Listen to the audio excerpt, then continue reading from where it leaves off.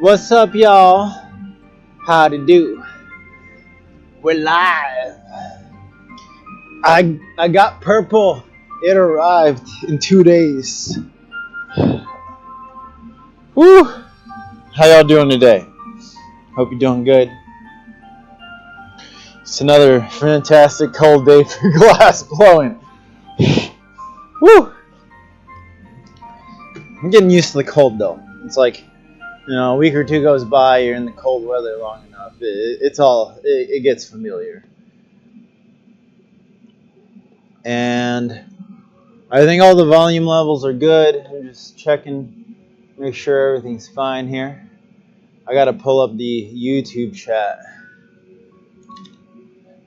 for that part of the live stream. As soon as I get over there by the furnace, all that cold goes away. But pop up chat. There we go. Because we're now live on the tube as well as on the Twitch here. Yes. Yes, gents. Alrighty, we're all set. We're good to go. I hope you all are having a good day. And if not, I hope it gets better. Oh, it's not tracking. I gotta turn that on. Yeah, look, there we go. There we go. So I got some chillish Christmas music going on, 'Tis the season to be jolly, huh? If you're not jolly, what the hell are you doing?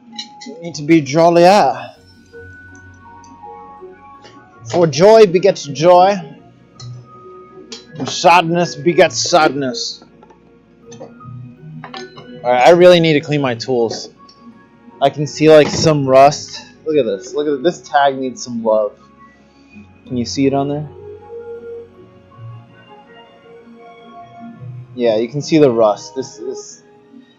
I need to give some TLC to this thing.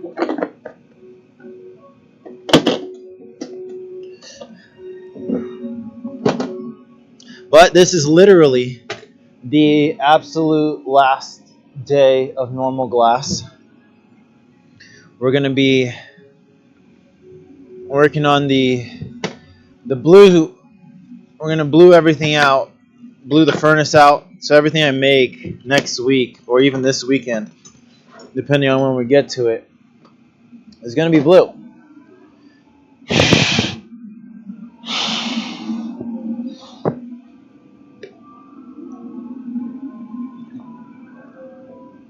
I got coffee. I have my apple. It's not on the floor this time. Got my pipes up. Yeah. And you can see it's cold enough that I am wearing shoes.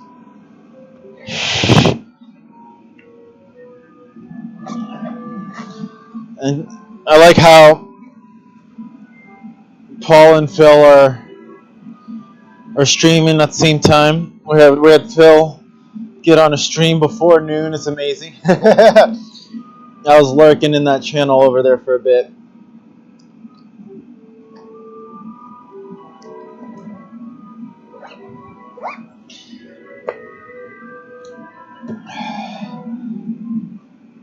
It was funny yesterday.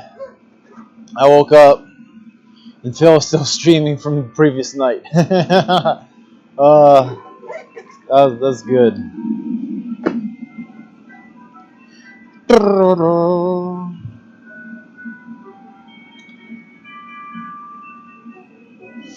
Alright. I'll show you. I got an amethyst color from Reichenbach. And I'm going to tell you, if you just went by looks, could you tell which one's purple? Because, I freaking can't. This is purple. This is cobalt blue. They look pretty damn identical. So I'm trusting them. I haven't tried this color out, but Glass Color USA was like, this is probably the closest purple you're going to get to hyacinth. So like, let's try it. Let's give it a try. And it's not powder. So we should be good. We should be good to go. Let me make sure there's no bubbles in here so we don't have to squeeze. I'm just going to do a squeeze anyways, just to be safe.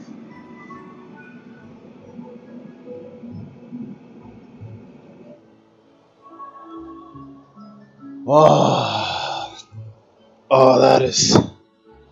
Oh, that's the good stuff right there. Warm up the hands before we actually get working. Whoo! Alright, I literally saw bubbles pop when I did that.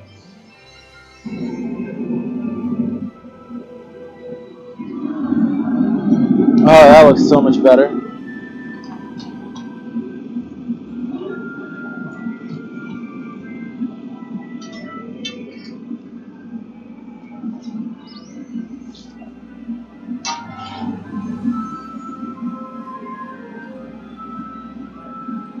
I wonder if there's an echo, because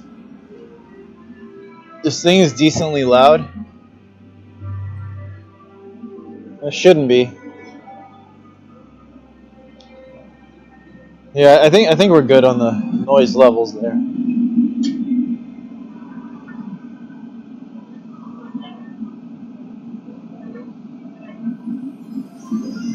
So I am going to do the third eye and the crown chakra today.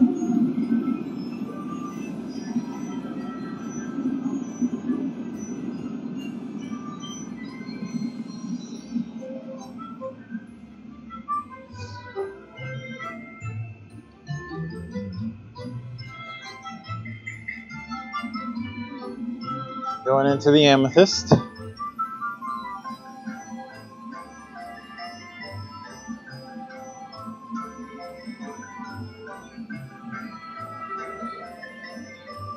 It's probably going to need at least 2 to 3 rolls on this thing for it to come out nice. Purples always need a bit more. It's just their nature.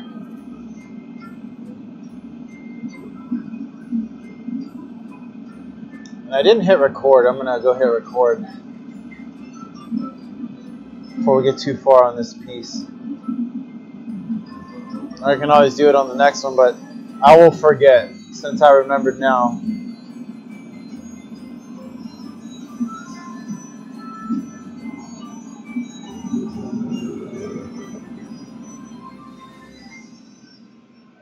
Hitting record. Start. Oh. Chat went away. There we go.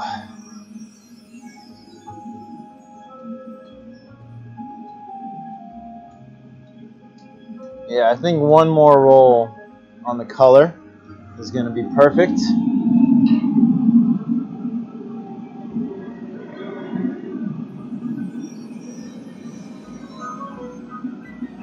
Hope y'all are staying warm.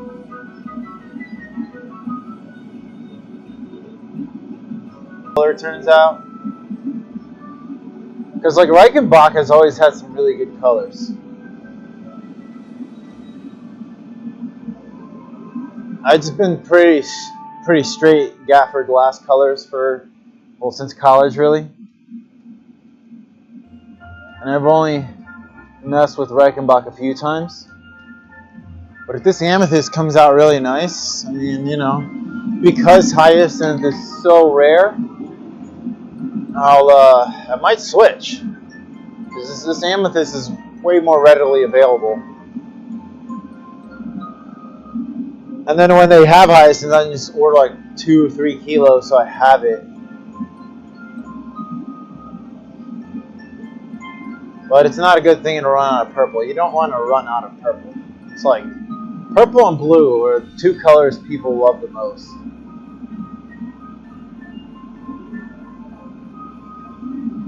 That I've noticed. Or at least that the people who like those colors, they're pretty big on those colors. I mean, I like all 3. You gotta add orange in there. I do prefer like a deeper hue blue, but when I did our logo, and I did it with a deeper hue, it just didn't look the same. It needed some more contrast, so I did a lighter blue to represent the sky on a nice, beautiful day.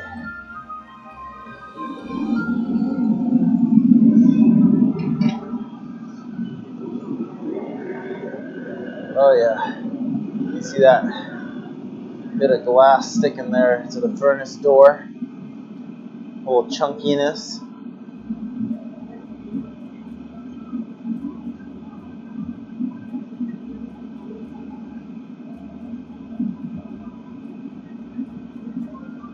Now we've got our color, 3 rolls of in with this 1 roll of heliothorpe. Because I only use those opaque colors as accents, they last a lot longer, and I end up blowing through my transparents. It's natural. I do like transparent colors better because you can see through the glass. It's a unique property of glass, it being transparent. So I rarely like to make any glass I'm working with opaque, unless, you know, it's what you're going for. I just don't prefer it. I'd rather keep it transparent.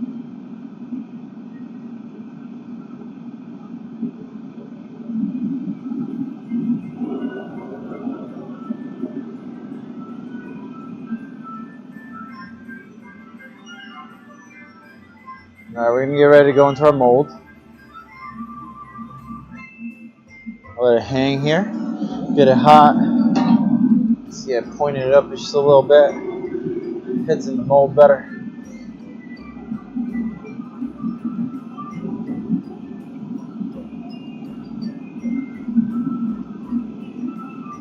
I do have this little marver in front of me I can use. Probably going to start using that more.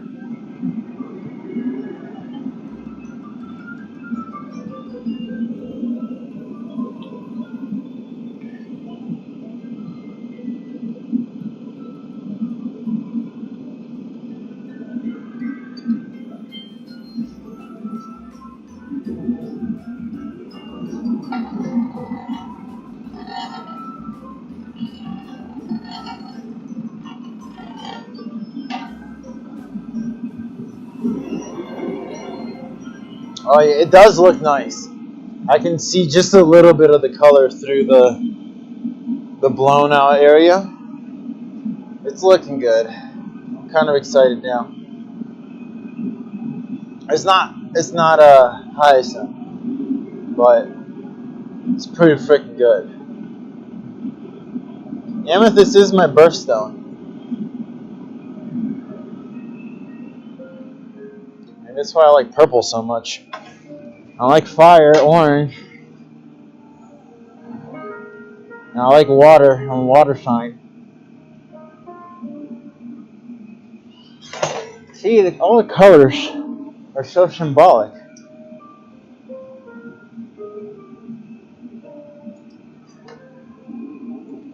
I think I need to angle this camera. Let's do that now. Down, yep, and over, yep. Yeah, that's better. That's so much better. That's the one camera. What's up, Tracy Snapes? I'm blowing some glass over here. Hope you're having a good day. We're live on YouTube and Twitch right now.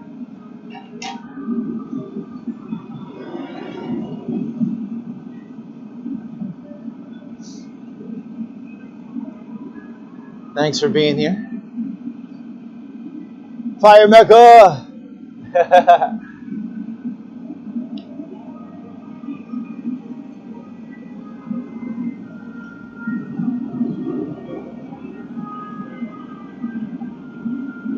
So I've added a twist. Now I gotta smooth it out so that we can add more glass on top.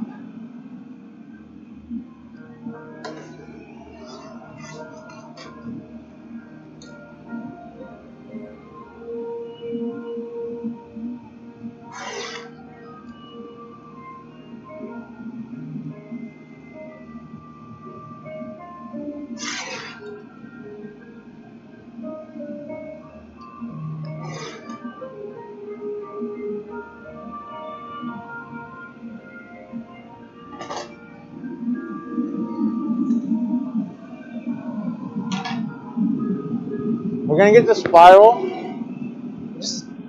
just a little bit tighter.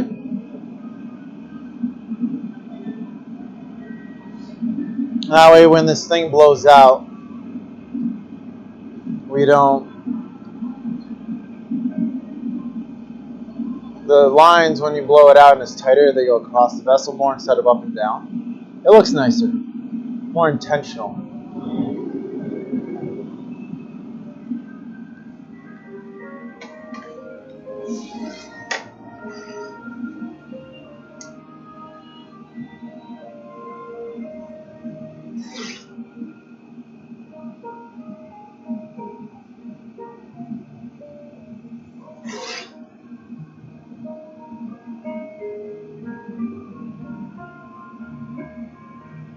Oh yeah, so much better. Oh yeah. You can barely see the line here. When it gets bigger, you'll be able to see it better. Now we let it cool down, and then we'll add some more glass.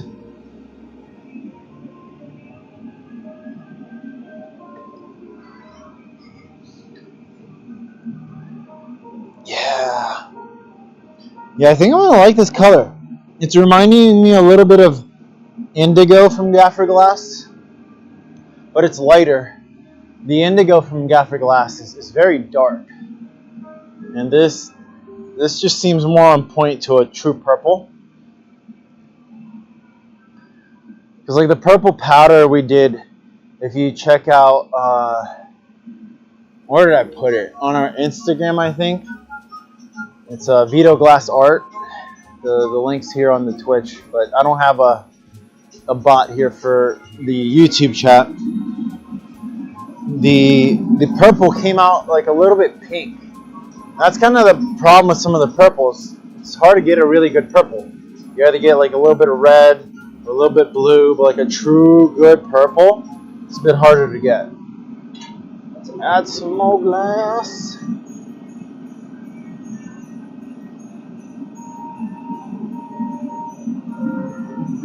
So I'll be making a wine glass first, and then I'll probably get into the pint and do the rocks glass last.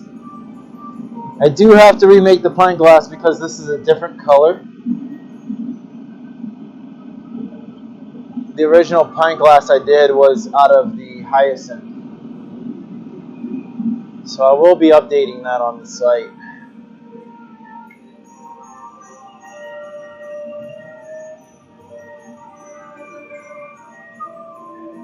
Coppo de vino.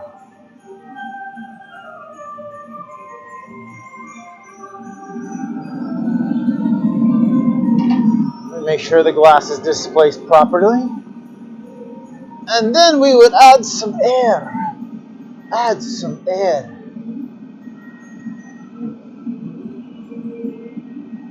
A little bit of glass blowing history for y'all.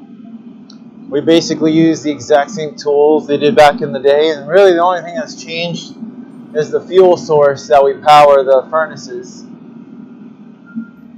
This baby here is electric. The one over there is powered by propane. Back in the day, you used to have like these big fires, wooden fires that ran their furnaces. The entry-level apprentice would be keeping the fire going.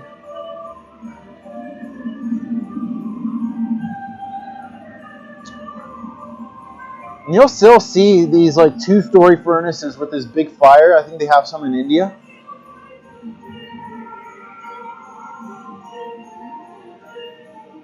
Some work. Those glass factories.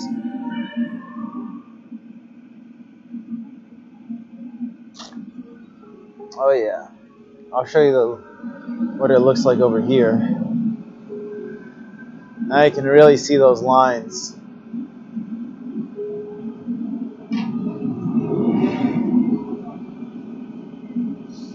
We're going to go into the mold to get the exterior patterns or texture. But I do have to shape it a little bit before we go in there.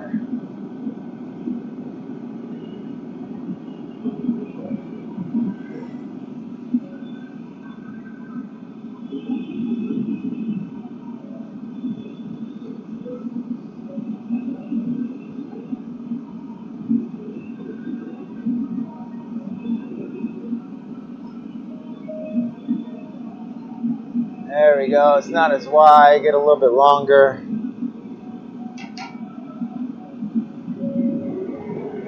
Get it super hot. We'll get our texture.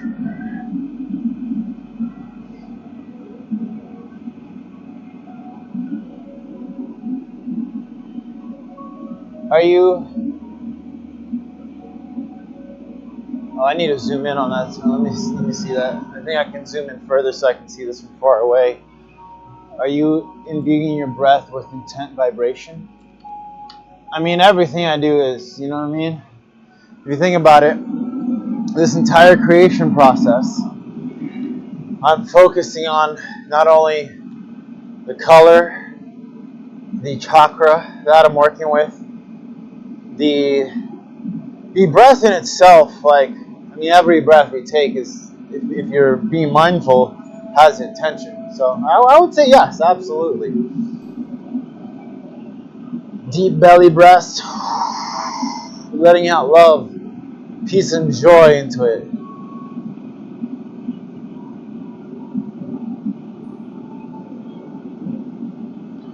So the crown chakra resembles, is often inhibited by attachments, and resembles the unity with Source, God, all that is.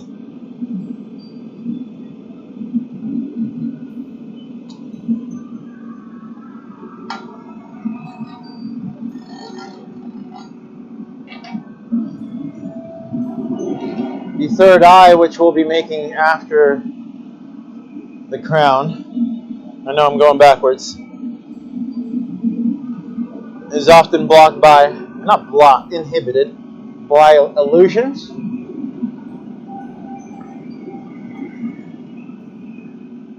Like bringing awareness to ourselves, the moment, letting go of the past.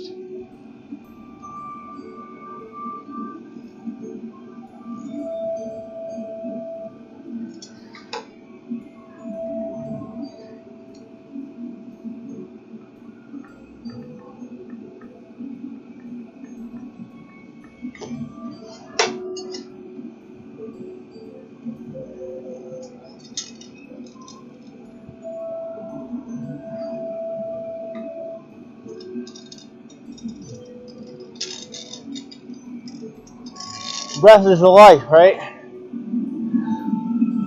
Thank you for that question. Good question. That is a nice spiral on this one. So the chakras are essentially whirlpools. We call them vrittis in Sanskrit. And this is why I started making. I used to have the chakra series solid color vessels, and it made more sense to make them this way because it more resembles what the chakra actually is.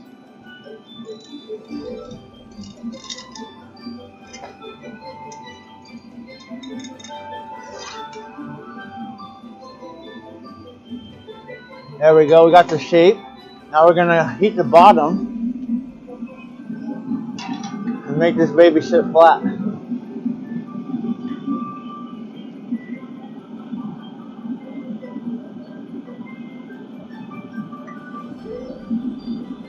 So once we deal with whatever emotion is preventing that proper flow in that chakra,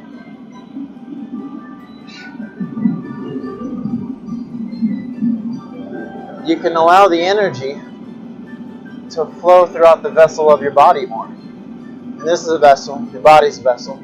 Right? And in essence, like this thing you can put liquids into, and your body's vessel, you can pour energy. It is a channel of your divine energy.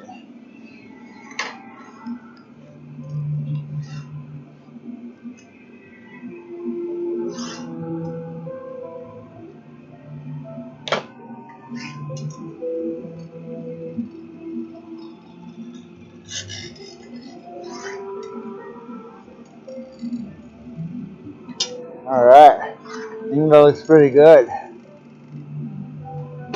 Sits nice and flat. You can see the bottom there. Let's keep it going. But yeah, this purple does look nice. I'm going to transfer it to the other pipe.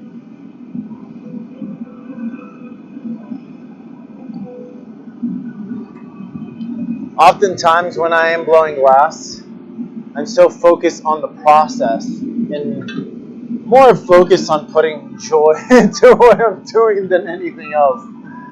Because, blowing glass is fun. You're playing with lava.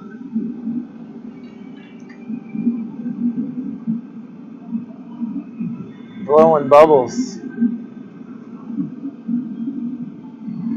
And glass has a memory. You can actually encode it with information.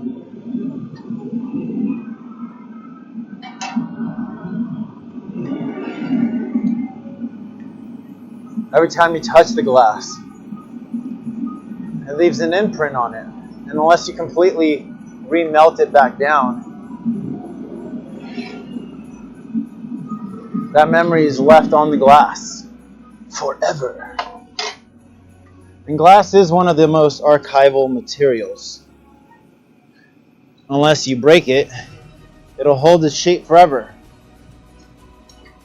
There's some people who think because some of the Renaissance windows have a distortion, more glass at the bottom, that's just how they were made, that glass moves, but it does not move. There's vessels and stemware from ancient Egypt and ancient times that still the same shape. What's changed is the formula of the glass as well.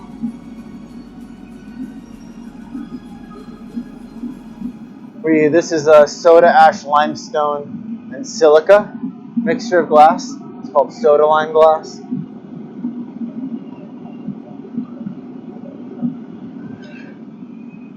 Make sure this baby sits flat first.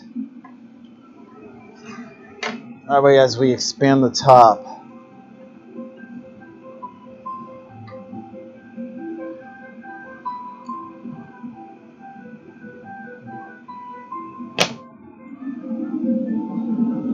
but if we think about how the chakras work, you can't just skip to the crown, though.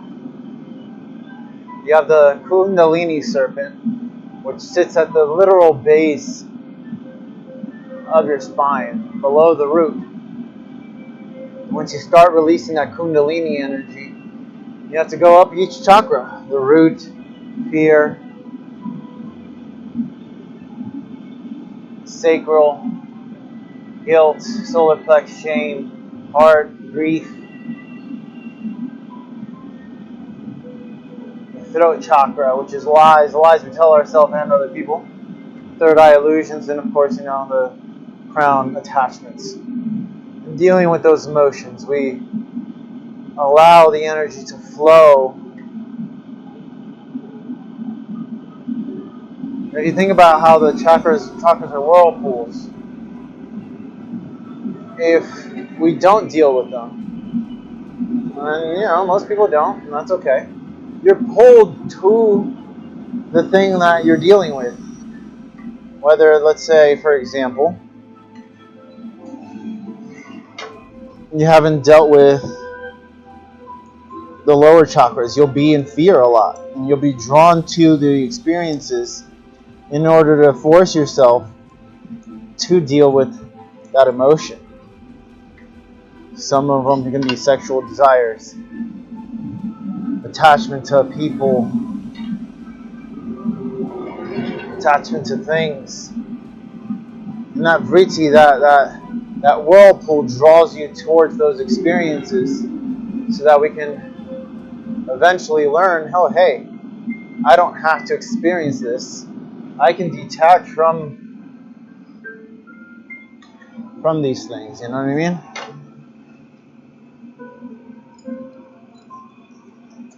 This is my favorite part here, cutting the glass.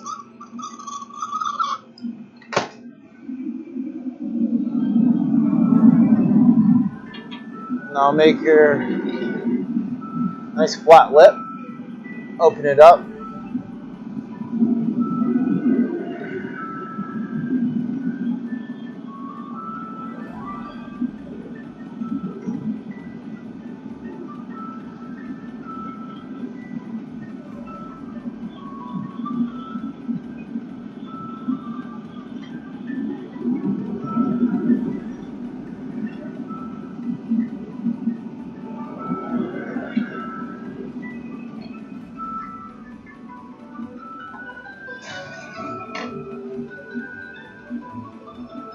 So before I give it too much open, I do want to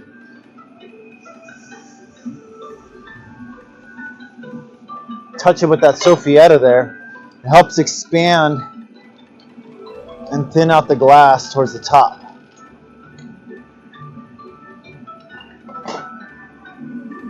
That way we have a heavier bottom, a more refined lip. Now we'll actually open it up.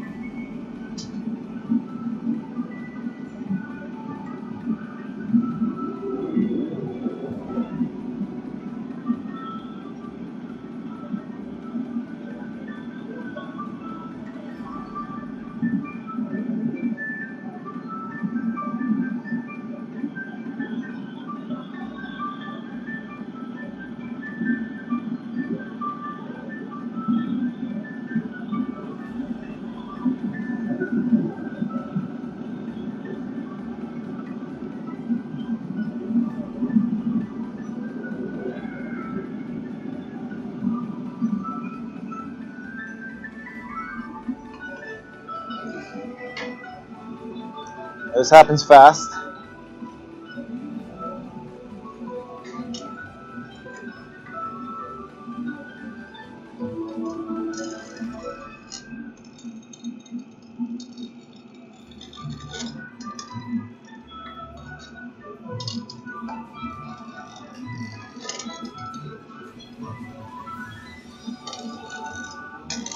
Alright, we're going to take one more touch just to make sure it's not all wobbly.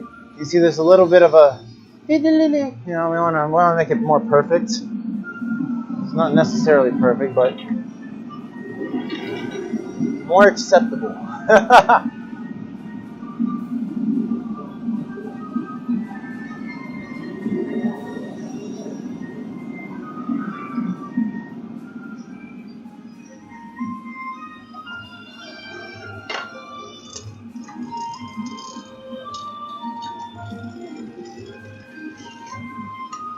And there we go.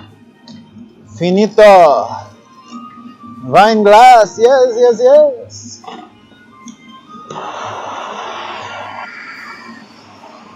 I'll work on heating the bottom a little bit to even out the temperature so one part's not too hot or cold. And then we'll break this baby off.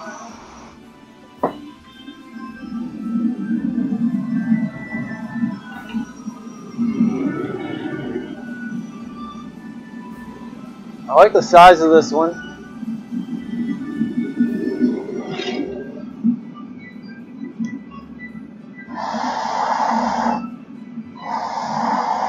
After I break it off, I'll hold it by the camera so y'all can see. You should be able to see the color a little bit, but when it cools down is when the color will really come out.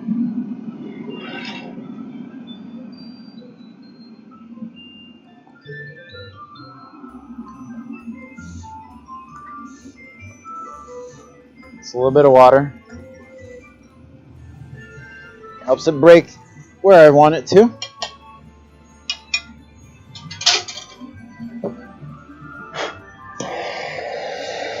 And then we're going to fire polish it. Some people will cold work it. I would rather heat polish it and I don't have to work it later. It's just done, finito. By the way, I'm not Italian, I am Brazilian. I just like doing funny accents. We are in the US though. Hence the English. But this style of glass blowing is Venetian style. It's more thinner, a bit more intentional with how we're using the glass. Yeah, and you'll see it. And it sits in here, in the annealing oven overnight. Everything we make today is going to go in there. Oh yeah.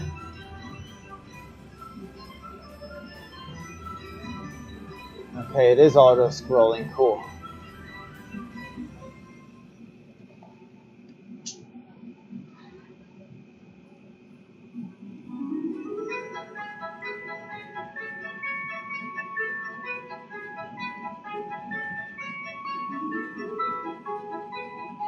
We're gonna keep going.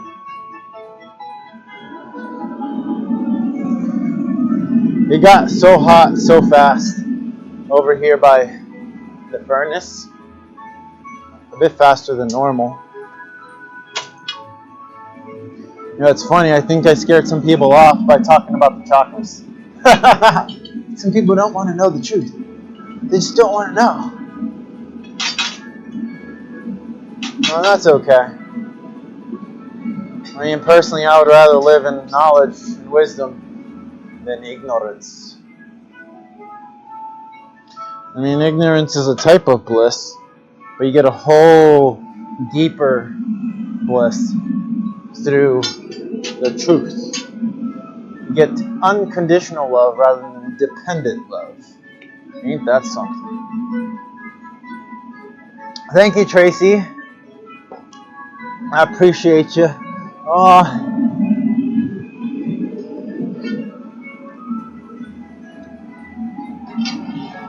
now we're going to work on the pint glass while the glass level is still high enough.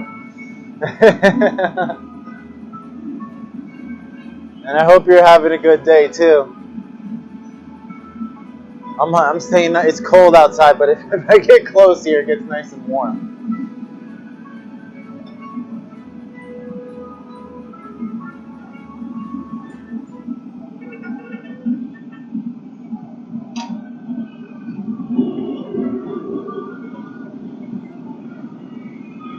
I especially love this camera right here because you get to see the glass way better. Look at that. Ah. Whoop. Whoop.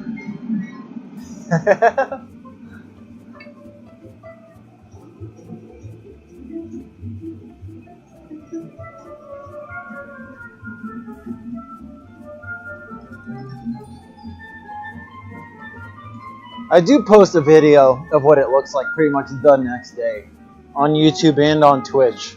So you will get to see what it looks like. You don't have to wonder. The first few streams, I couldn't figure out how to do the YouTube one. It wasn't launching. But now we're always live on YouTube and Twitch because we figured out the technical difficulties.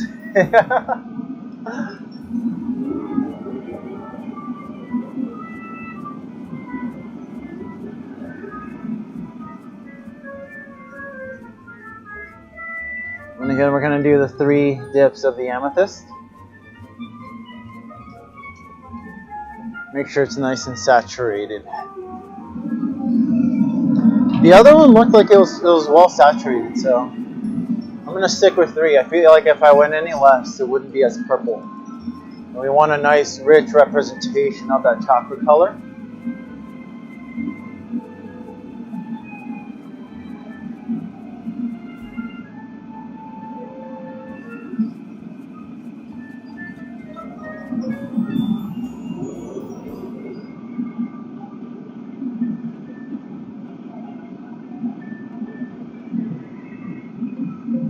I don't want to know what that white thing is right there.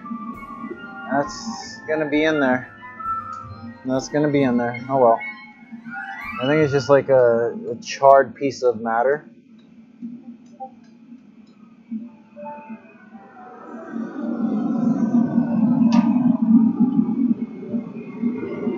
That should be enough of the transparent purple, and now we'll add the heliothoric purple, the opaque. So the pint glasses are bigger, so we do have more glass. And the crown chakra sits above your head. So where the third eye is the pineal gland, right here at the center of the forehead. That's where we bring all of our awareness during meditation. Once we breach the threshold, the veil of illusion of Maya,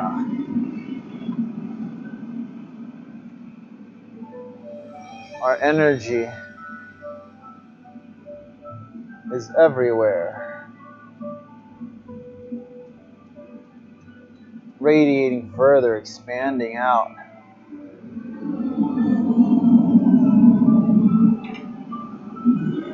Yeah. I'm gonna see if I can take that little white dot off. I don't know where it came from, but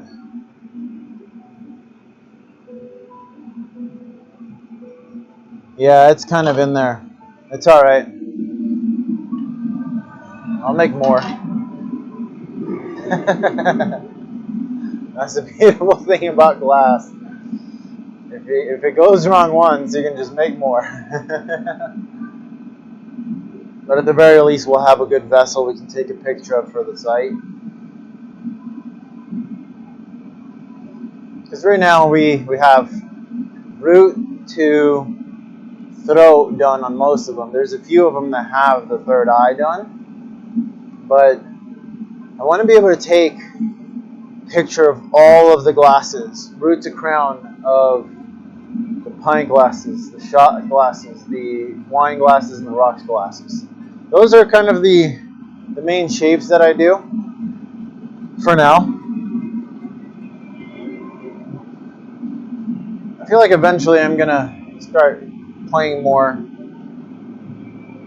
I do love like these tall flutes with a foot like I do on my shot glasses. They're really nice. It's more like a toasting glass. I don't drink, but I still use these glasses to drink juice and water and stuff out of. So I want to make shapes that are less connected to the consumption of alcohol.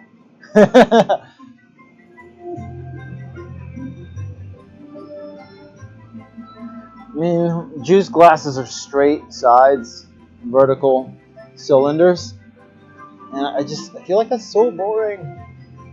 I don't want to do just a straight-sided glass.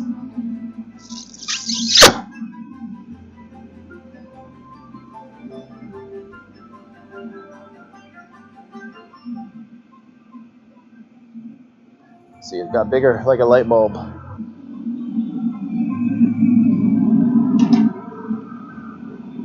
You can see that dot right there. That, yeah.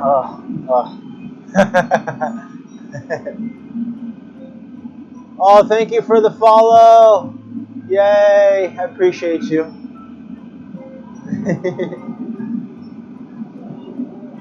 I should have a noise attached to that, because if I miss it coming up on the screen. I do a pretty good job of looking at the chat, though. I'm like getting better at still being able to blow glass and look at the feed. It makes it more fun. You get to be more interactive.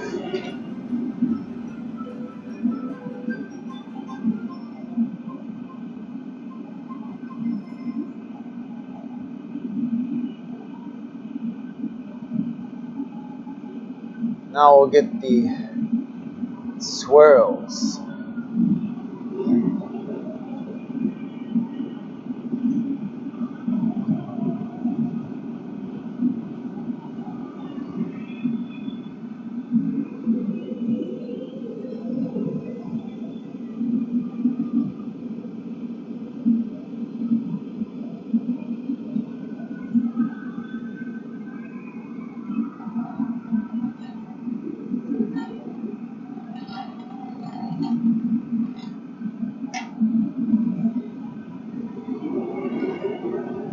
What I especially love about glass, especially these vessels with the transparent colors, is if you get a light and you put it underneath of the glass, it'll glow.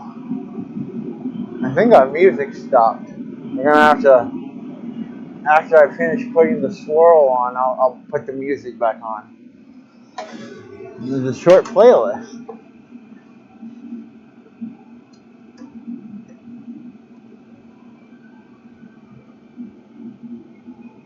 I did like that playlist though. It was nice and relaxing.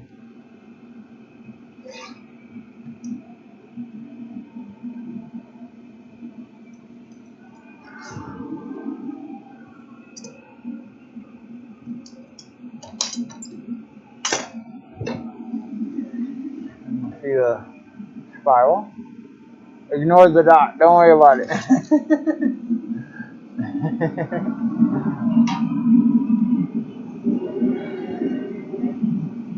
Alright, let's make a tighter spiral.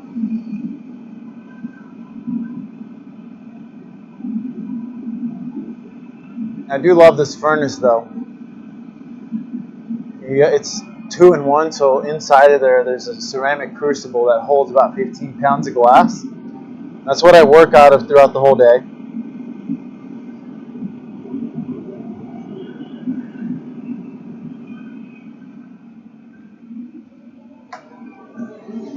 And it's very efficient.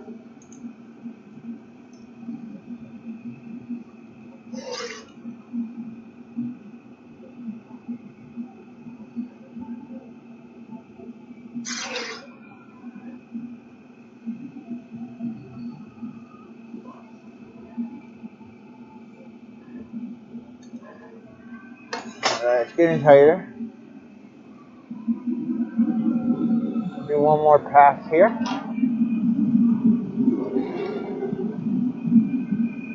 After this round, I'll be able to go over there and check out the music. I don't want to go over there and lose the heat too much, because then I just have to stand here longer. But the part in the process coming up, I have to let it cool down.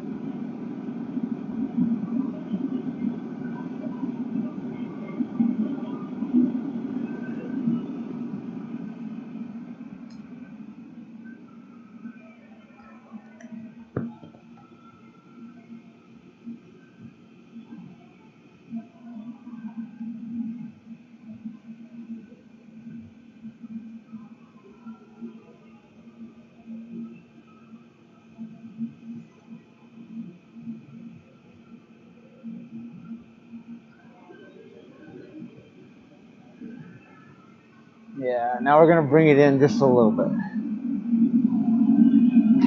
You can see the spiral is a lot tighter, but it's not there yet, so we're going to, one more round. It makes all the difference.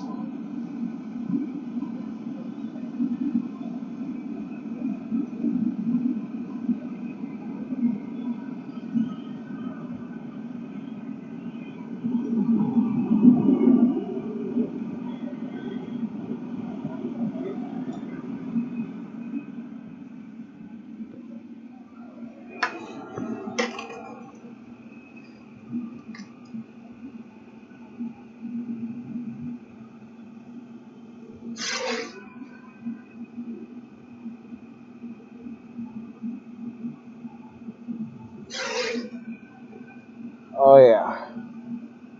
It's tighter, more compressed.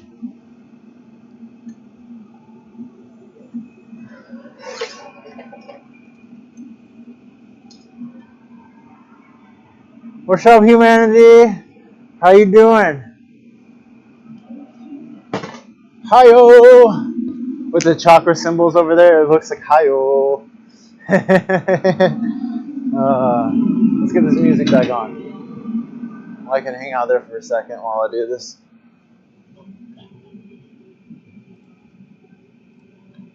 And we're gonna put it back. No, I didn't like the jazz Christmas playlist too much, but the lo-fi Christmas was good. Lo-fi holidays. There we go. Oh yeah.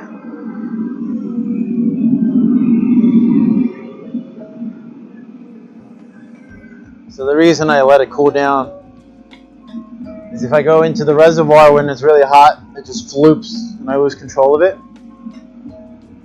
So having a colder, solid core gives me a sturdier foundation to add a molten layer of glass on top of.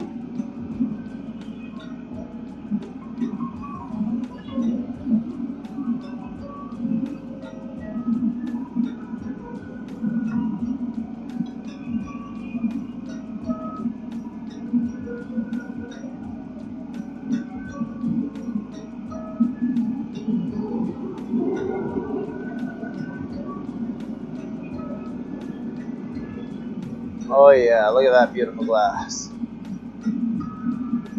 It's a lot bigger. It's gonna be a big pint glass.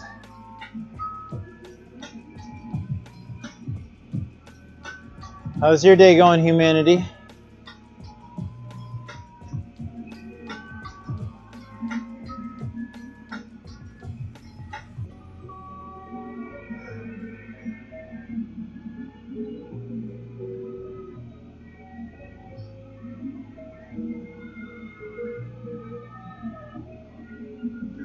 A little bit more off the end. There we go. There we go.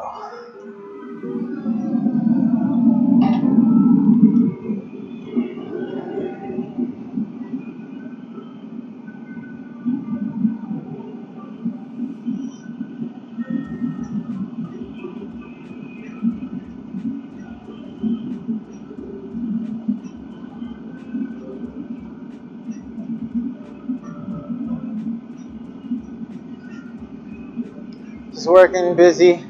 Is your tent warm? It is, only while I'm in front of the furnace.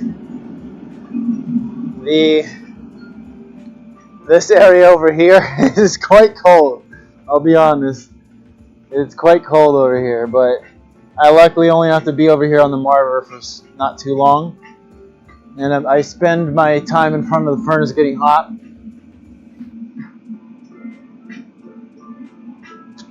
The feet are the coldest areas because I'm getting blasted on my chest by the furnace heat. So my sweater, I'm almost sweating on my upper body, but my lower body is like, oh, where's the warmth?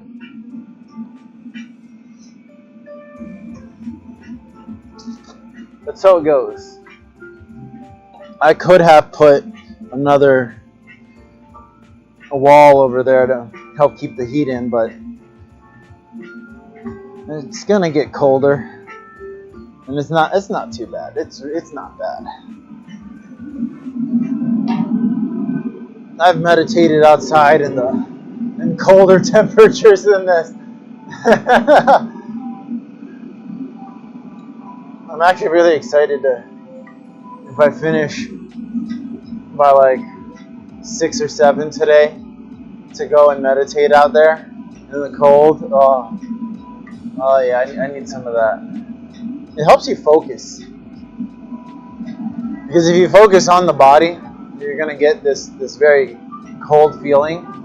But if you focus on the breath, you lose the sensation of cold, and you tune into the heat in your body. And that heat that you're radiating starts going to your limbs. And it's not cold anymore. It just is. We need just a little bit more heat and air. That's much better.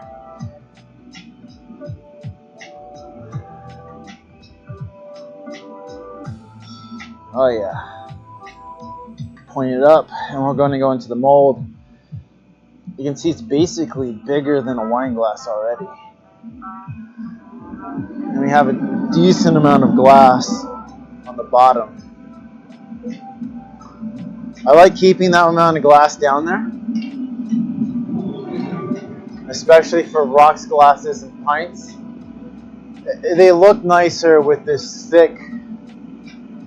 Oh yeah, the freezing flame. A good pair of emojis, Tracy. Fire and ice. This is yin yang season.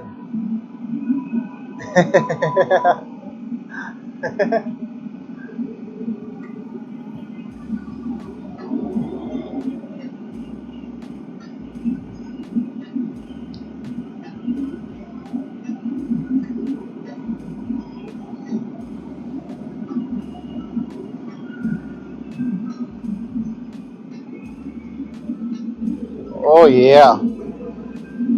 Let it droopy droop.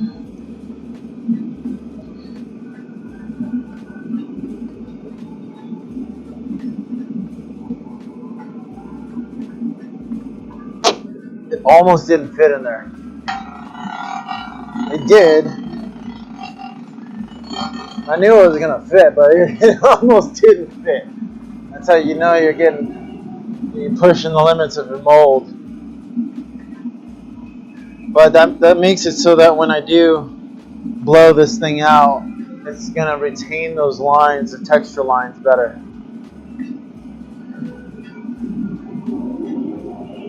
I've tried putting it before I blow it out as much, and then you just lose the pattern.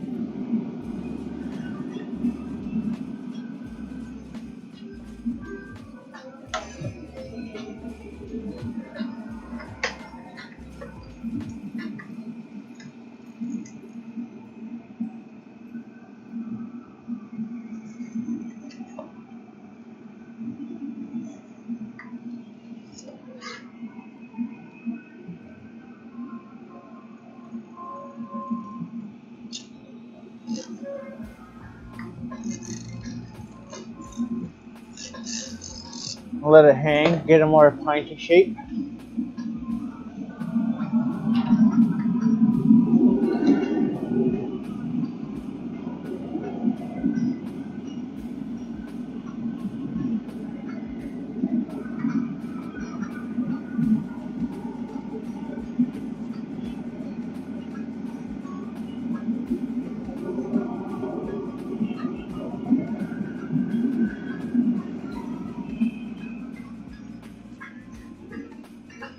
A gravity pull on it.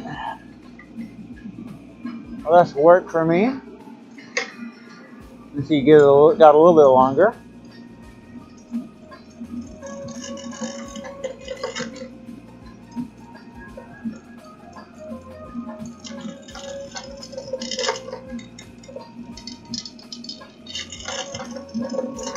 Yeah, one more time.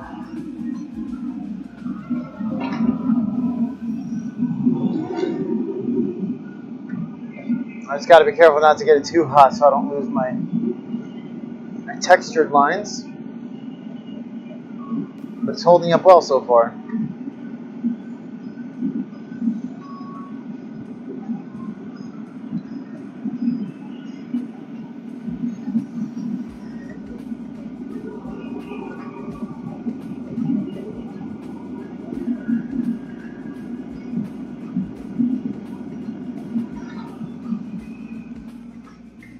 And I think by the time I finish this piece, I'll be able to pull the cuttings from the last wine glass out. We can see what this amethyst looks like.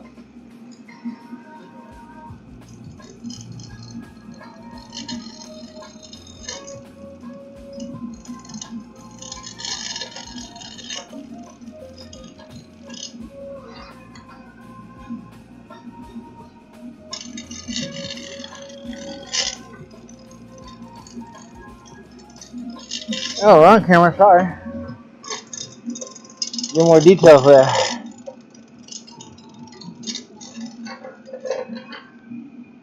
That's pretty pintish.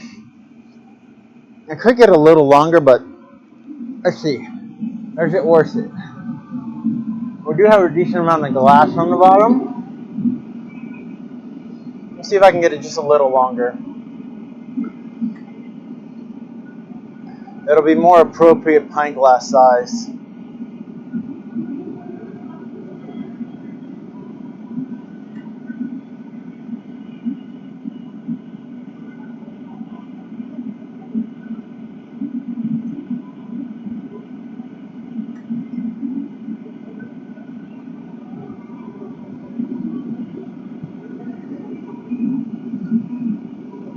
Did the music stop again? I thought this playlist was longer. How could they do this? Short playlist.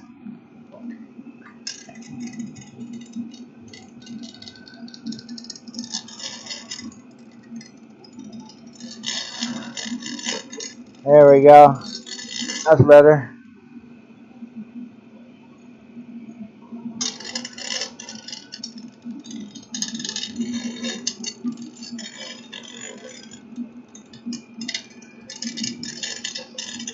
You can see it's a bit harder sometimes to shape it with the ridges, but we make it work. I'll now heat the very bottom.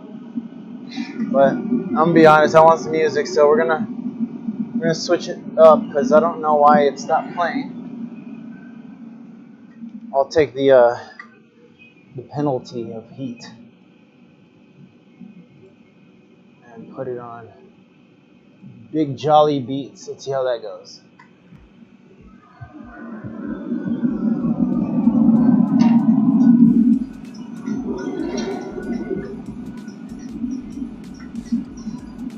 Tis the season to be jolly. GMO, how you doing, GMO? Hope you're having a good day over there. Good morning.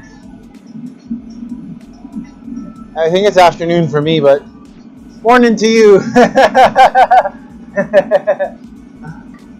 We're working on a Crown Chakra pint glass. I just got this new color in last night. And it's perfect because this is the last batch of clear glass I have. And then the next entire week we're going to be I'm going to be throwing blue glass into the furnace. So everything I make is going to be blue for the next week. Or a variety of blue. We'll be adding some colors to it as well, but we can call it the ice set. So I have about 50 pounds of blue glass. And it's every glass blower's dream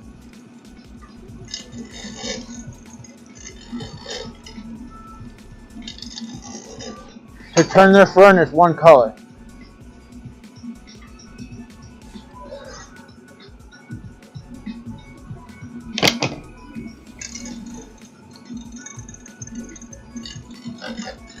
Then I don't have to add color to anything. And you can see that bottom is nice and thick glass.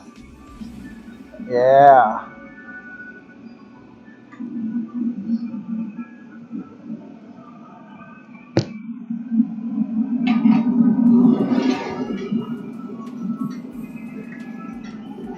So I'm excited. And I do have some red, so we can actually make some icy hot style pieces.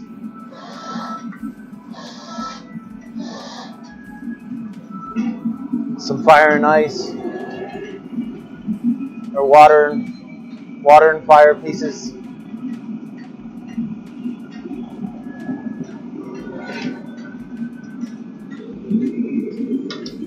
Punchy time.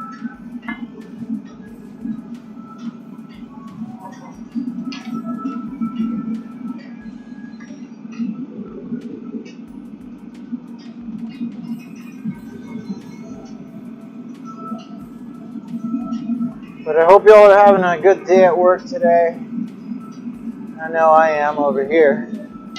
This needs a bit more heat. I got cold.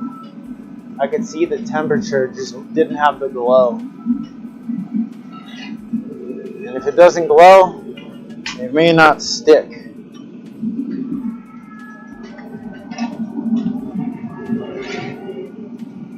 And I've had that happen before. If it doesn't stick to the bottom, then you just have to scramble a little bit. So taking your time is always worth it.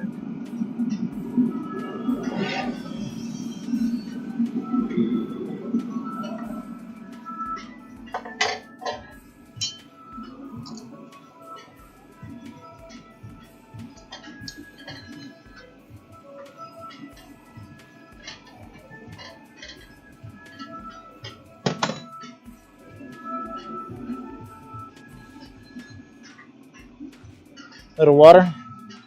Feels a little thick up there. I didn't want to risk it. Shock and boom, go. You see the hole?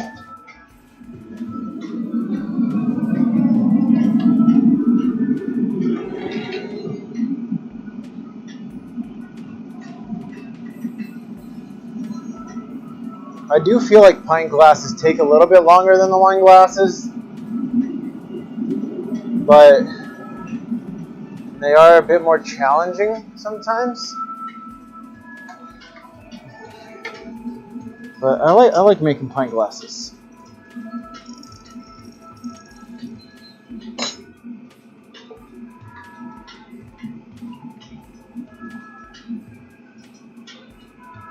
Yeah, came out good. Looks pretty on center. It's like I've done this before. A few thousand times.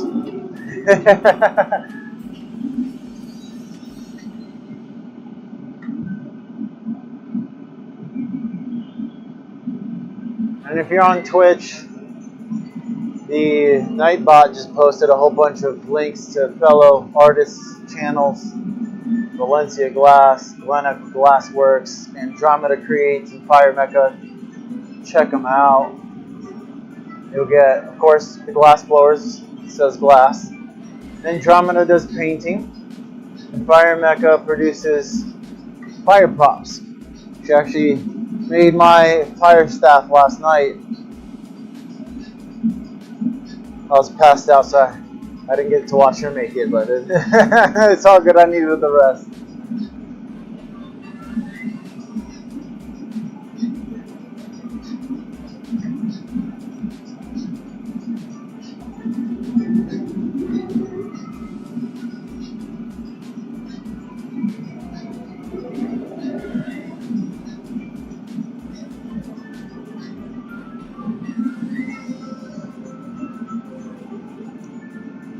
And GMO, I don't know if you can still hear me.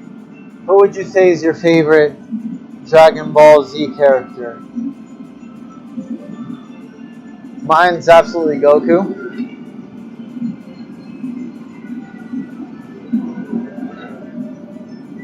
He's basically Hanuman. You know about Hanuman?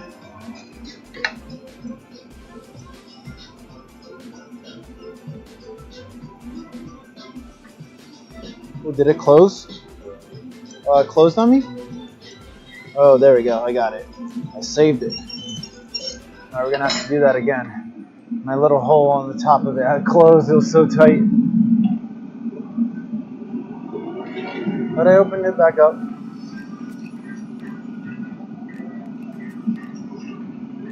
So one of my friends here, he's a yogi, a disciple of Neem Karoli Baba, and he just released a Hanuman Chalisa on Spotify, and his name is Ganesh. What's the full name? You can search on there. Ganesh something Sangha. What was the middle part of his name? But he's got a beautiful voice. He's got Hanuman Chalisa Part 1 and Part 2 out on Spotify. Check it out. Beautiful, beautiful singing and music.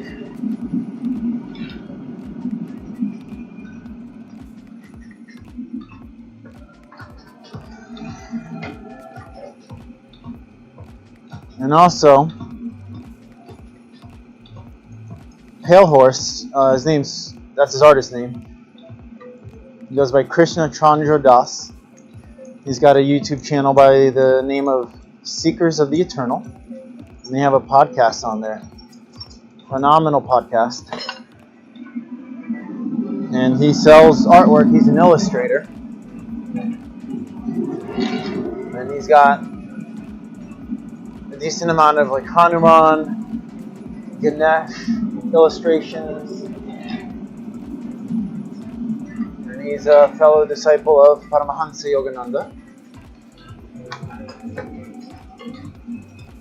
He's the one who actually introduced me to this path here. He lives in St. Pete, Florida. He leads a weekly meditation. Pretty sure it's on Tuesdays, but it might be Wednesdays. He's moved it around a little bit. But he offers it live on YouTube. Highly recommended. He does a great job of leading the meditation. It's great for beginners, advanced people, all alike.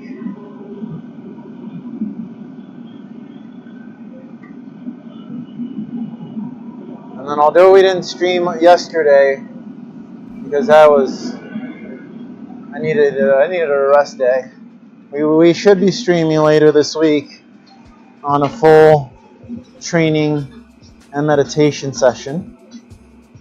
But I do have one recorded on here, but it was a very brief meditation session that we did.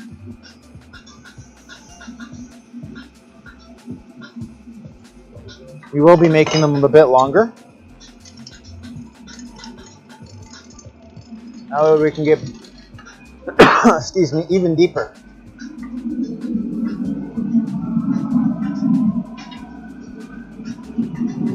I feel like I should hit that Sophie one more time. The Sophie was that cone tool I was covering the mouth and adding air to inflate it. I want a bit more volume on this pint glass. Just a little bit.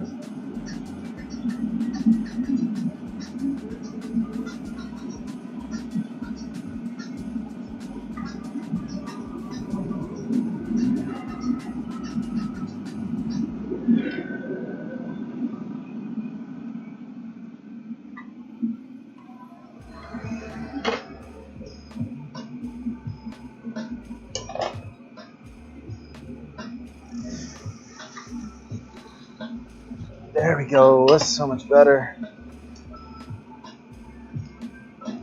Just like the crown expanding.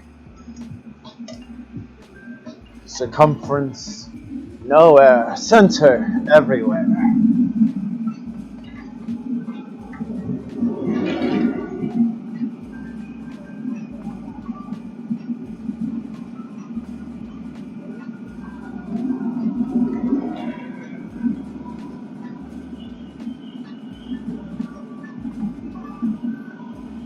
Yeah, this one's coming out nice. The lines are staying pretty consistent. They do get a bit tighter at the top as I'm starting to introduce more friction when I spin it out, but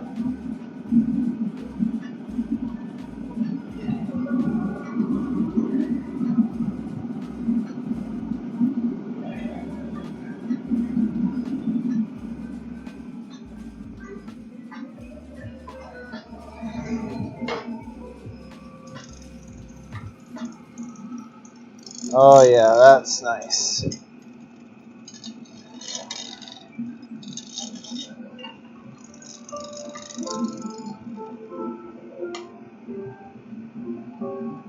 I think we just need one last little touch here.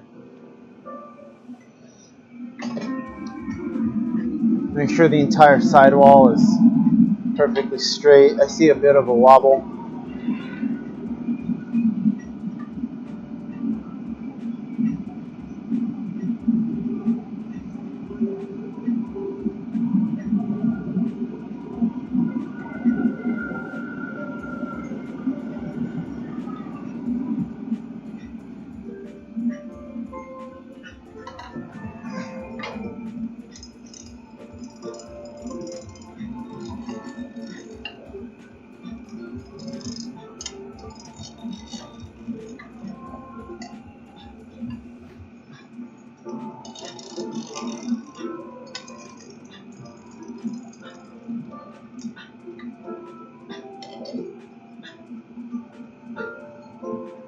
Yes.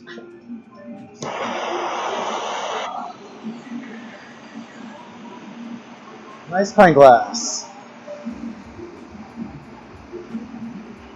Now we got a spam bot on Twitch over there.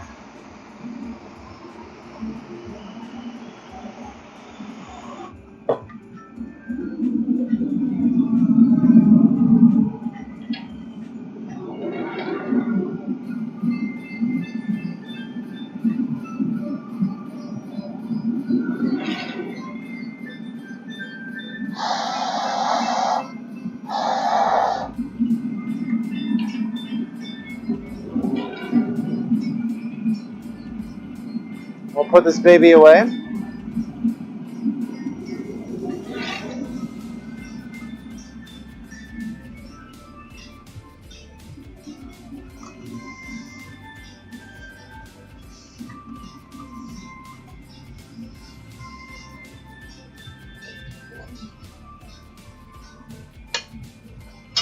Came off nice.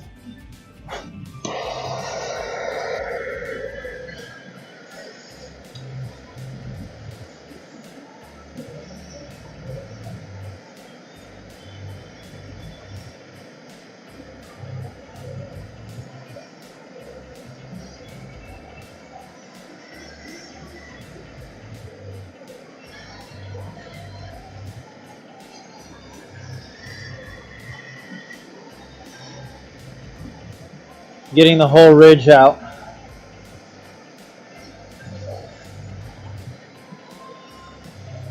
Looks good. I don't want to let it sit up too long, but I do want to make sure that it's able to sit flat if there's any extra glass that came off on there. Voila! Glass of the pint.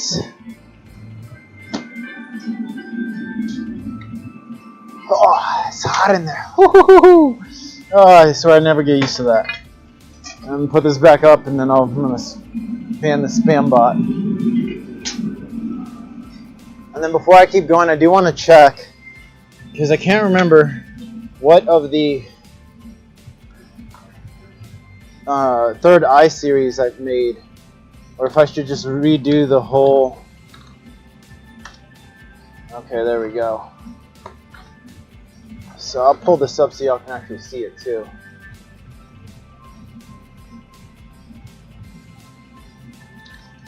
Give me 1 second here, I'll pull it up. Window display. So this is our shop here. I just didn't want to check.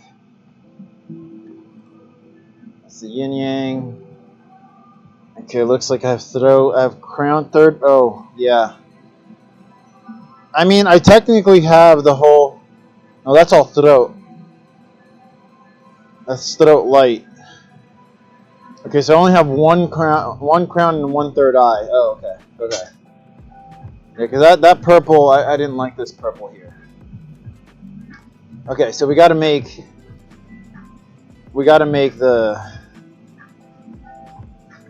the whole punch stamp if you're heating the punchy mark. Yep.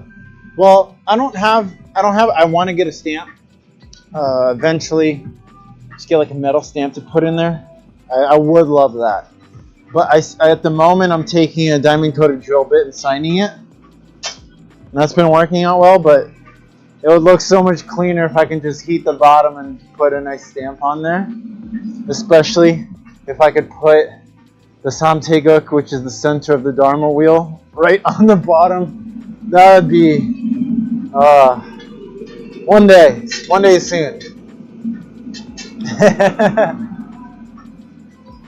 I do need to start I think there's like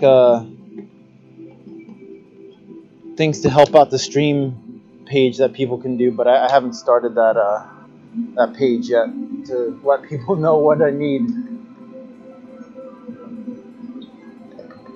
All right, we're gonna make the rocks glass clay print homemade. You're right, because it is hard enough, and it's only touching it for a second, so the clay could handle it. Yeah. Just like make a little clay thing, draw the symbol on there, I can fire it in here, just vitrify it.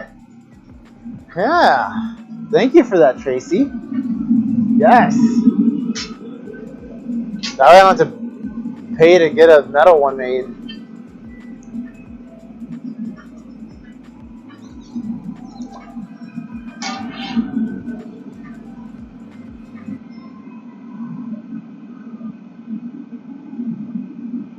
Alright, now the rocks glass of the crown chakra.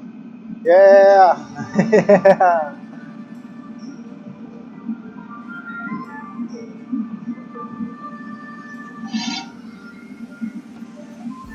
Is this not the pipe I had up there?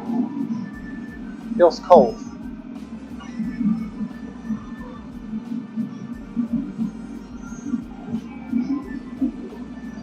Rocks glass, and then we'll go into the third eye chakra. I'm going to leave all of the shot glasses for last because they're so small, they don't require as much glass, so it doesn't really matter if I wait till the end of the day.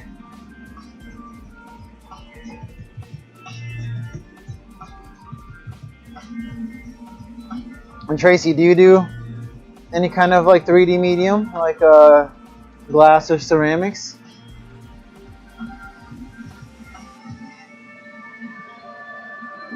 And I've also been wondering the same about humanity, if you do glass.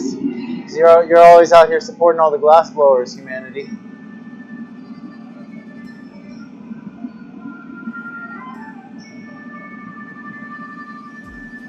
Oh, we got some nice sunlight over here. Yeah. Oh, that's so beautiful. Especially when it's going through the trees. Oh.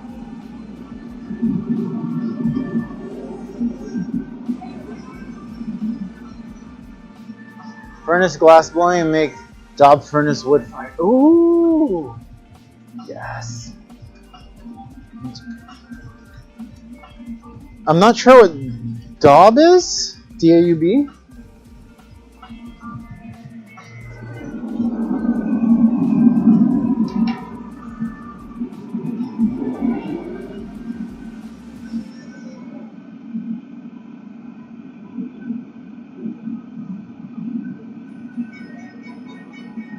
One thing I've always wanted to do is ceramic wood firing, like a big beach fire pit. Like you just make a bonfire, you put all the ceramic pieces in there, and you light it and you glaze them that way. Oh, I've always wanted to do that.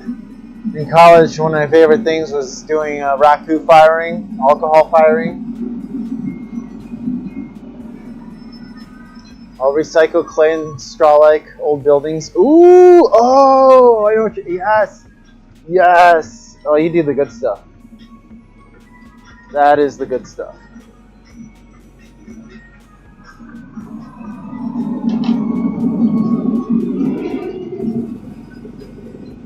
Eco buildings. Now you're speaking my language. Yes.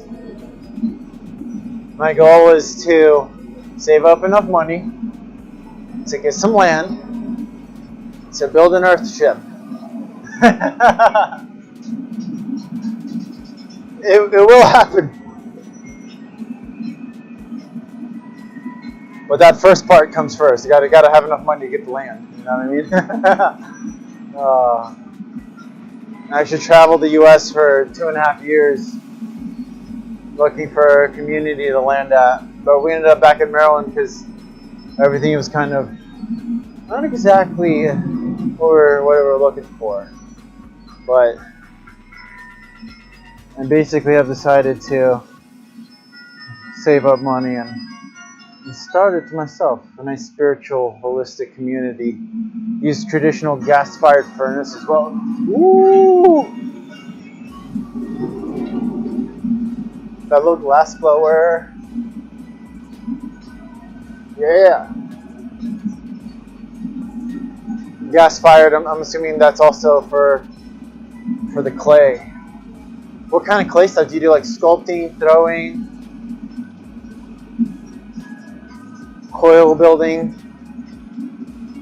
I used to do ceramics before I did glass, but it's been so long since I've actually gotten to throw anything. But ceramics was my first 3D medium that I fell in love with. But then you start playing with lava, and what are you gonna do?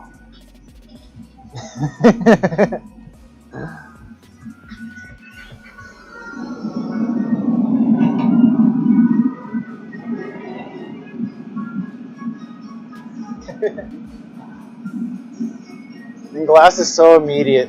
I love that aspect of it. Would like to investigate solar, wind, and electric furnace as well, but UK is mostly, yeah. The solar, if you have enough solar, you could power like an annealing oven.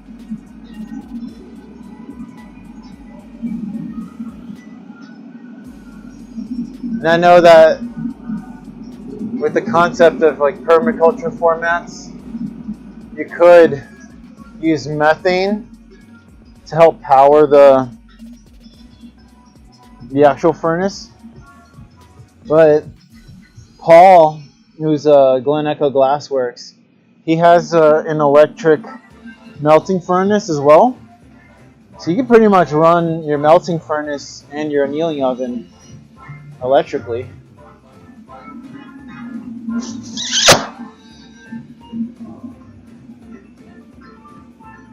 That'd be amazing.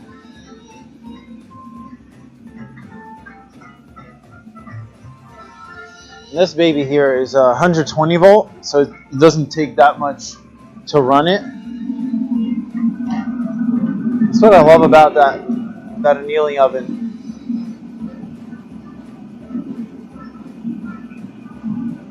And then you have this tiny little guy. It's a mini dragon from Mobile Glassblowing Studios.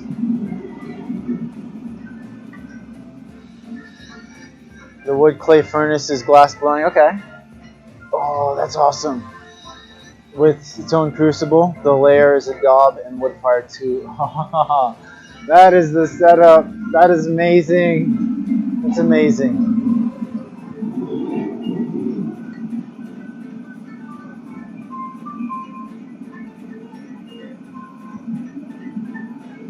Those are goals right there. Those are goals.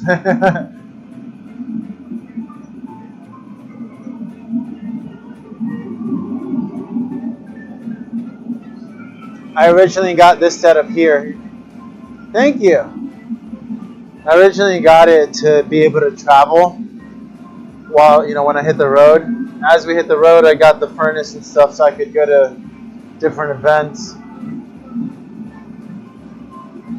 And it's been nice because it's so low cost to run. It's pretty efficient.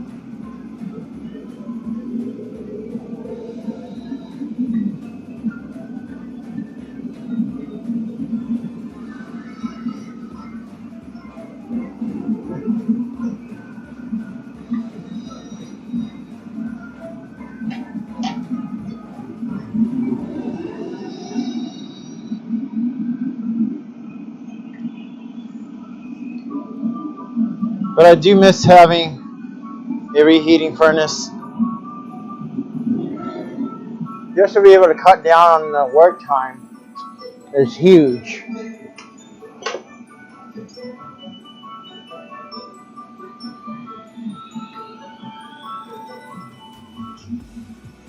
But at the moment, I'm really milking the efficiency.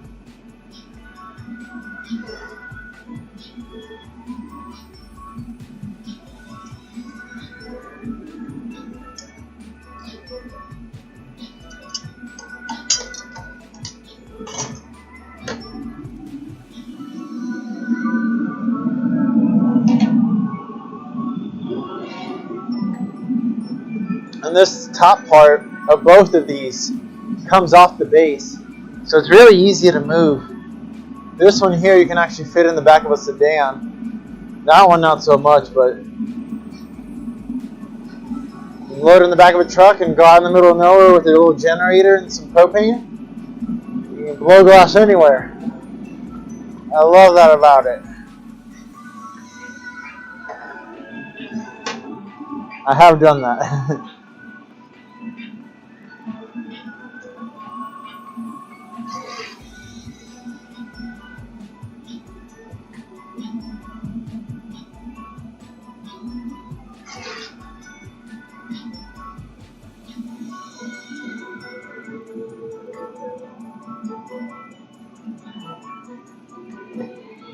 I want to get this a little bit tighter.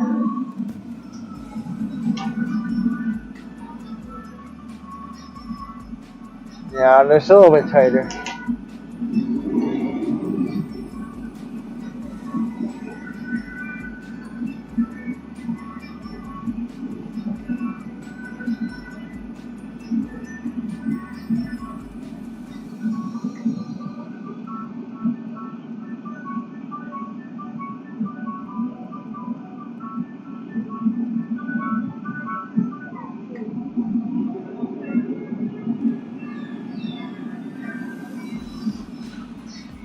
More time to use the crucible and switch off.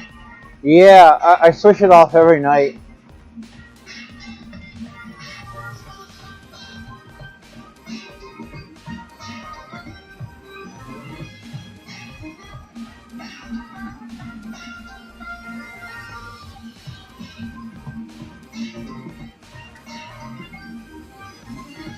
I was just talking to my buddy Valencia Glass about it, because it wouldn't be too crazy to run this full time because it's such an efficient furnace, but I'm not at that point yet where I'm not selling enough glass to be able to run it 24/7. Otherwise, the quality of glass would be so much better, because I pull as much out as I can. There's a little bit still left in there, and I load it, and you do get some seeds in there. You get a bit of seedy glass. So I want to get to the point where I'm running it 24/7, but we'll get there.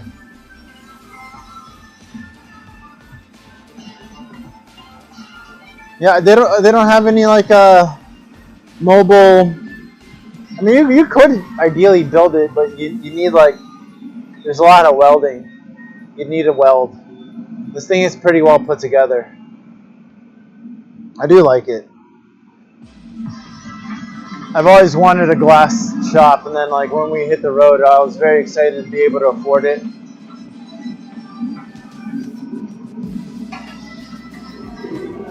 Very grateful for it.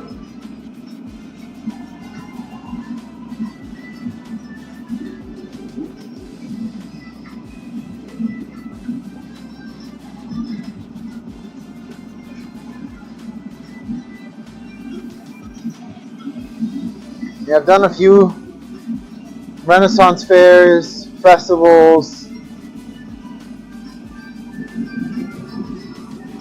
make your own glass kind of stuff.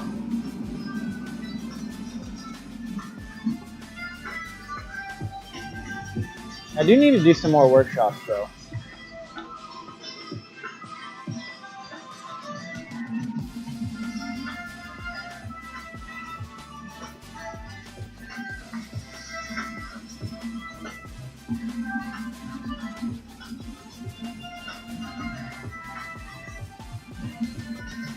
By the way, those of you on Twitch, we are live on YouTube as well, so I'm speaking in both chats just to let y'all know.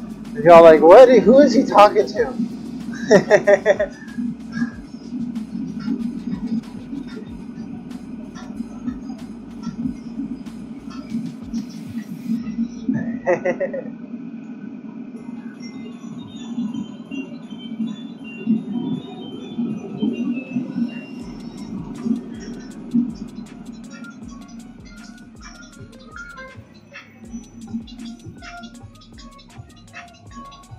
So it's going to be the rocks glass.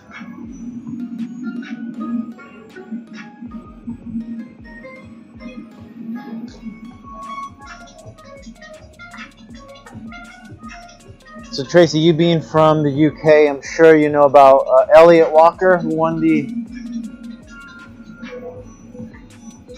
Blown Away series. Balanced too well with glass making, right? When I first started doing it, it was tough. I've kind of gotten used to it now, though.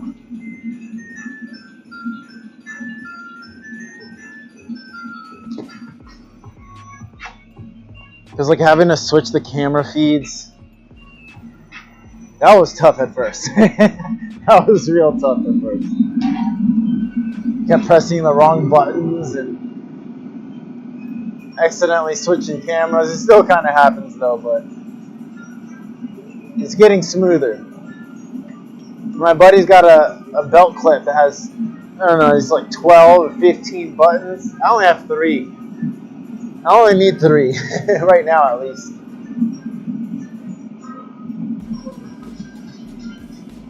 Move in different circles, yeah. I like his work though. Just the style.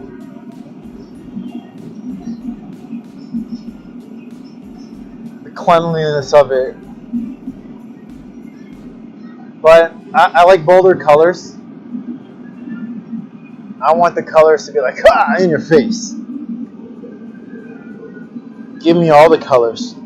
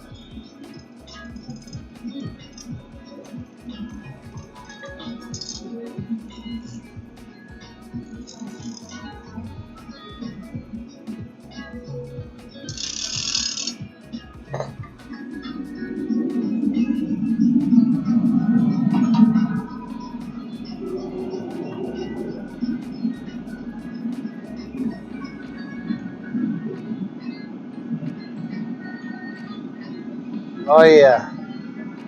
It's zigzagging better than the other ones on this one.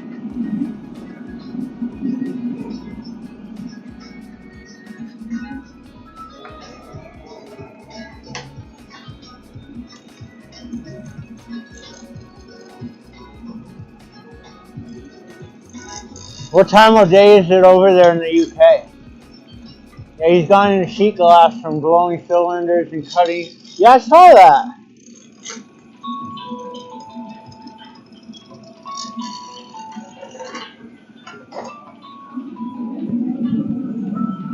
I think Lino Tagliapietro has done a similar thing,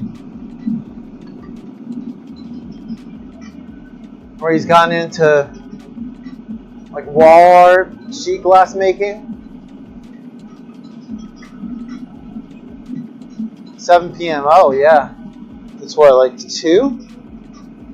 I think it's 2 over here. 2 p.m. I'm on the East Coast, just outside of DC, in Maryland.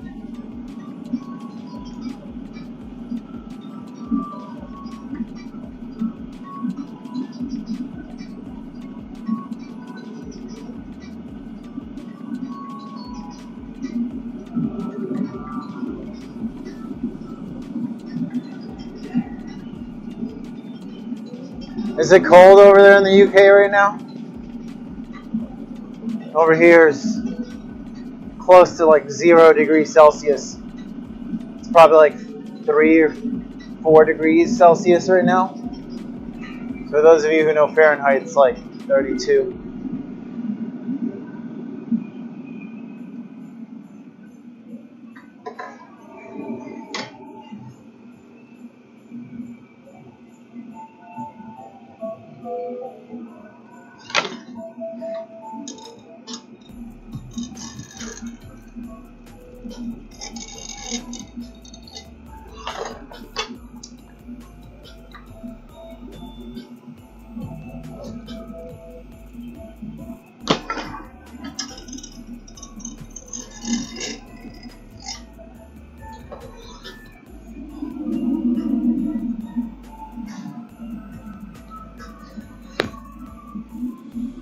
I think it was dying out here.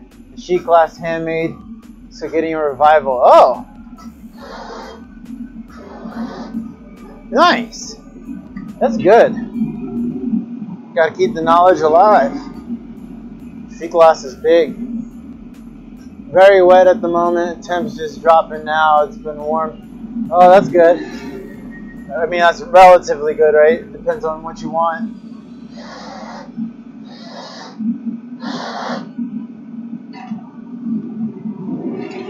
Yeah, it has been a colder winter faster than normal over here. The frost came sooner.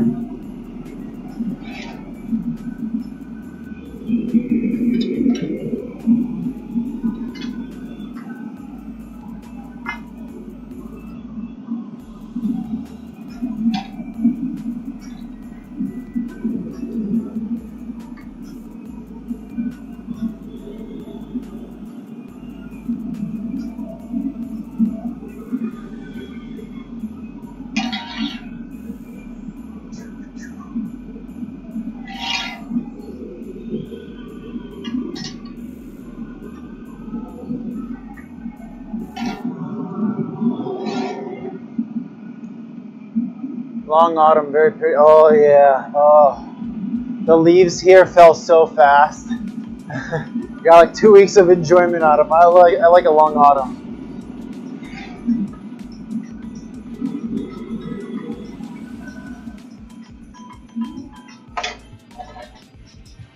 My favorite season is summer. I like the beach.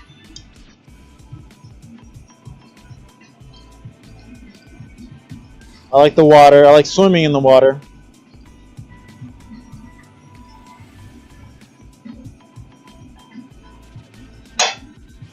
I do like winter because of the snow.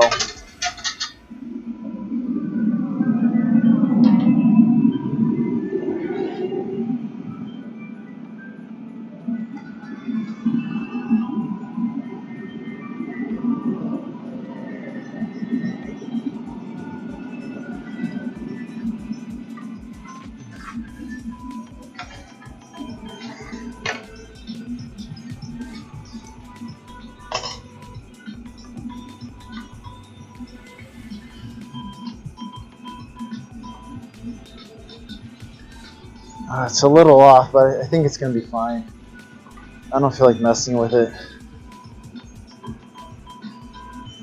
She'll open up just fine. There's like a slight wobble. Yeah, I'm gonna leave it. Yeah, beach fan.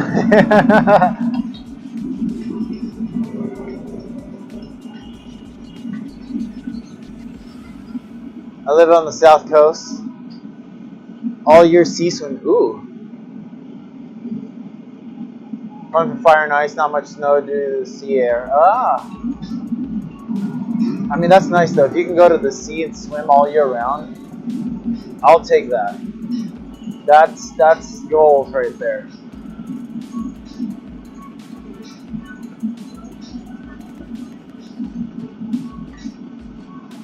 That must be beautiful.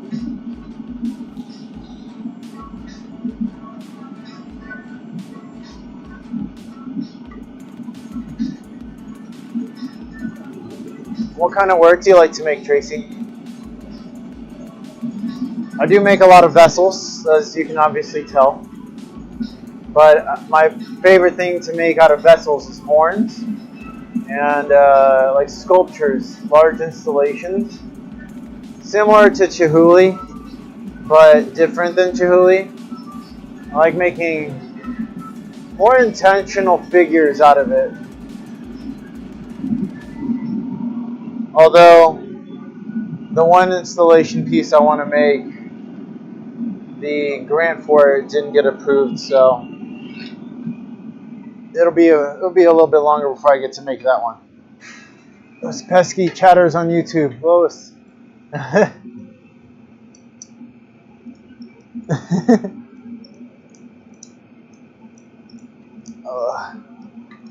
It's funny. I was like reading it, but my attention goes straight to the glass when it's needed. Low sea temperature was is that -5 or 0.5? -5. Ooh.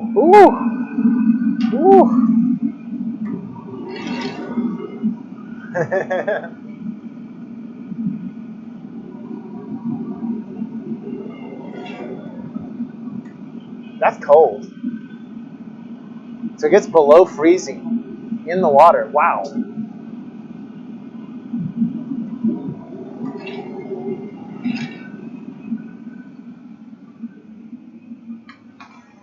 Honestly, I prefer chatters. It makes it more interesting when you're working. I mean, I keep myself entertained anyways, but you get interactions. You talk to people. Especially wonderful people like yourself.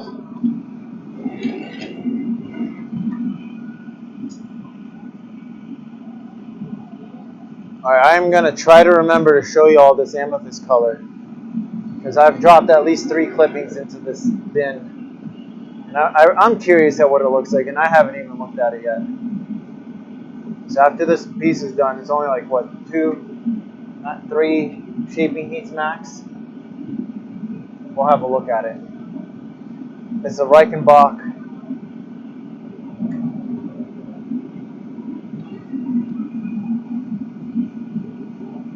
Used to make sculptural and lit work with noble glass. Ooh. You like agitating matter?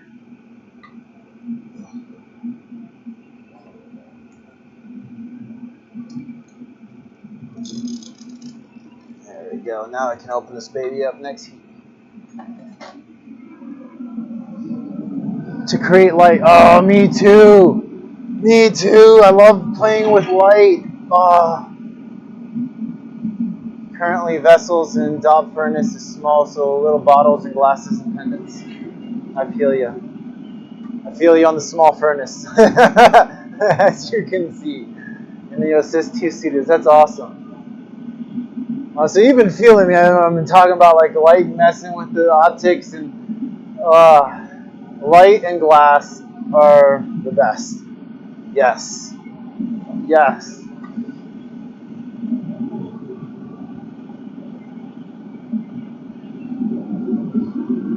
So I made for an arts festival here, technically a burn. Made a 8-foot sculpture with about 250 glass horns that was a meditation platform. You climb up, and the point of it is to bring yourself into this moment, realize you're not the body, you're not the ego, all your problems, and they're arranged in a way that it looked like a glass cage of fire. Oh, did my bottom get off center? Hey, come on, baby. I'll give it one more touch up. One more touch up. I thought it was good, but the bottom got it just a little bit off. Make sure everything's on center.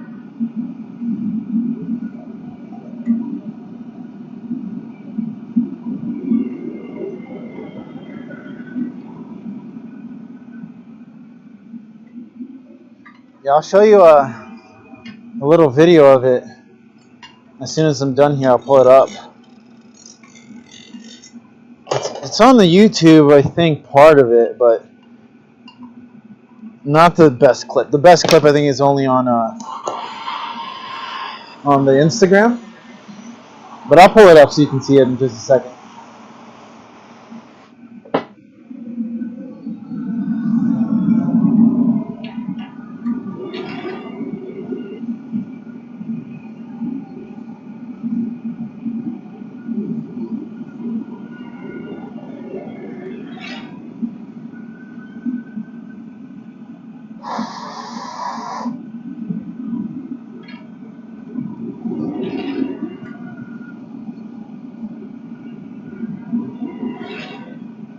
Right, let's take this baby off.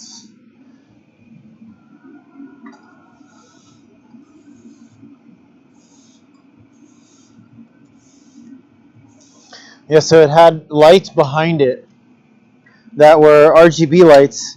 You know, they go through the spectrum, RGB, and based on the color that was shining, it would highlight the different rows. Oh, it would highlight the different rows.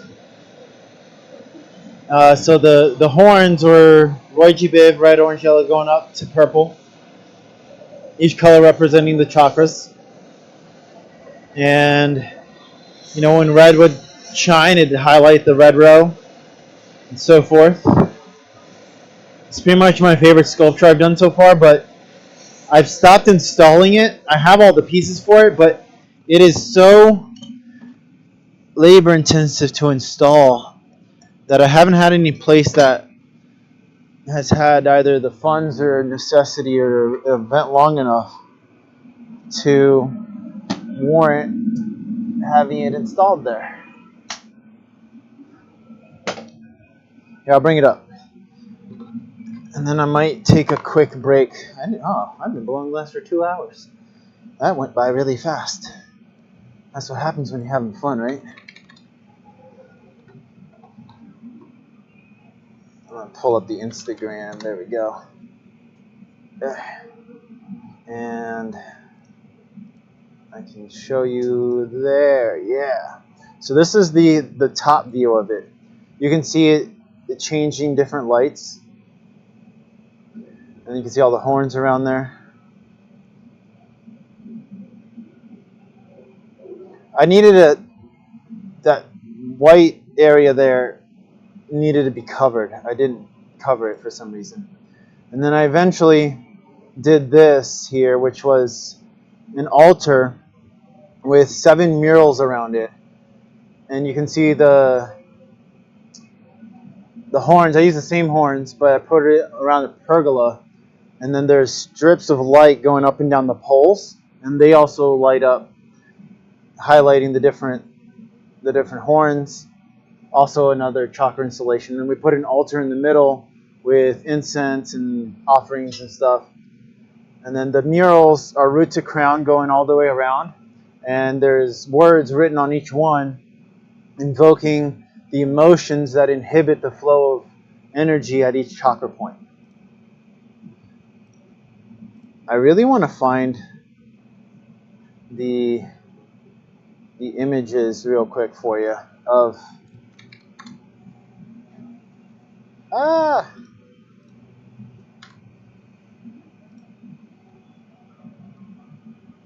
if my internet cooperates, because I'm like streaming and doing all of that at once here. Oh yeah, this is gonna be pretty far down my video, so geez, okay. Let's see if we can get there. Yeah, right here. It was the Beast Cage, and it's called that because you can see you climb up the back right there, and it has the emotions that inhibit, and then what you get once you deal with it, and that's the actual piece. And this was the first year I redid this installation, and it did look better. Color therapy. Oh, thank you. It looks like flames exactly. Yes, that was the idea. It's like a glass cage of fire that is self-imposed by the ego. Go to Insta when you... Yay! Great universal algorithm hookup. I'll post the Vito glass cards. I think that's the Instagram there. That was it during the day. It wasn't very polished the first time. You could see the cloth. That was... But I did redo it. I think I have another video of when I redid it. That looks... Here it is. This was the second time we installed it. Although this video is a bit intense.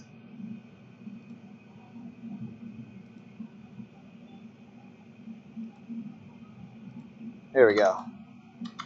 Now, there you can see more of it, where you can climb up, you can see the top. It's a bit better footage. I cleaned up, did this. I redid each one of those wood things because I had drilled too many holes, and I wasn't able to, it takes so long to glue all those holes, all those horns in there. Rather than being like having something going through it to hold them in place, they were being glued on there. But I still have all of the parts. I just need somewhere to put it. That's really, yeah. You can see I mostly closed up that hole in the front there, so it's not blasting you with white light as you're on top of it. But it is a cage of fire. You hit that on point.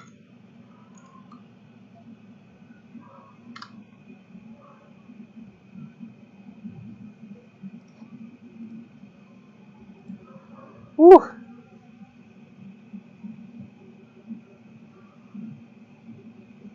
Yantra, yes. I didn't finish drawing it. I didn't have enough time. I tried to get people in our camp to help out to finish drawing the yantra so you could sit on the yantra on top. But it didn't get finished. So it's just the outline. But we didn't get to do the inside. Maybe one day, right? Maybe, yeah. There's still more work to do. I'm still alive.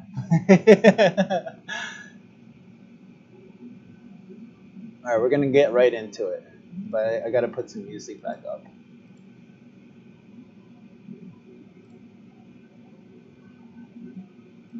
Let's try this holiday. Oh, I think that's the one I did before. That it wasn't very long.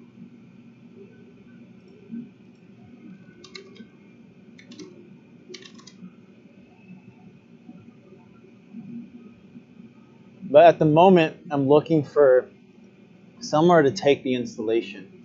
It's just sitting in the shed here without anywhere to go. What's up, Mav? How you doing? Good to see ya. I just finished the Crown Chakra part of the series. All right, I'm putting it on the... Yes! Yes! Right. Tracy, you are wonderful. You're a blessing to have on the stream here.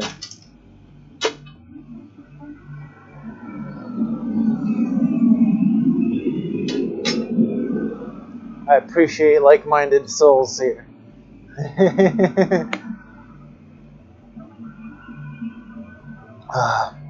Hey Mav, is it hot where you are? You giving the aloha vibes? Alright, so now I'm going to be mixing the amethyst with the cobalt to make my own indigo, because the gaffer indigo looks like this. It literally looks like this. And that to me is not indigo. So, yeah. Yeah, it's in my mind's eye, and I'm looking to essentially either get back on the road or make some moves. So I'm looking for either like an ashram or a temple or a yoga studio somewhere on the East Coast that wants to have or house the installation, so I don't have to carry it or store it. I would rather, like, they don't have to pay for it. I just need the space, and I can go there, install it, and leave it for people to access. Because I would rather people be able to see the artwork. I think we're good to go. Let me just move the keyboard. I'd rather people see the artwork than it be in storage and like no one can see it. It's so much better. Because what's the point of art if it's sitting in storage and no one can see it? You know? Oh, Mav's on a 5-stream watch streak. Mav's holding it down. Thank you, Mav. Thank you for being here. Thank you for the support.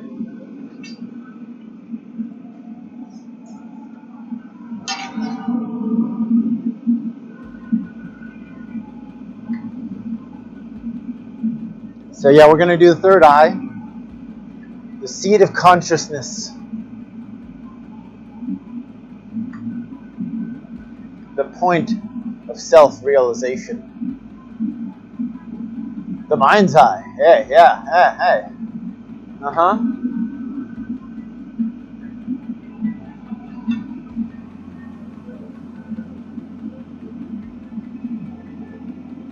Ever since I've started like really meditating twice a day, you can really feel that third eye. It's real stuff. It's not just faux science, people.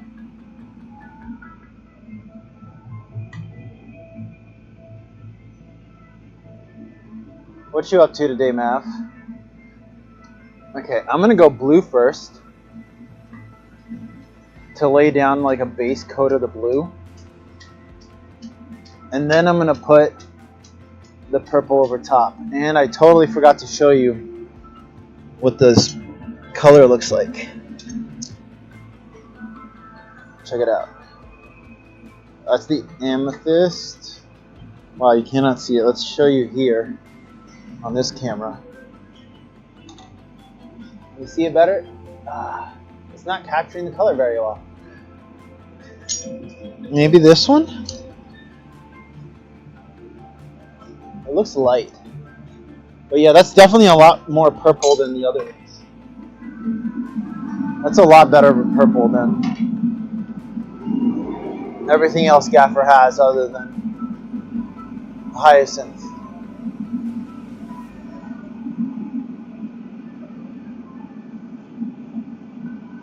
So the goal here is a roll of this blue.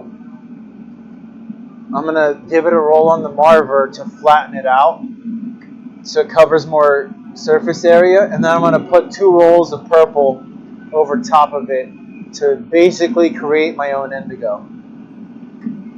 Because indigo is a bluish purple, but there's going to be windows that are just going to be purple on it.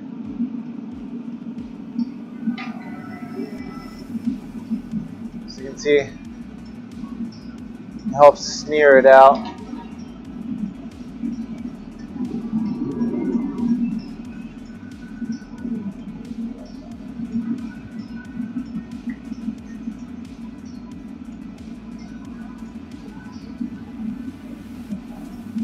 then we'll go with 2 of the amethyst.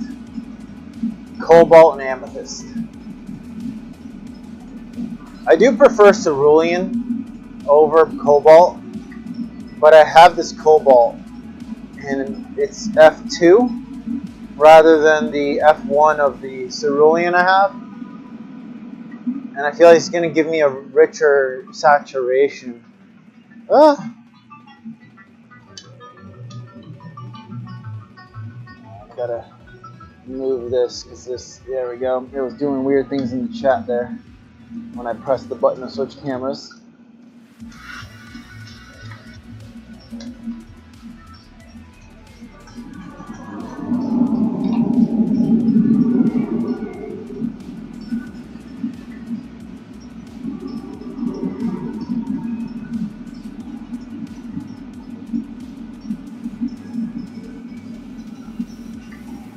Now, what's interesting about the third eye is the more you can focus on it, the better your intuition is.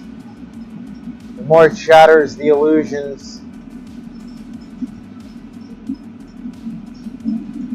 and the greater you are receptive to the flow state and creativity.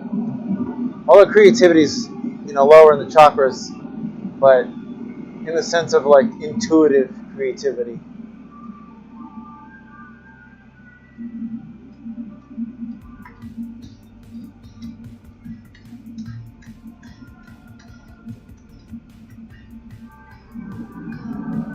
Like imagination, because you are able to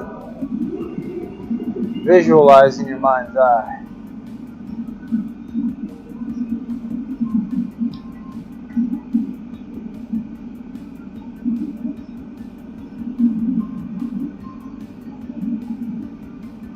That's like how all of art, that's how I learned all of art, for me at least. Like seeing how it was done, visualizing it, and then essentially transmuting that into the body. And then the more I do it, the more aware of the movements I became. And then the more you visualize something, the easier it is for you to embody it.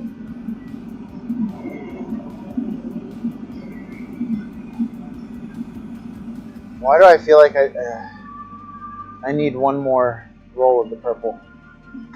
Yep. It just feels right.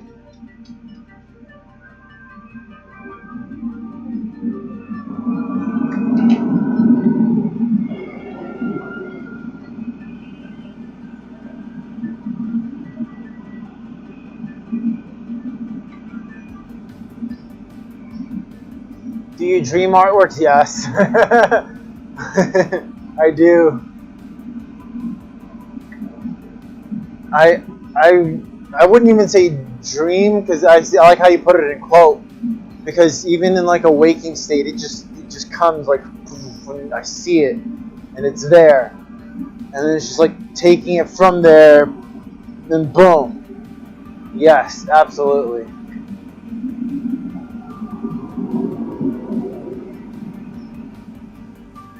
But I've totally had some actual entire dreams of art pieces. And then I woke up the next day, I was like, I have to make this.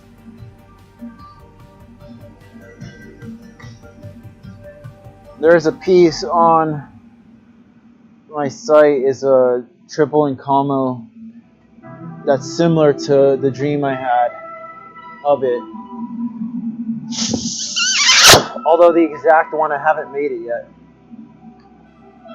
Because I need to get a type of silver to get the color to make the middle cup of the incamo be black, like a smoky looking middle cup, and then black on top, representing the veil, the lack of clarity. There we go.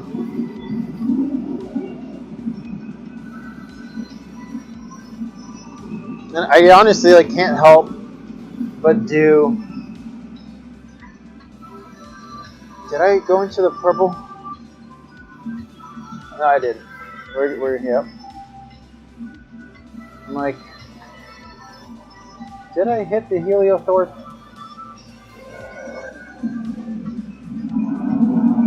Like even if I make a cup, it has to have symbology behind it now. I can't just make a cup to make a cup. Even if I'm trying out colors, there's some type of intention behind it. It just makes it more raw for the passion, more aligned to what should come through rather than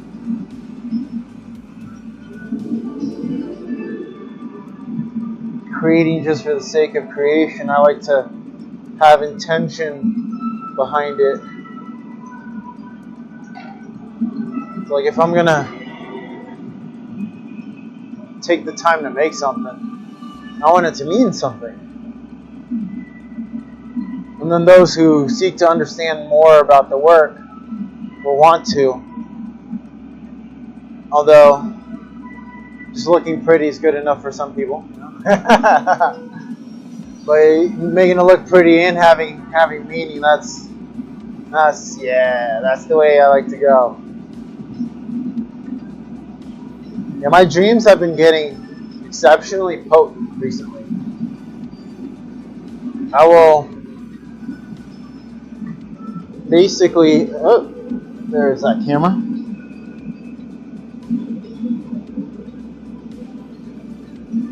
Like the first half of the night, I'll have one dream, and then when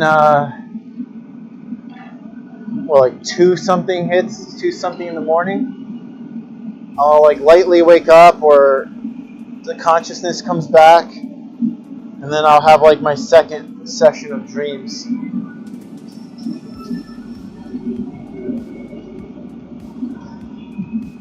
And they've been exceptionally on point about what I've been dealing with.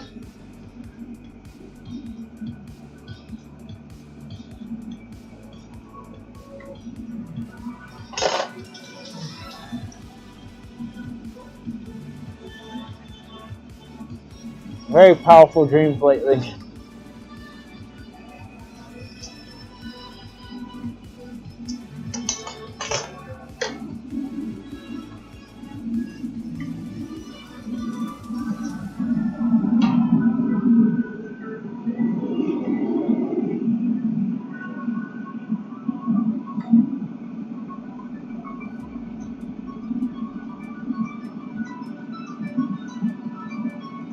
Make the wine glass first here, and then we'll make the pint.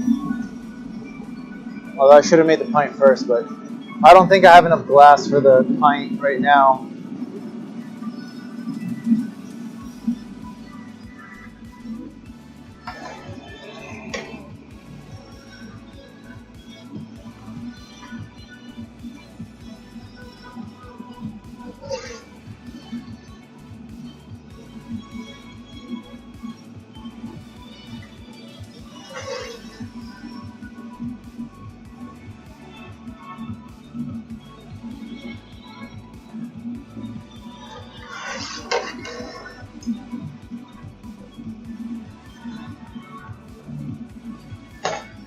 And ever since I've been meditating more, I've been sleeping less.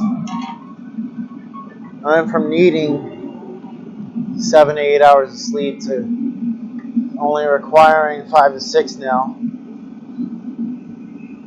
And I noticed if I make it past my second round of dreams and I don't wake up, I'm just kind of like playing around in my dream, like, what are you doing?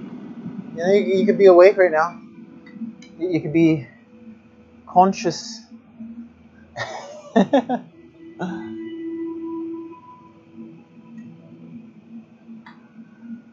Because I lucid dream.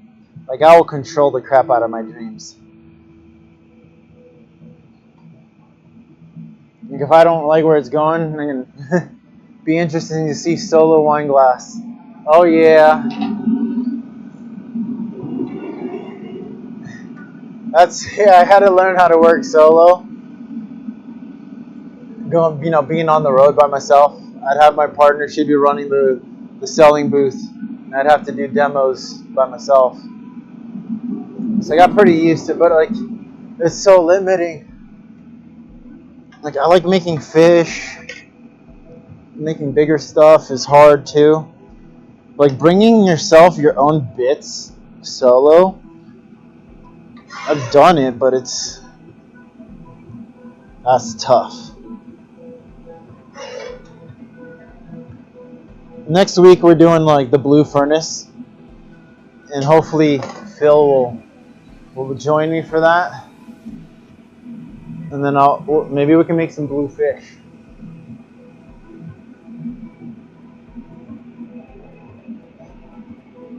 This spiral looks pretty good. You had to ask your dreams to calm down at one point.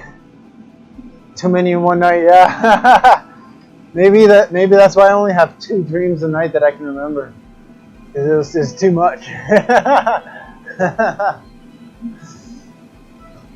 Like last night, I had a dream that was essentially like reviewing my past, and then I woke up.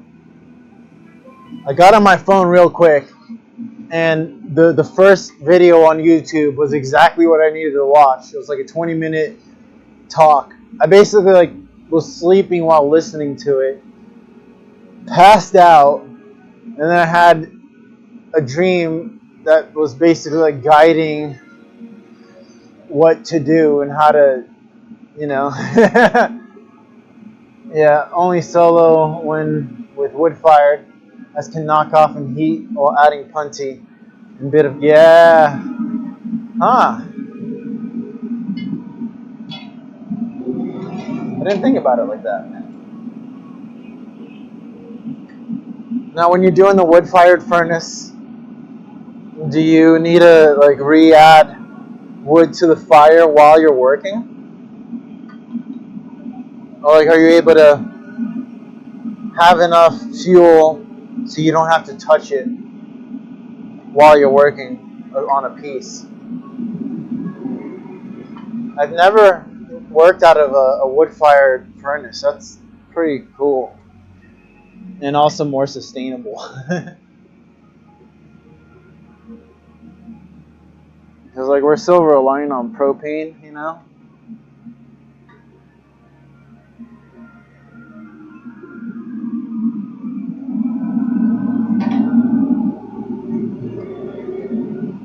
I guess that's the natural evolution of every glass blower, is to end up working by yourself at some points. Yeah, I need a stroker to keep heat. It's quite sensitive. Ooh. So you need to be able to, wow. Yeah. Because if it drops down, your whole furnace is getting colder. Wow. Yeah, that's just like me over here with these small propane tanks where if one of them starts to freeze and then I don't have any heat going to my furnaces, and I'll have to like stop mid-piece to switch out a tank. That's something.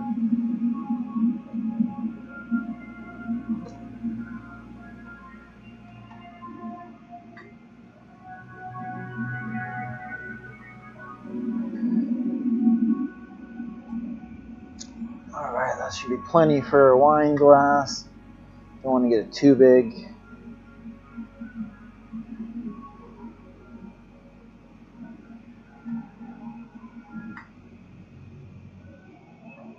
Bring down the diameter, so I have a problem getting in the molde. It's a team thing with 2 glass makers either side, and putting fire in, rotate with each other. Ooh, yeah, that's real. Okay, I can see the blue. Okay, that actually really looks good. This actually looks pretty freaking cool.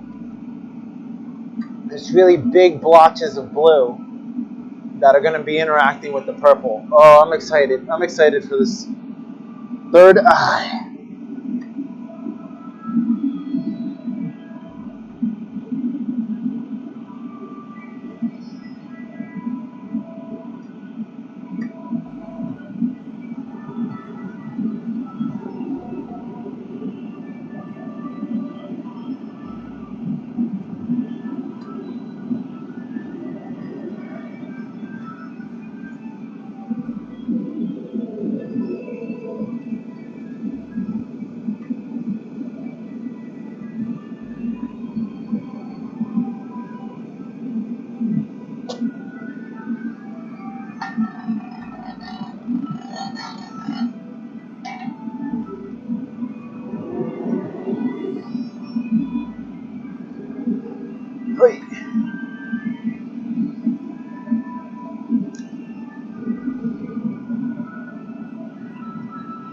If you're in like a middle of a forest, a wood-fired furnace is amazing.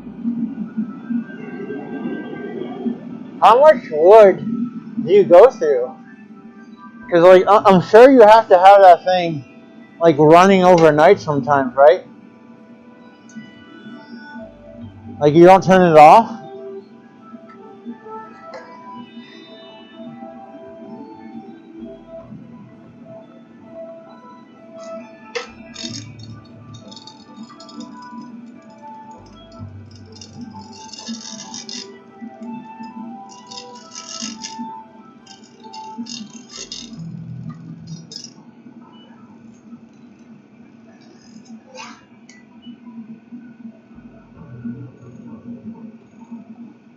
Get that back on center. Almost got it, Whiny. Silence for this bit.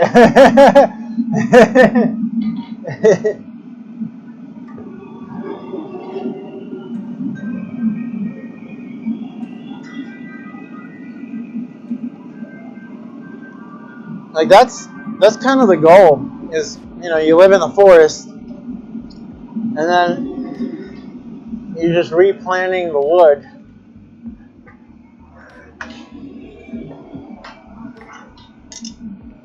And you have fuel trees.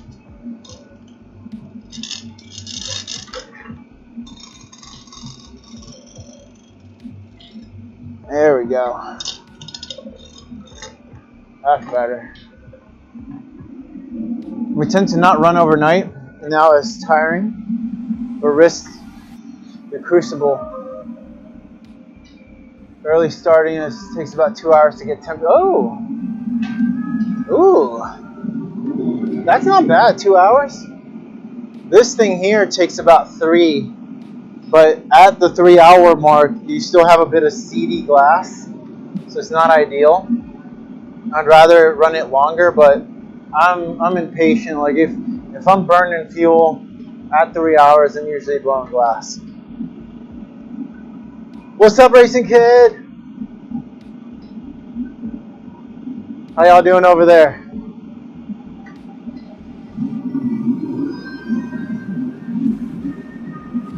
P.S. We're streaming on YouTube. We got this wonderful glass blower from UK. Chatting it up over here.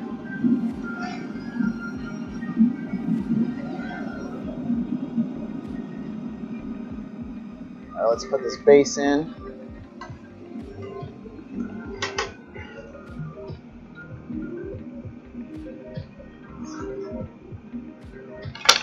Hey, don't lose the curve.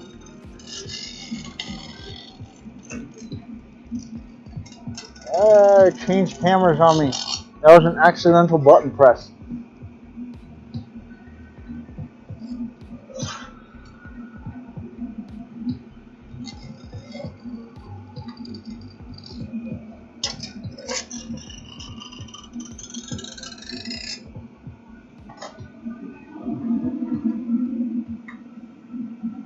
Not bad.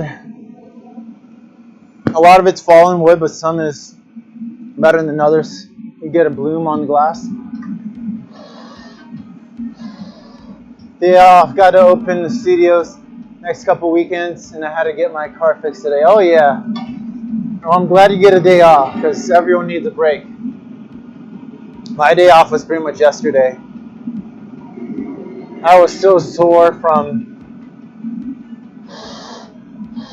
teaching and training, because I also teach martial arts. I stream martial arts and like teach private lessons. And I went to the gym on Tuesday, and I woke up yesterday so sore, and I still had to teach my private lesson. It was good, but I was like, I can't stream with this level of soreness a martial arts class, so I ended up taking a break yesterday. It was needed.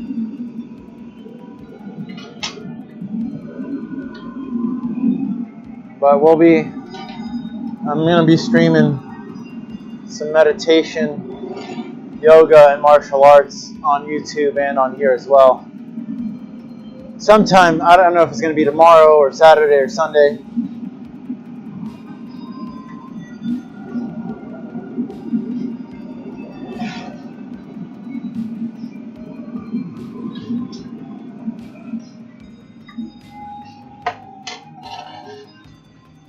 But you guys on Twitch, I don't know if like Paul and Phil are streaming on there. But we got to get them to get over here so we can do a blue day. Because I would love to do some stemware with a blue furnace. But I'm not making stemware by myself. Some people can do that, but I'm not going to do that. Offer Reiki too? Oh, you do Reiki? I did some Shaolin for a few years, but now just yoga. Oh, yes. That's, oh, yes.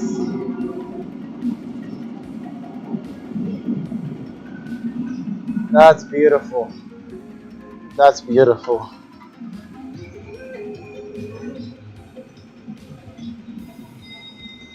Reiki is wonderful.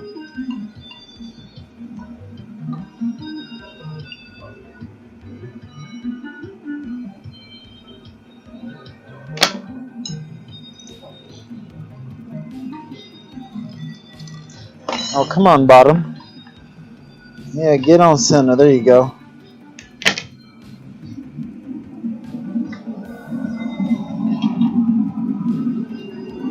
What kind of yoga do you do, Tracy? You know, of course, most people start off doing like hatha yoga, the postures, asanas and stuff. But that's kind of how I got introduced into yoga. But does your wood paddle have a groove? No, that got burned in. I burned that groove in from doing that exact thing on the bottom. It did not used to look like that. It started off as a normal paddle. And I kept doing the feet like that it now has a groove in it. Yeah. But it didn't. That's my make sure the bottom is flat paddle.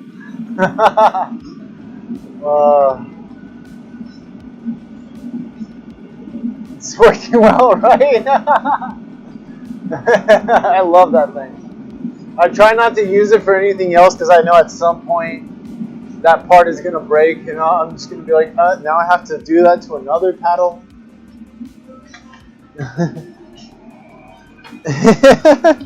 I'm glad you can appreciate that.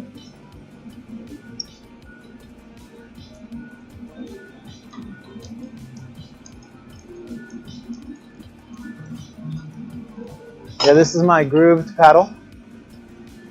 And this is my non-grooved paddle.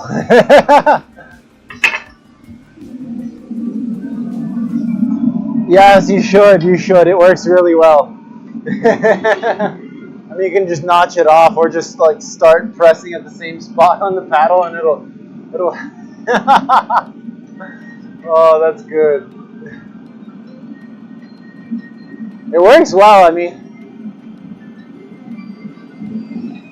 especially if you got an old paddle.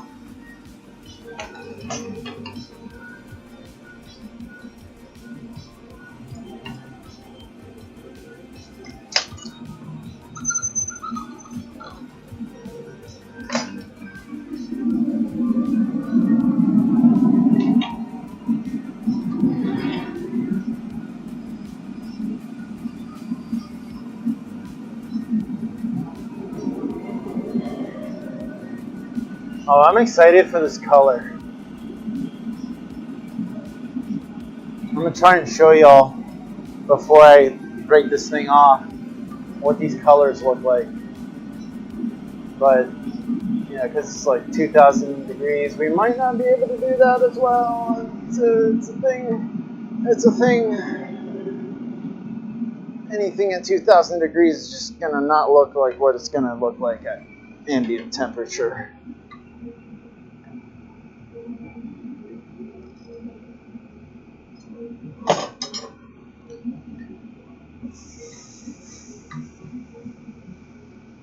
Oh yeah, that's it. That got it.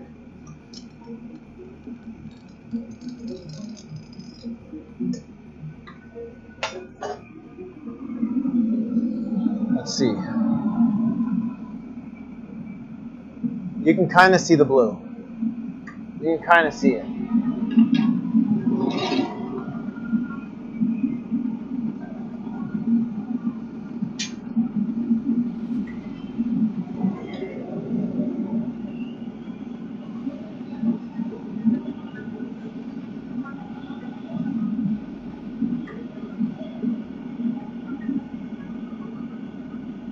I'm a sucker for mixing blue and purple and blue and green because they gradient really well together. And it's harder to like see the transition of the two colors.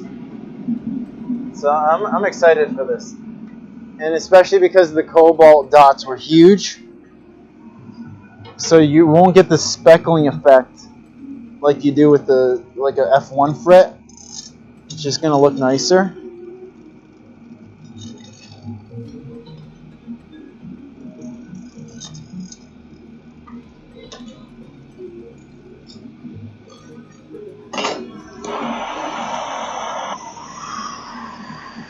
Wine glass. Yes, yes, we have a wine glass. Oh, the Stranger Things guitar. I do love this guitar on here. This is my favorite section of this whole mix. You can kind of see the colors. Not really.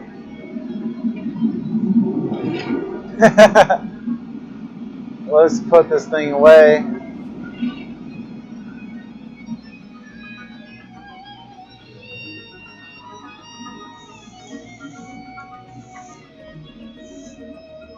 I'm a sucker for drums, flutes, and violins.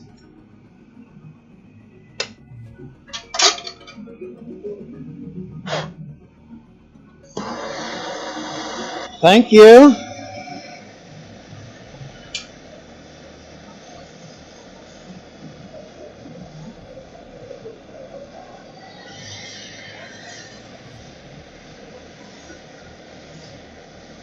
And I will post the video of me pulling these out of the annealer tomorrow.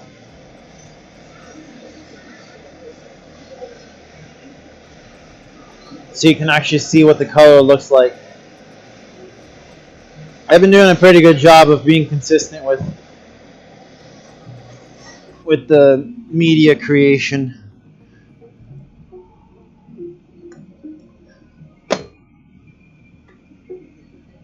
You can kind of see it better now. You can see the blue a little bit. Oh, that's a much nicer wine glass than the first one. Wow. Ooh, that was a much nicer wine glass than the first one I made today. Like light years ahead of it. And if I have enough glass, I might redo that first wine glass, the crown one. Yeah. I'm just gonna throw this up there.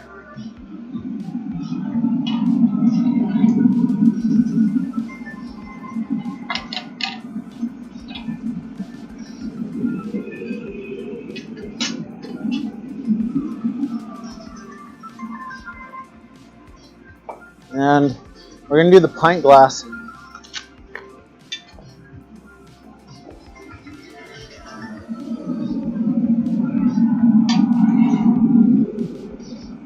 For the third eye now.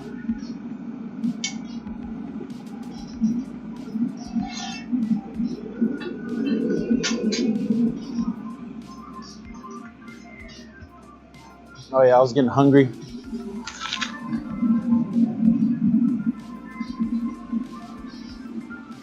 But I don't want to take a break. Because I only got 2 more glasses. And then we're done the whole series. So after I do the next, after I do the next glass, then I'll take a break. Or the next two.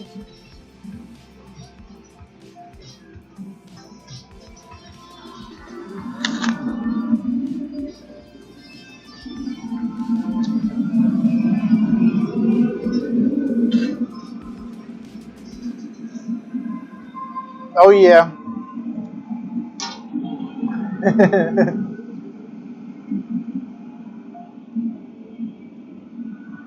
Apple's the perfect like break snack.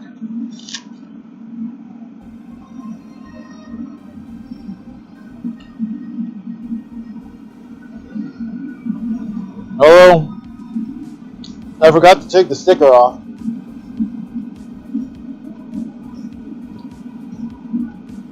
No, I don't feel like eating the sticker.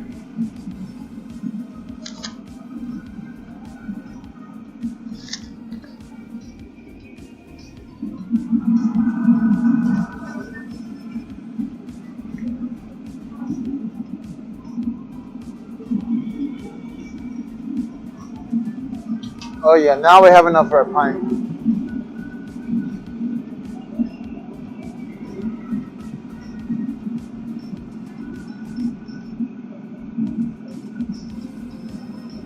I feel like I need more though.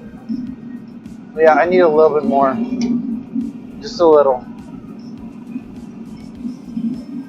Because if I don't, every time I've gotten too little glass on the pint,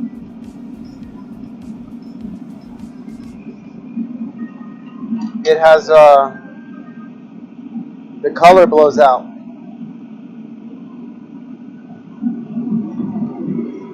There's a freaking bubble on there. Oh well. That's better though. Alright, we did blue first. Big chunks of blue first. That's the formula. We got to be consistent. It's rising.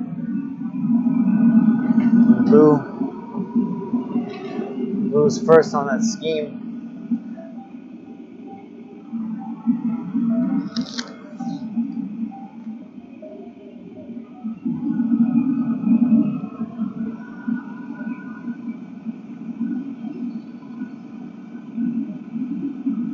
Something interesting about the color spectrum is you have indigo and violet, but where's purple? Like, indigo's more blue. Violet is, oh, it kind of melted anyways, just exactly how I wanted it to. I mean, I guess violet is, it's not purple though. It's violet.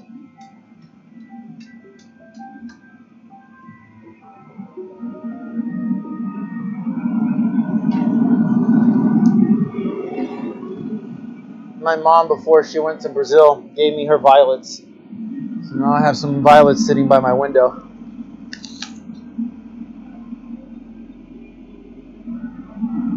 And they're gorgeous. Constantly flowering.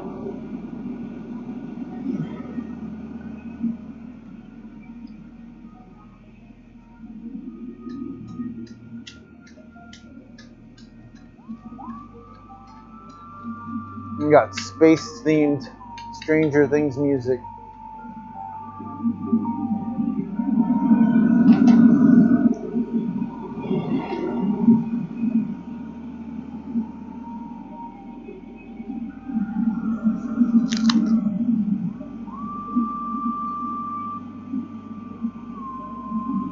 I gotta say, I love the sound it makes when you bite into an apple.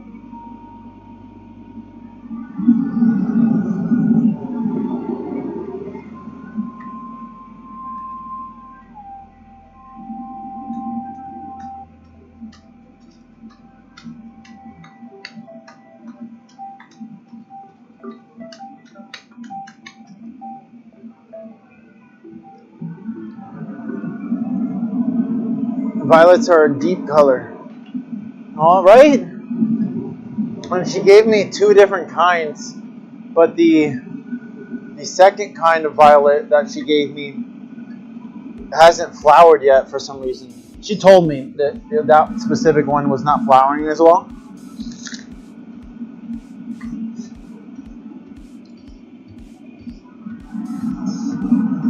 I want to get it to flower so bad.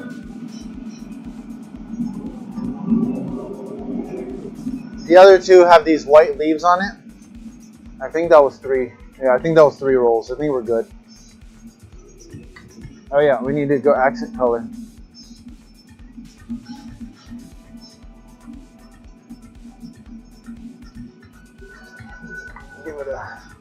Get this wet down. And then I got one of her orchids because I had given her my orchids. Those are I love orchids. I would get them to, rebloom, but I have to take some time and repot this one. It's still in the pot it came in. I'm like, no, it needs to be repotted. Just haven't had time to do it. Ours are a deep purple. That's what I was seeing when you said it. Yes. Oh, that's probably the kind of the one that hasn't bloomed. The 2 that I have that have bloomed. This is not hot enough for me to pop a bubble. I'm trying to go too fast. They have a white. They start off with slight white on the leaves, and then the leaves will actually turn a bit purple, and then once they get full size, they turn green. I love just the leaves of that one violet plant. And then the actual flowers are like a light purple. But the big one that she gave me has all green leaves, and I'm like 90% certain it's a deeper purple, which I really want to see that flower.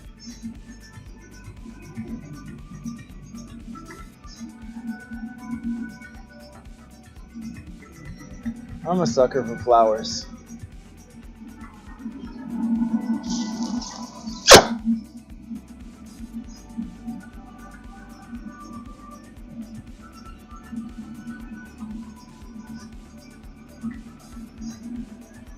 My favorite flower is definitely orchid.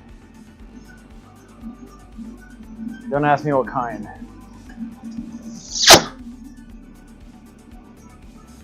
There we go. Got the bubble. I almost didn't want to come out on that one.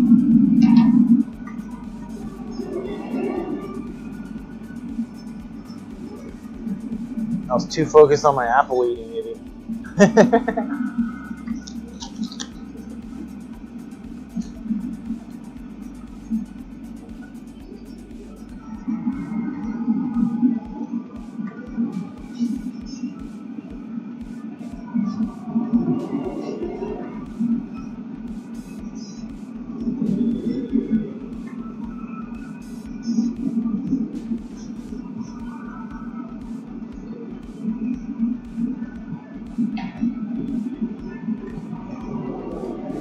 There we go. Get it mold ready.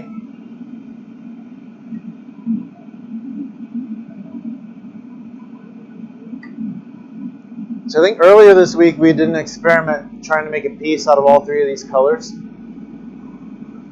If we finish the chakra pieces today and I have enough glass, I might try to do this again, since we have a purple again. Because I did use the last of my hyacinth to start the crown series, but then I ran out of the hyacinth.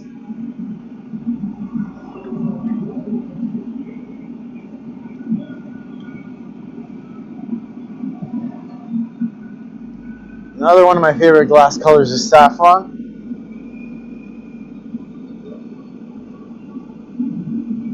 And I just realized that I forgot to order saffron. But it's okay because I don't need a different orange right now. And I needed a purple.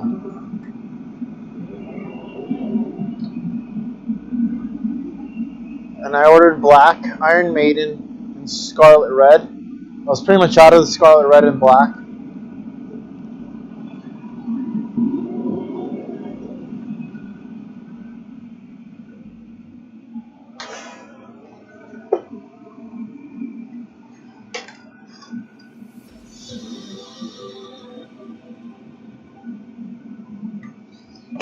In the UK, where do y'all get your color from? Like, what's the manufacturer?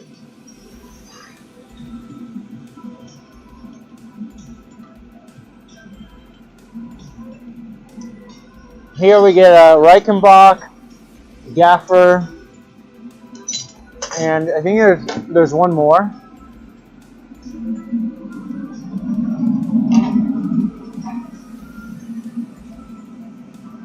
Oh, that came out nice. That was a good spiral. And there's one more. I forgot who makes Iron Maiden. Iron Maiden's like a Chalcedony color. It looks really pretty. I used it for the Yin Yang series. Reichenbach, Kugler. Oh, Kugler.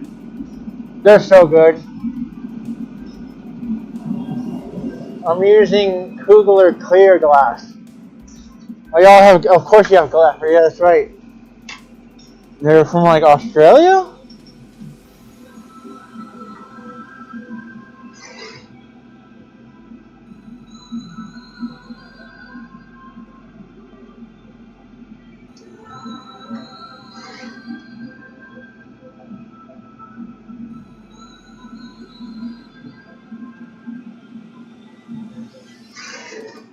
There used to be a UK maker, but it's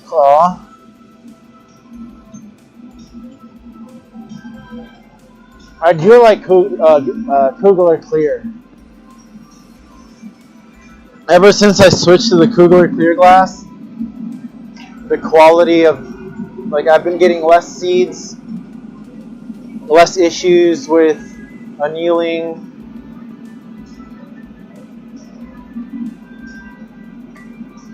And you've probably heard of Grant Garmazy. He's in Richmond.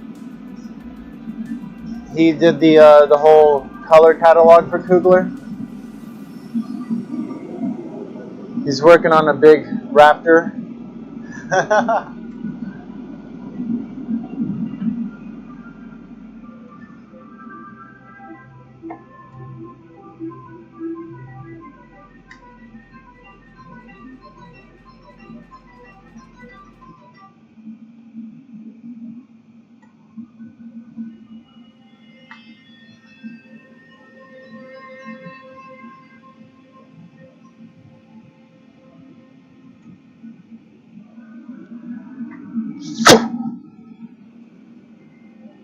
Oh, he makes his own batch. Ooh, that's serious stuff.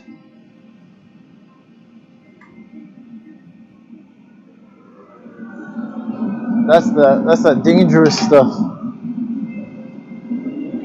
Full face mask. But honestly, if you make your own batch, you're pretty freaking set. Especially if you can source those minerals locally.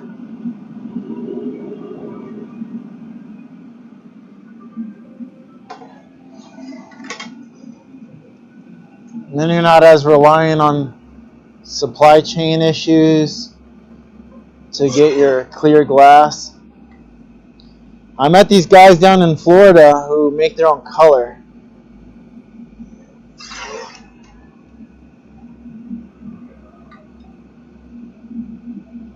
And that's just the whole. Like they don't make all the colors, but they'll make like specific colors sometimes. But he had the old training with it. But they stopped it in colleges here. Yeah.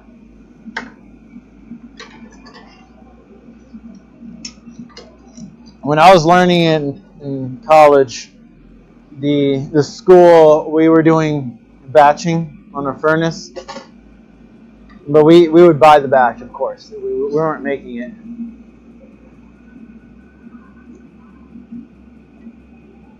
But I remember I did not like throwing batch because of all the powder in the air, all the equipment. I do like the cullets. So if like someone else who's just all geared up and ready to go, maybe one day, when I have like a dedicated furnace, you have like a dedicated glass making furnace, then I wouldn't mind. This thing here, you can't do batch. It doesn't get hot enough to undergo that chemical reaction. I mean, maybe you could, but it was soda lime, Glasma. Well, they use lead glass now. Oh, traditional. Ooh. Isn't lead in glass? Doesn't that make crystal? Wouldn't that be crystal? Huh. Or is it a different mineral that makes crystal?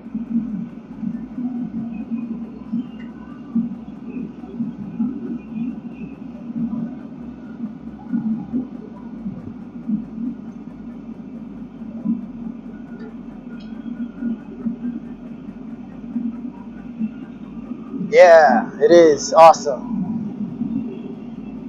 I don't think I've ever worked with crystal.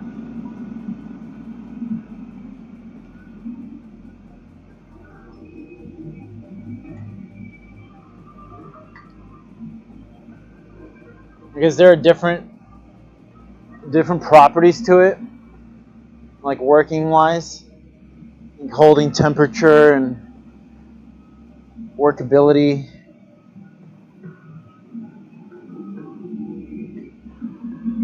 I'm curious.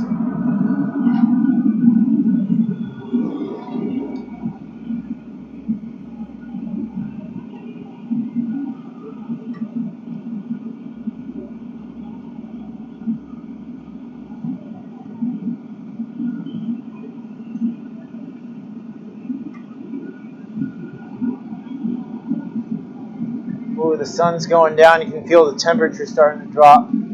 That's real. It was nice and chilly when I got up.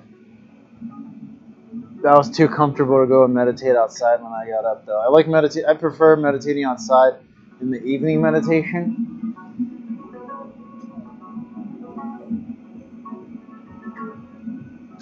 I'm gonna get better at that. Going outside for my morning meditation. Missed your question, only caught the end. Oh, if there's a difference in like workability for crystal, if there's like different properties to working with crystal, like how it holds heat.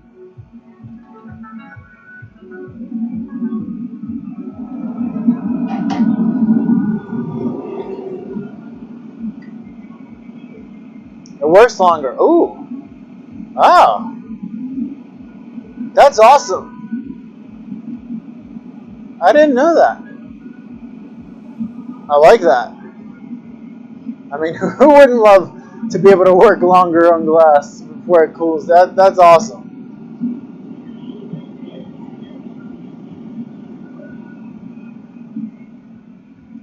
Cuts easy if you want to cut copper wheel. Ooh.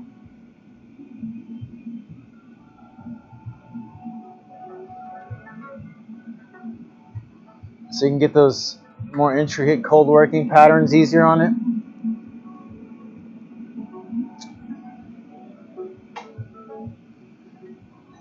One more here should be good.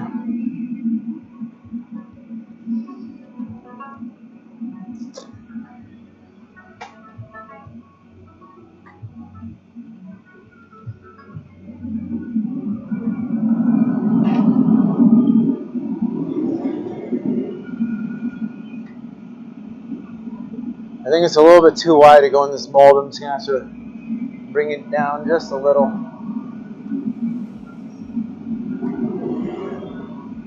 And then we can get our mold shiny and has, the sound. Yeah. Yes, color and sound, so you can make crystal bowls. Oh, for sound healing. Oh, yes. That's the stuff right there. I've literally been talking about how I want to make sound bowls Lead glass rings when tapped. Yes. Oh. Oh.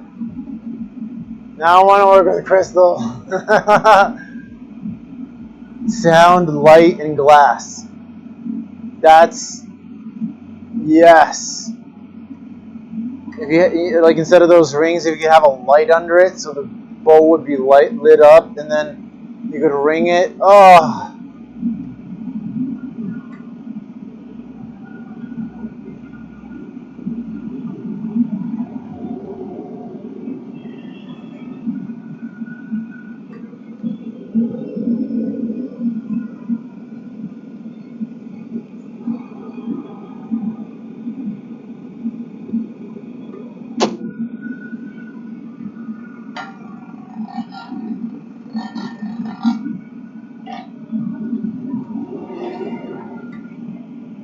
Have you made any sound bowls with the crystal? Especially since you do like Reiki. That would go really well.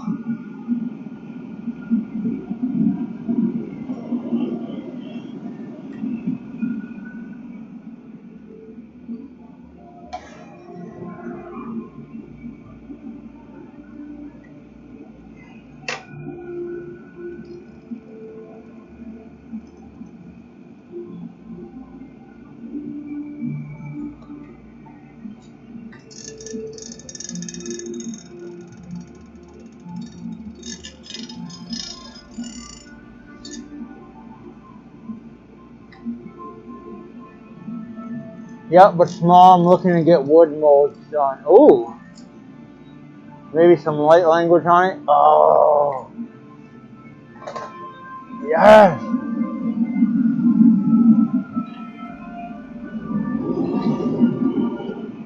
And then you cold work it to get the right note. That's what I'm assuming. That's kind of what I've gathered just from at least just seeing the existing ones I've been exposed to. Like they'll sandblast the outside so it grips with the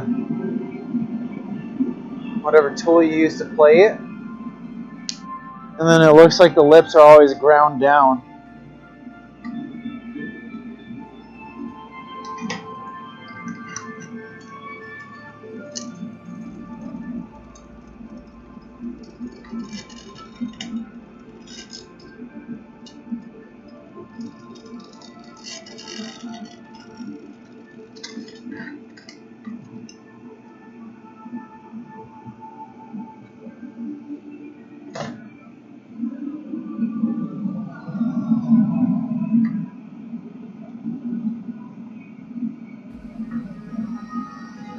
Oh yeah, that color's gonna look amazing.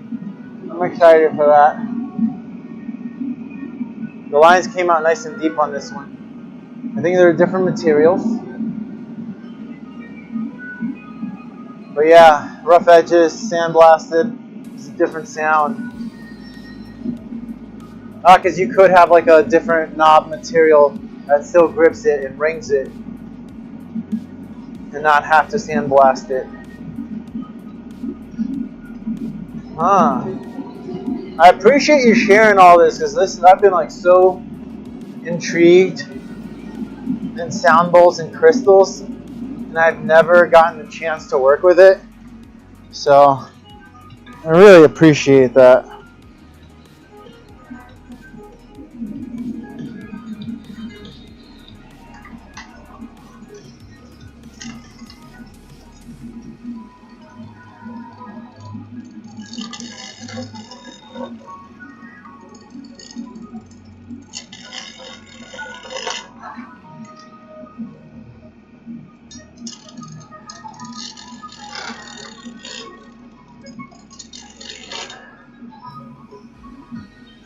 Okay, let's use the bottom. I've used glass rods and wood strikers. Ooh.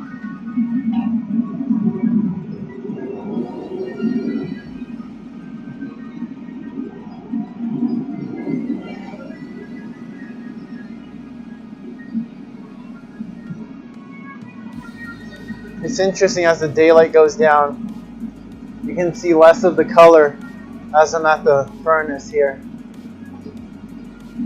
There's silicone, but it didn't seem to work so well. Ah, yeah, I can see that. It's the hardness of the material. Unless you have like some really, really hard silicone.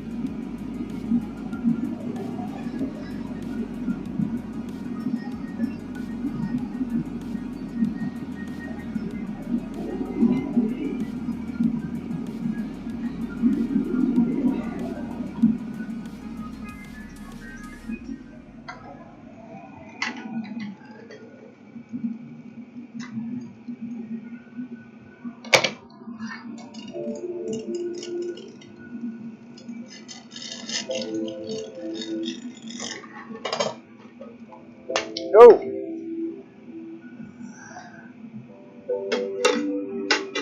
I'm getting caught up on my hose here.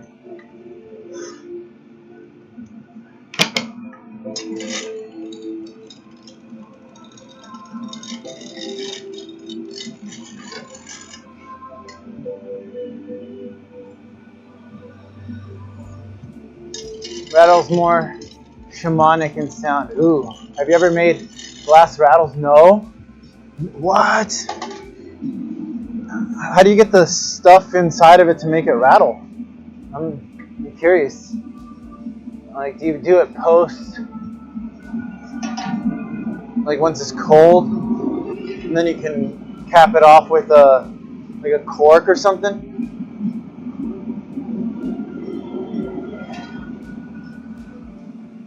I'm so down to make glass instruments.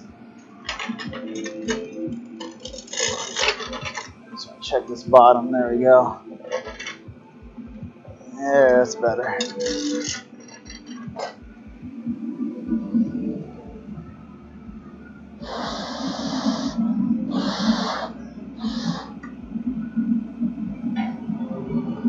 Yeah, I'm assuming like you can like put frit or something inside of it to make the rattles.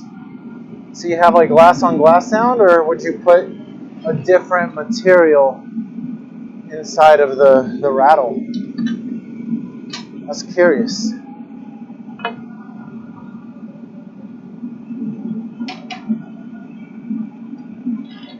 I need more glass on that. Try to get away with not.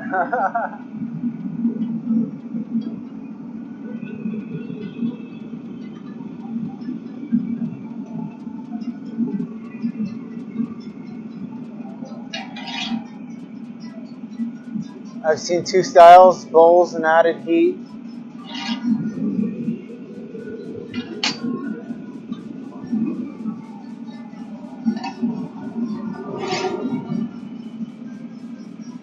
Be control and putting the coins in. I've also UV pieces, cut tubes, and frit. Ooh, frit and rod bits. Ooh.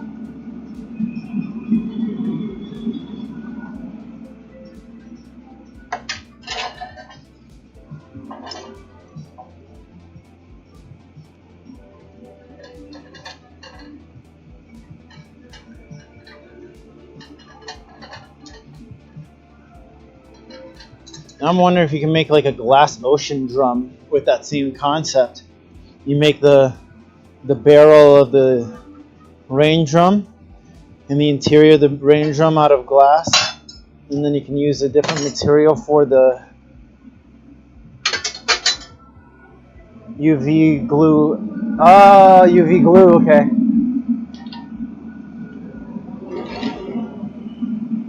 I love UV glue.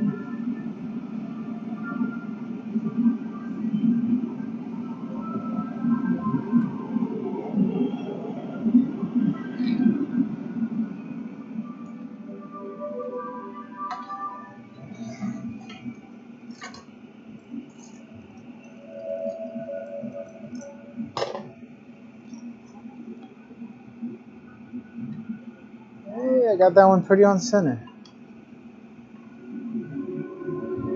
You can see from here, like fits right on. Pooh! Friggin' love this pedal.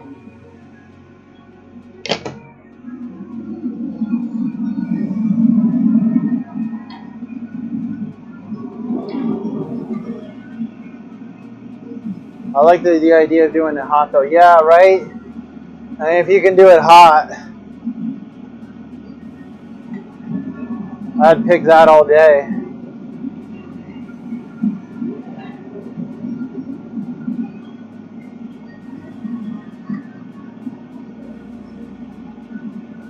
Especially if you can like cool it down enough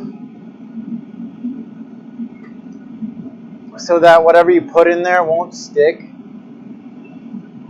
Sounds like definitely a tougher process to refine to do it right. You got good temperature control, so you could probably add bits and seal the ends. Oh, without having melted to the actual vessel, right? Ah, thank you, by the way.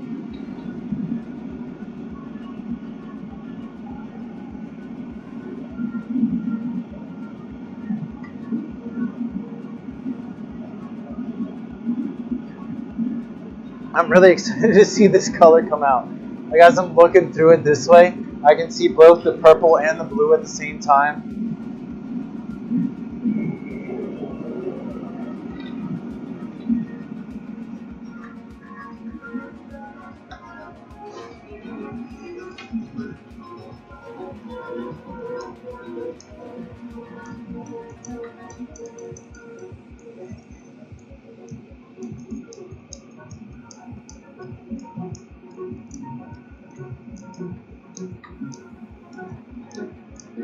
I really want to make a fish by myself.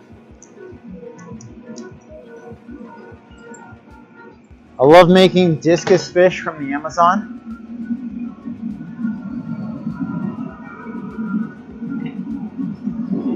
They're my favorite fish.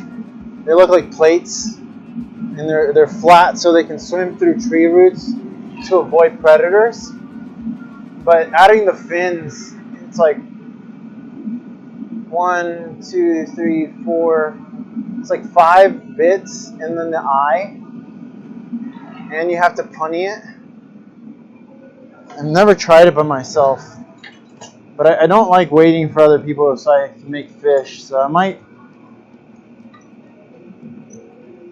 This week during Blue Week, I might try it, because then I can make blue discus. Oh yeah, we're doing it. We're doing it. I can make blue discus. I don't have to go into the color. Oh, I can just dip into the furnace and bring color. Yes.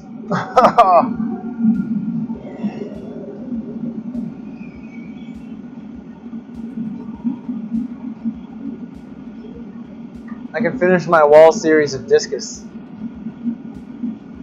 They're some of the best parents in the fish world.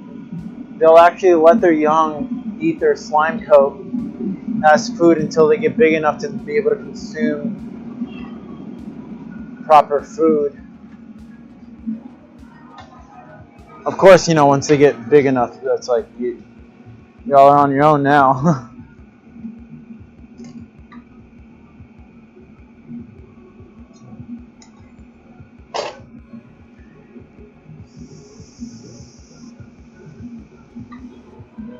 Need a little bit more heat.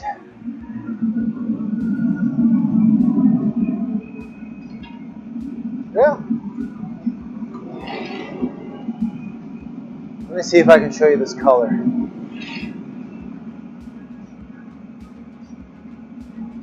You can kind of see it where the two colors are meeting, blue and the purple.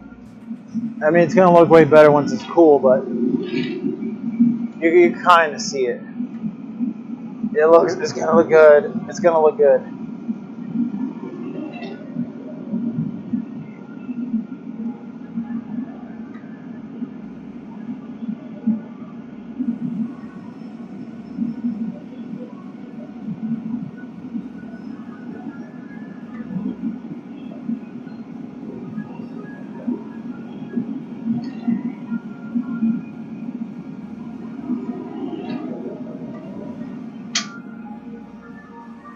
Can you sit near the furnace glass and heat pieces in front of the heat while you gather a bit less distance? I'm going to have to read that again. I don't know if I understood that. Hold on.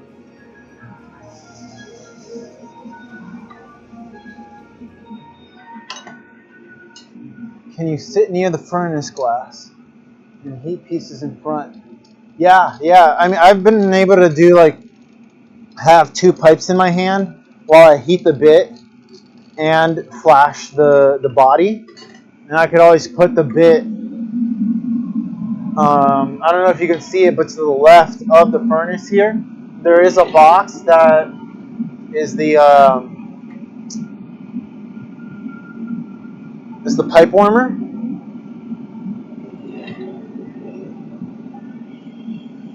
So I can leave a bit in the pipe warmer if it's not too hot, and then I can gather it.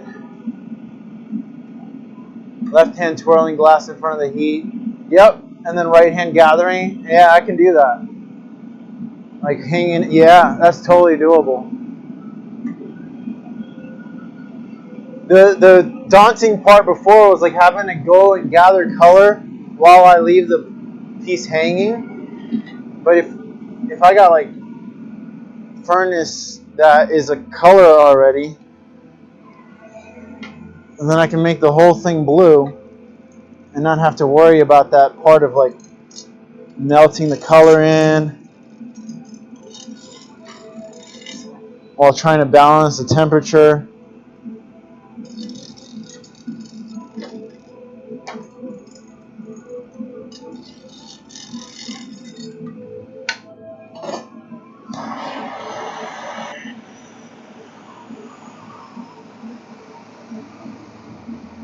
Yeah, the pipe warmer was an additional attachment.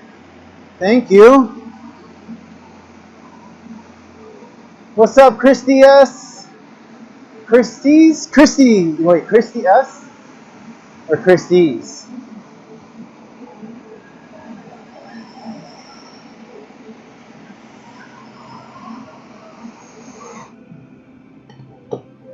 Alright, let's get this baby away.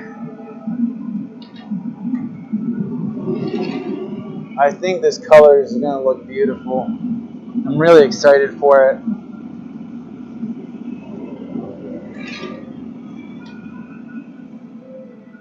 Yep, TS, my initials. Nice. Chris TS.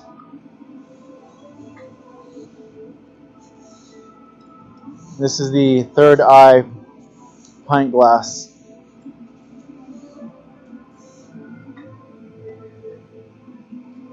Sloop.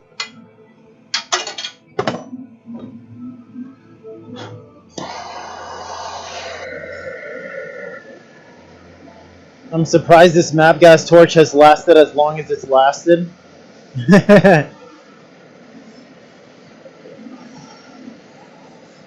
One day I'll get my oxypropane torch up and running.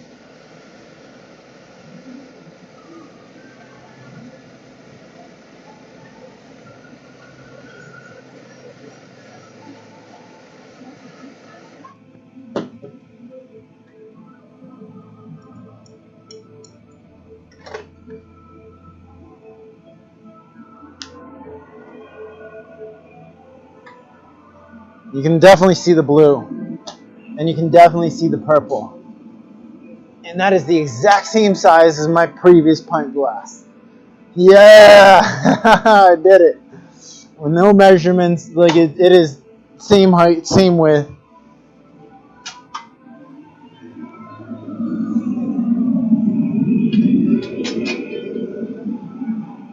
Woo! Alright, this is the last one before we take a break. Let me show y'all what that mix is going to look like.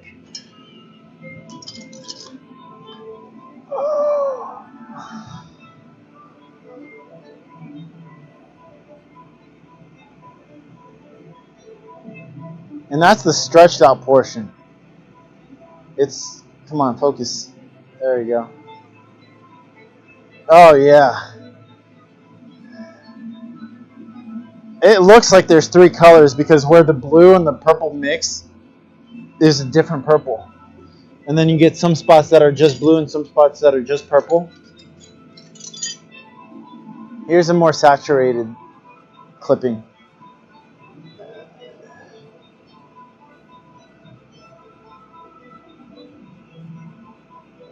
But again, these are more stretched out than the body of it, so I think it's going to look even nicer. Okay, we got this. One more rocks glass, and then we have finished the whole set. We will have finished the whole set.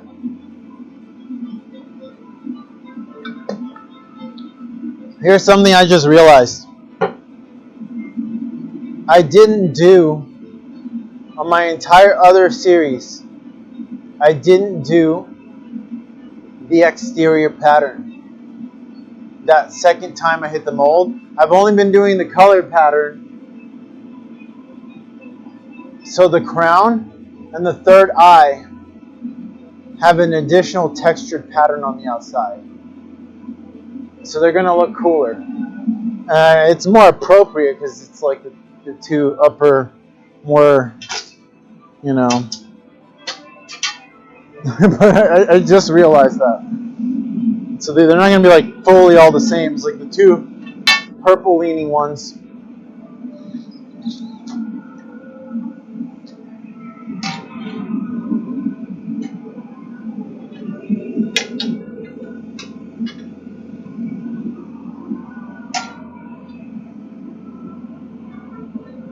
Oh yeah, we're starting to get low in glass.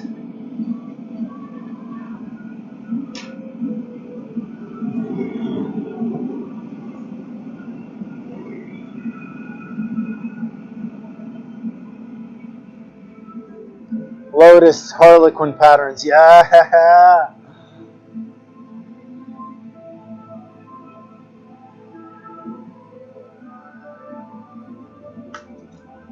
Oh yeah, blue first. Blue first. Don't forget.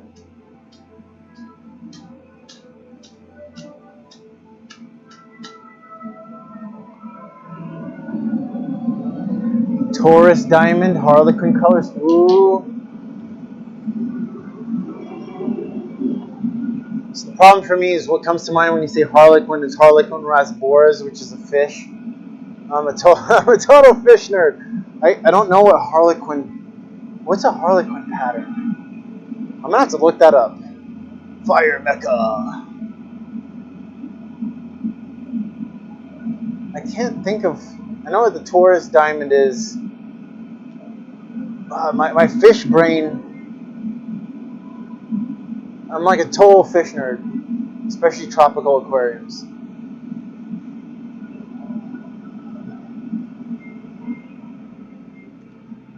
That's what the YouTube channel actually started off as, was me talking about fish. Like, how do you breed fish? I used to have way too many fish. And I only have one aquarium. It's like a diamond. Oh, okay. A Taurus diamond. Oh, yeah. Yes.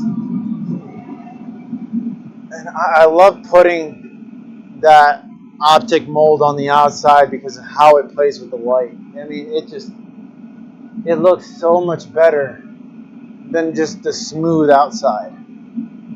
It's what I see from the crown over body in torus shape, like opening lotus from flowering around the body. Yes.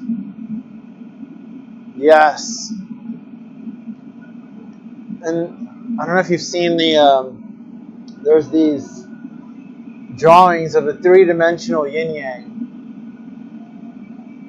That's what it sounds like. Oh.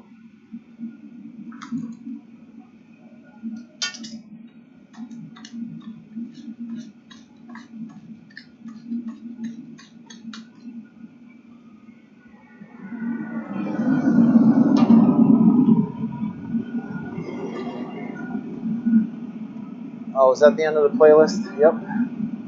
We're going to go back to Christmas music. Maybe some jazz. I guess I'll try the jazz holiday mix.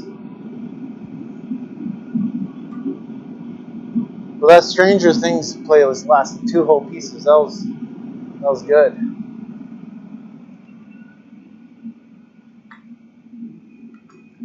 Well, I'm glad I ordered this amethyst because I am using it.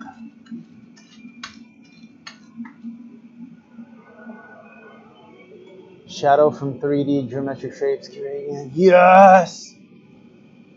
Oh, if I can be more intentional about how I make the glass, I can put that pattern in the glass more intentionally. Oh, especially with wine glasses, with how they curve on the bottom. Ooh. Uh-huh. I like do a round style vase and it goes in and still, oh, yeah. 2D, yes. Now I want to play with that. Maybe after I take a break, I think I might have enough glass I can kind of try something fun. Although I do have to do the shot glasses.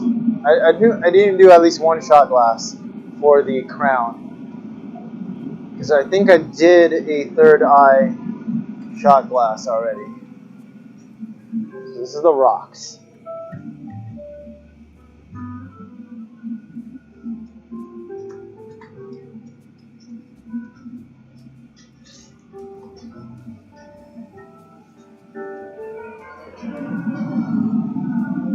Whoops wave.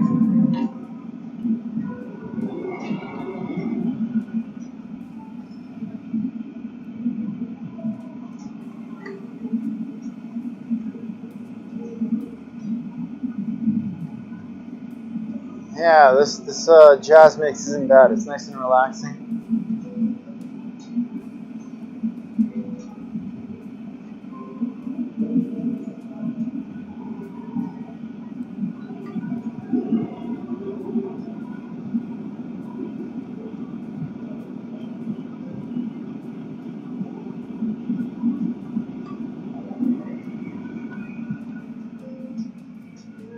If you made that torus shape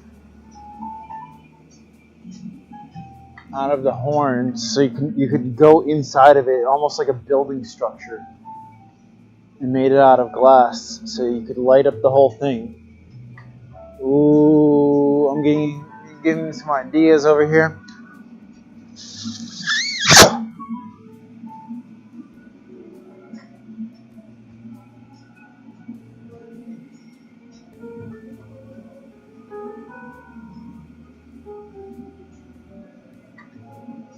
So I'm curious how this symbol, the Samtaeguk, and I don't know the other names for it, because that's in Korean. So in Taekwondo, they created Taekwondo based off the yin yang, and they call that the Taeguk. And this is called the Samtaeguk, which is 3 parts instead of opposition creating balance. You have 3 creating a strong foundation that then creates harmony. It's like the Trinity, triangle and the circle.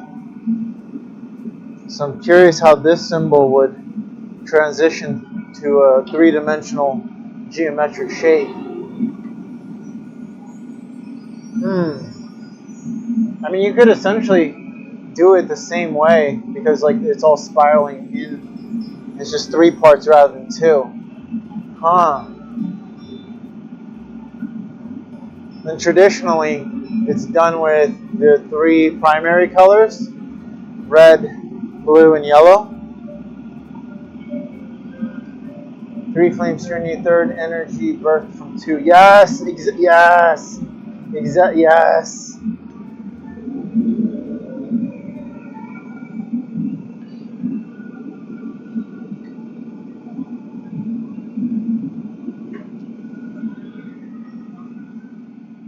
Oh, hey, worker, what's up? Thanks for the raid, yo.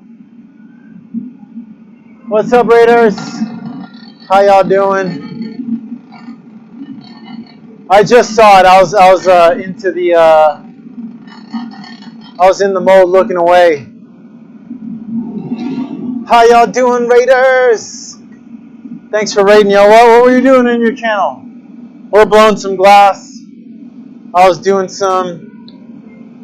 I'm finishing up the Chakra series.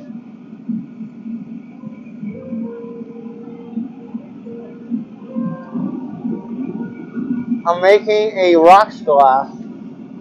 I just went into the mold to get a color pattern. And now we're going to add a twist to make it spirally. But I'd love to hear more about your channel too. What are y'all doing over there? If you want to drop a link to your stuff, forged carbon guitar parts. Whoa. Billet bridge adapters. Oh yes. Forged carbon fret parts for an upcoming guitar build. Oh, that is awesome. So you're making the good stuff, the instruments. Oh, Tracy, yes. So other channels, because I'm streaming on YouTube and Twitch right now, by the way, they can raid from one live stream to the other. So we just got raided. If you want to drop a link to your work here, so that was me making the spiral pattern on the work, and I'm gonna make the spiral even tighter. So I've been working on the Chakra series.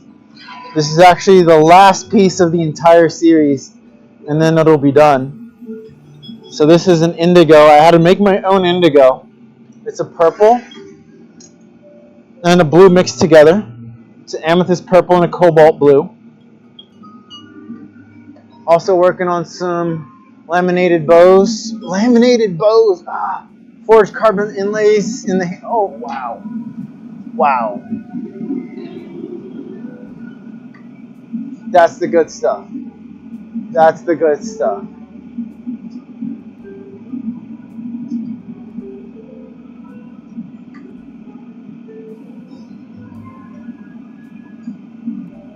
Instagram. So as soon as I finish this spiral here, you can obviously see my hands are tied up for a second here. I want to pull that up and look at it. I'll have a few seconds where I can do things. My mod who has access to the computer is currently also blowing glass on another channel.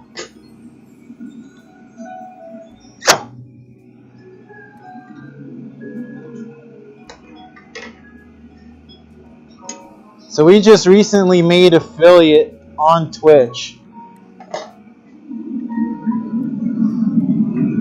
Alright, I can let that hang out there. Here, not been active, but I'll pick up soonish again. Yeah, thank you. Let's pull this up. We gotta check out this work here. If y'all want to give, am I seeing that hike worker a follow? And oh, that's the spammer, sorry. Don't mind that.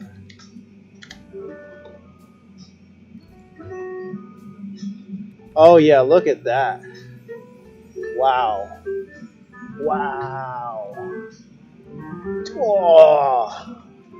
Oh, I had to take my green glasses off of there. That looks beautiful. That's some gorgeous work. Woo! Is that UV? That looks like UV. You make boards too? Wow. Let me give you a follow. I don't know what account I just followed. Yeah, I followed you with my glass account. Thank you for rating. That's gorgeous work. That's gorgeous.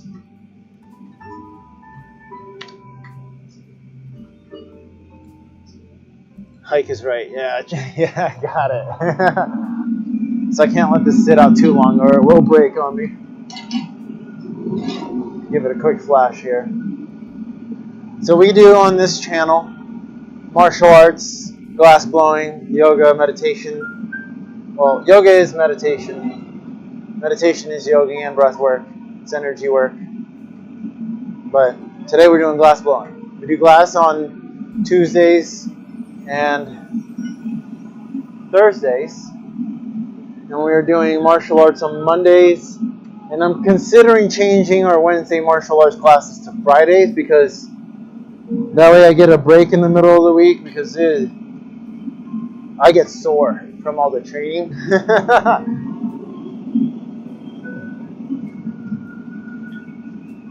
That's about 2,000 degree molten glass in there.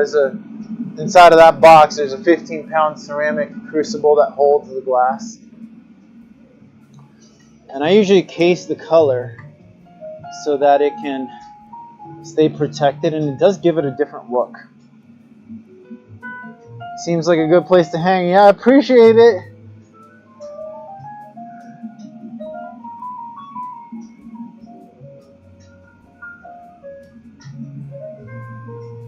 We're having fun. And I like to do some talking about the wisdom as well, you know, because we are working on a chakra series,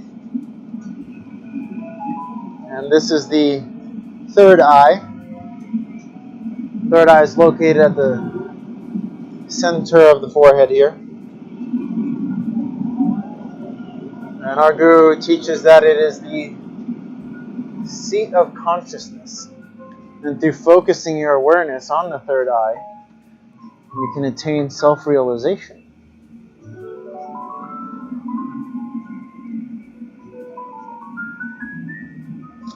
It actually correlates very much to the teachings of Einstein. So the laws of physics says that you can only break the speed of light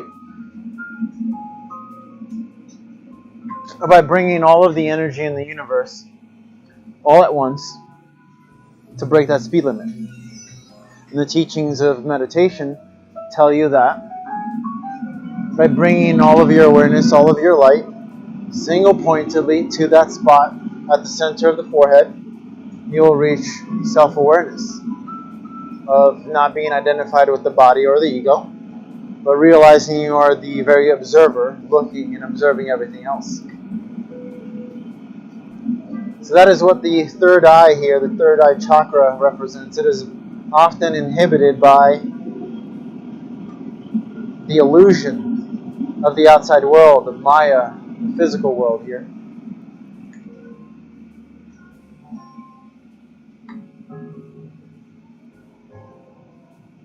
And the more we become aware of the subtleties and how our energy flows up and down the spine, controlling our breath,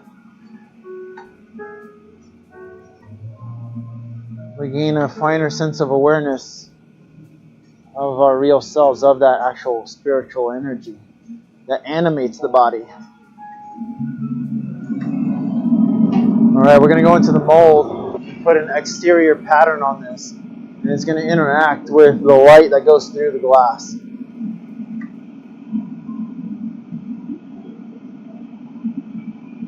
So I've basically done this pattern. Thank you for the follow! Oh yeah!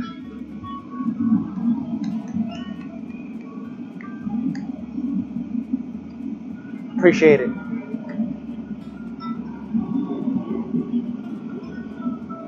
No, seriously, y'all watching and supporting the artwork just by watching is great. I really appreciate the support. And we've been having this beautiful discussion on YouTube with a fellow glassblower out of the UK, dropping some beautiful knowledge. Alright, so I got a mold here. It's a bronze mold. We call it an optic mold because of how it interacts with light.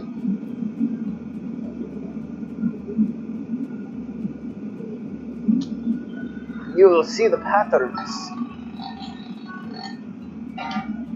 You see the lines on the glass now.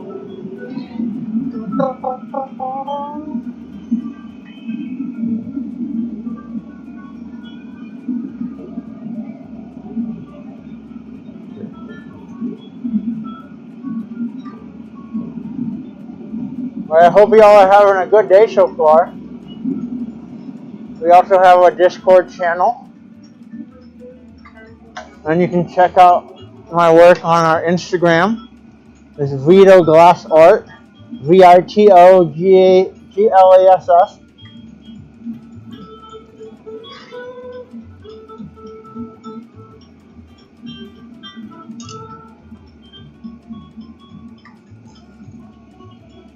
But if you want to follow the Farah Academy Instagram, you get everything. You get martial arts, you get the wisdom drop, you get the glass.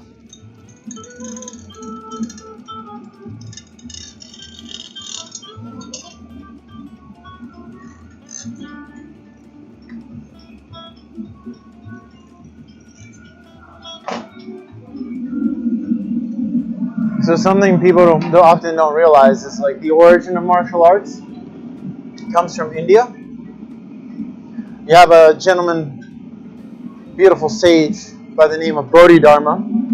He was a prince. He was supposed to inherit a kingdom, but his brothers had other plans. They were like, we want to take control. And he was like, I don't want any of this mess.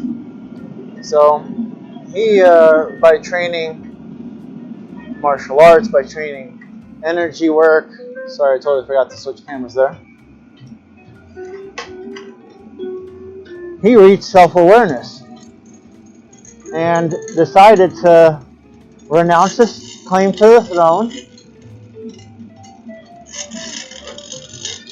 and went to go travel India, and then eventually left India and went to China. He had already made a name for himself and a reputation based on, being a really incredible warrior, but at the same time, a complete Zen master, because he was able to control himself, his emotions, his energy. The emperor invited him to his palace and was like, yo, can you show me the way? And he was like, no, you're corrupt. Ended up going into a mountain range, and one of the great generals, I forgot his name, went up to him and asked him to teach him martial arts. He refused, but the general was exceptionally devoted in learning from him, ended up cutting off his arm and offering it to Bodhidharma. And that is the origin of the Shaolin Temple in China. And if you think about how Shaolin is taught, they teach you energy work, they teach you meditation.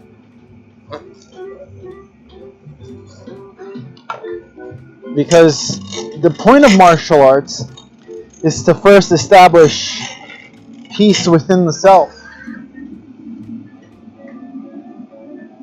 so we then can spread it throughout the world.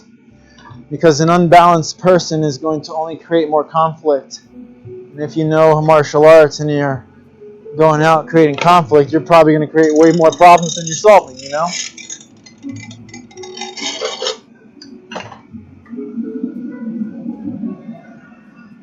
So that's the little history there. I trained Taekwondo, Muay Thai, Brazilian Jiu-Jitsu, Haidong Komdo, and a little bit of Hapkido. I started off with karate, but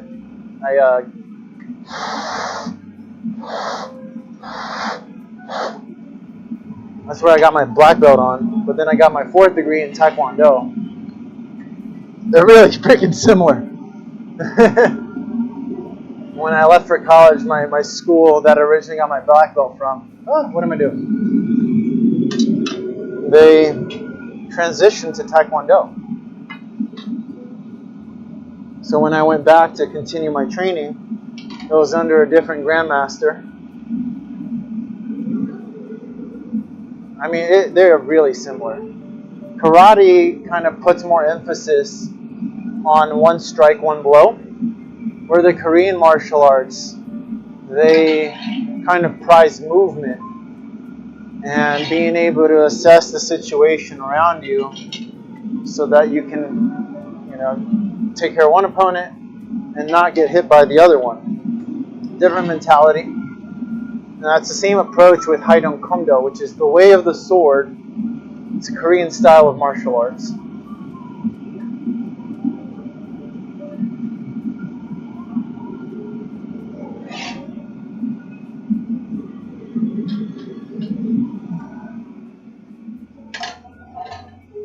So I do a lot of intentional artwork to bring awareness to that energy flow through the body.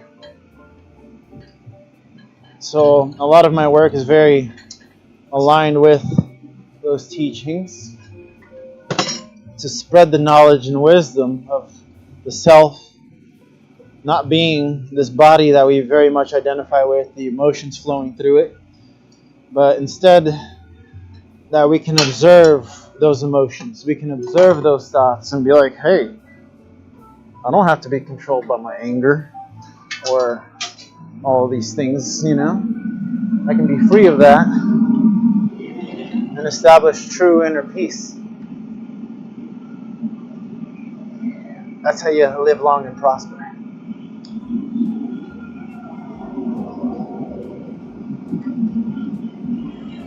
Alright, so I've just transferred this. And we're going to work on opening it up.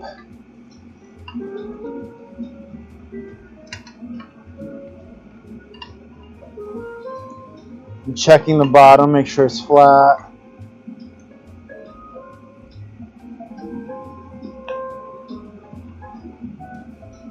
Looks pretty good.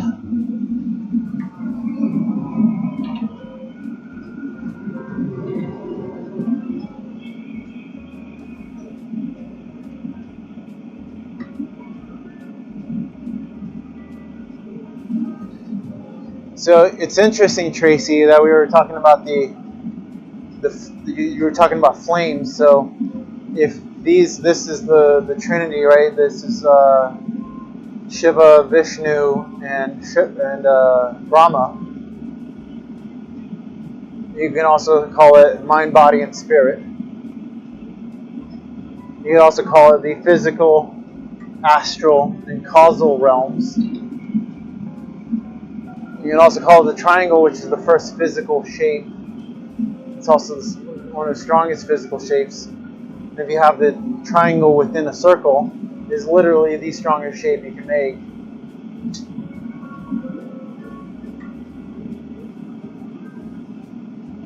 But I had shifted it from being the primary colors because they were just too contrasting.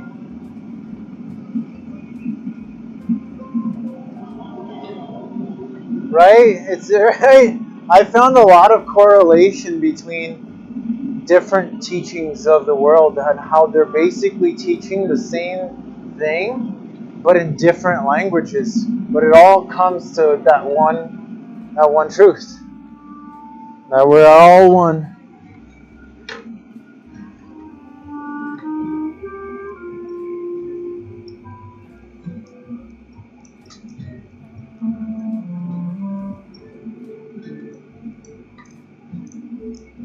And I feel like each one of those lineages has different parts of the puzzles that maybe either one missed or is said differently and harder to understand. But it's hard for a lot of people to discern the truth.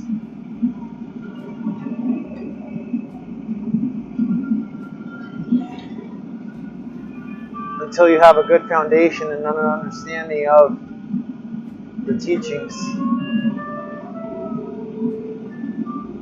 I study Kriya Yoga.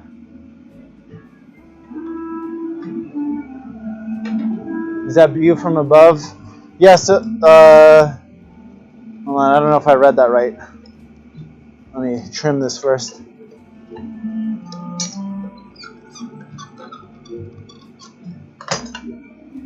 Is that a view from above your symbol? That's a good question. I think so. I mean, three-dimensionally, it makes the most sense, right? Because it's like coming to a point in the middle.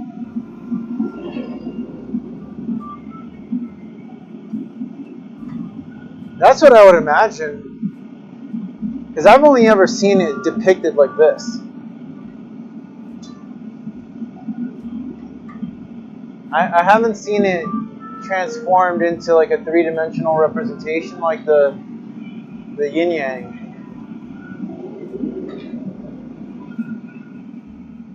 You do, little Korea? Oh, of course you do. Of course you do.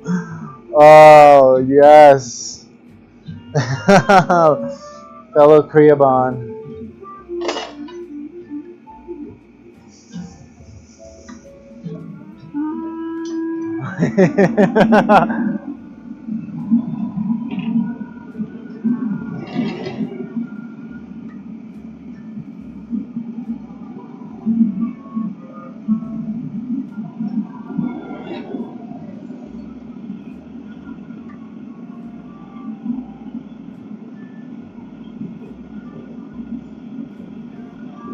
Kundalini Yoga.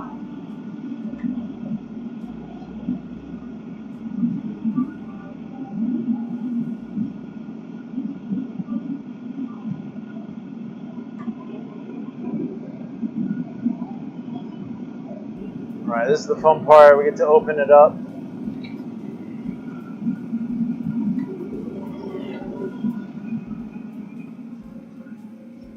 Just finding my feet with all the fittings and glass and art with it. Hold on, I don't think I read that right.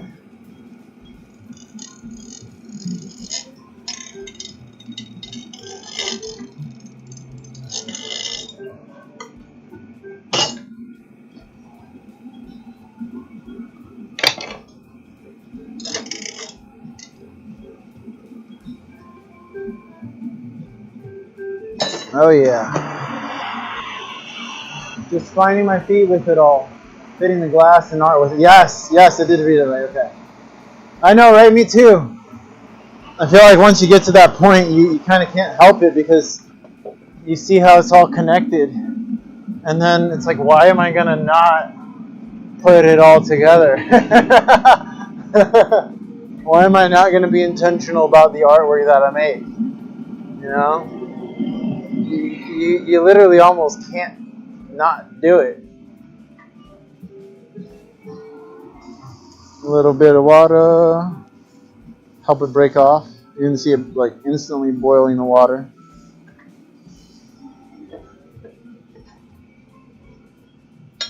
Whoop.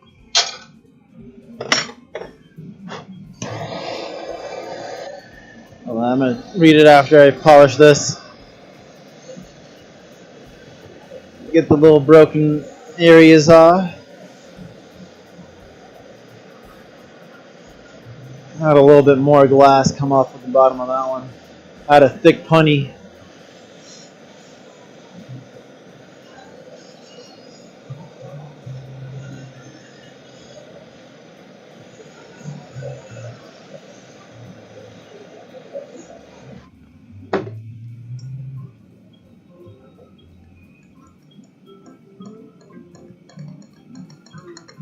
Oh yeah, you can't even tell now. Voila! Yes! And I will post pictures of these on the IG, on the Twitch story, and on YouTube. Let me give a shout out here to Hike. Shout out.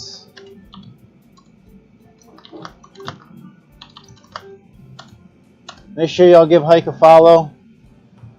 Thank you for the raid. Beautiful guitar work. I'm actually going to post your guitar link on the YouTube as well here so the people on YouTube can see it.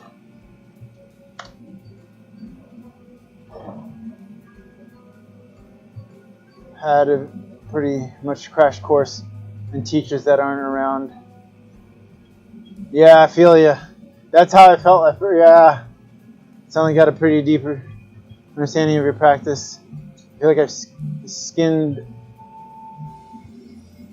as comes in different ways. Yeah, I got obsessed with it. Like I can't stop studying it now. Like I wake up I'm just like studying, absorbing like a sponge. Oh, thanks, Hike. Thank you. I appreciate that. I need to give you a follow too. There we go. I actually, I used to play guitar. I kind of still play guitar. I'm not very good at it. I only know 2 songs. I used to know a bunch of songs. But I sold my guitar after I graduated college. Biggest mistake I've ever made. Like every time I see guitar, I'm like, yeah. No, right? Guitars are... Now I play the flute. I have a drone flute. I love the drone flute. But I'll show y'all some of the work here. So I'm about to take a break. I've been streaming for 4 hours without a break.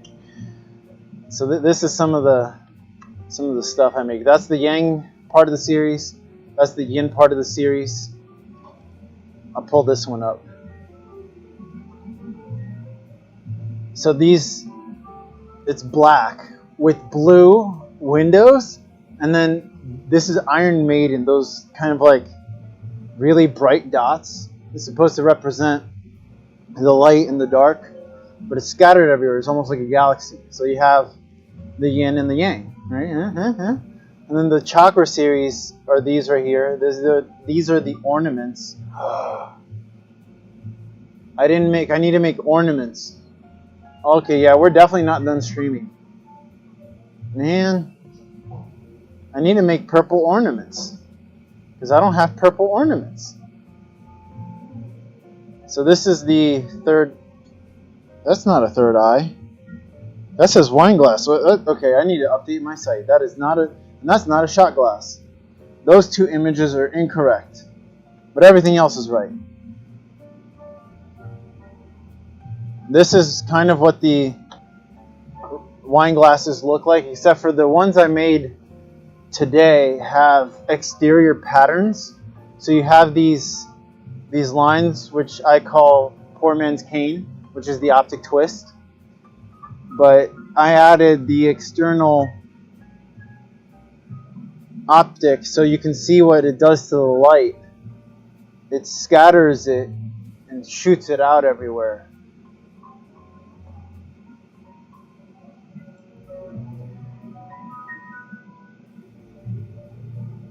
Oh yeah, it is ancient trade, right? Yeah, and I do martial arts. That's one of the installations here you see behind, and the murals lit up behind it. There's martial arts and fire spinning. Yeah, fire spinning. Sometimes on the stream, if I have enough energy, we pull out the staff and the sword and we do some throwing down. Sometimes, not always. Oh, you love the black glass obsidian? Oh, I want to work with obsidian. Some violin many moons ago. Oh, violin. I had one of the most beautiful experiences in Miami listening to a violin on the beach. I ended up like going into a meditation, and violins touch my soul. I don't know what what's filigrana? Yeah, fire drawings with glass. Wait, fire drawings with glass, combined passions. Fire drawings with glass. That sounds really interesting.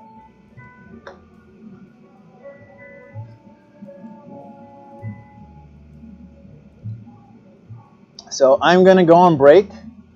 It's going to be like 15, 20 minutes max. And then I'll be back and we're going to do the ornaments. Because I want to finish this whole Chakra series today. Because next week and this weekend we're going to turn the furnace blue. I have blue glass. We're going to throw blue in there. And everything we're going to make is going to be a variety of blue. It's cane picked up and shaped. You did smoked ones before, but also can drip and draw. Ooh. Ooh. That's awesome. That reminds me of like that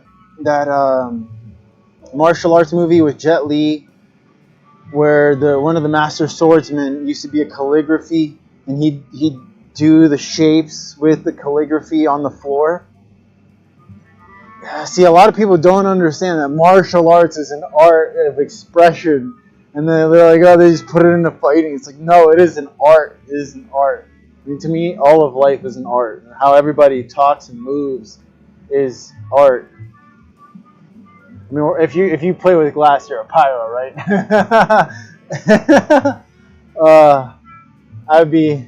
I haven't met a glass blower who's not a pyro, who doesn't like to play with fire. Yeah, so give me like 15 to 20 minutes, take a bio break, grab another snack, and then I'll be right back, and we're going to keep blowing glass, though. Martial arts flow with drawing. Yes! I want to like cover my whole body in LEDs. While I'm doing that, is this going to freeze? Yeah, I need to switch tanks. My propane tank is freezing. So you're going to hear the furnace stop over here.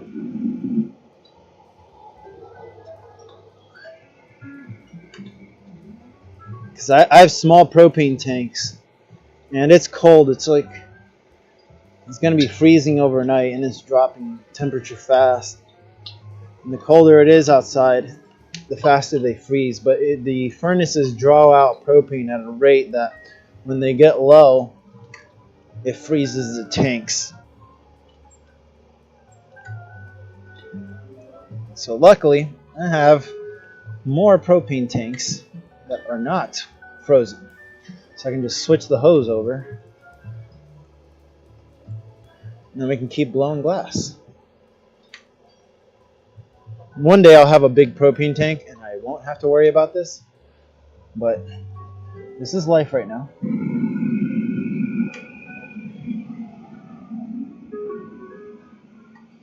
All right. Tracy knows. Yeah, so give me like 15, 20 minutes, and I'll be back, and we'll keep it going. Don't go anywhere. I'll see you soon.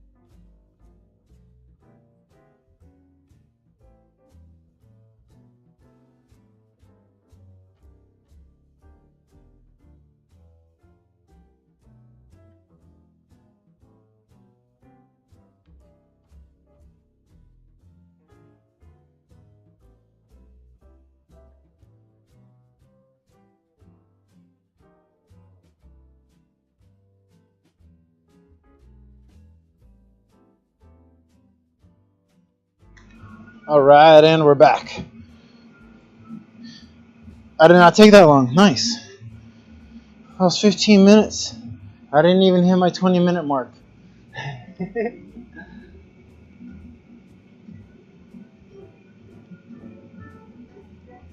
Your 3-flame symbol is a Pingala. Ooh, what? Ooh, oh, thank you for this. What? Oh, I'm gonna have to nerd out on this. Pingala Ida Shushumna. I've heard of the Shushumna.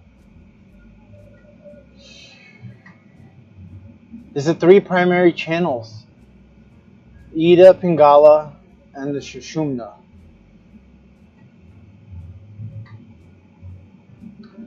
Ah, thank you for this. Tracy, thank you for this.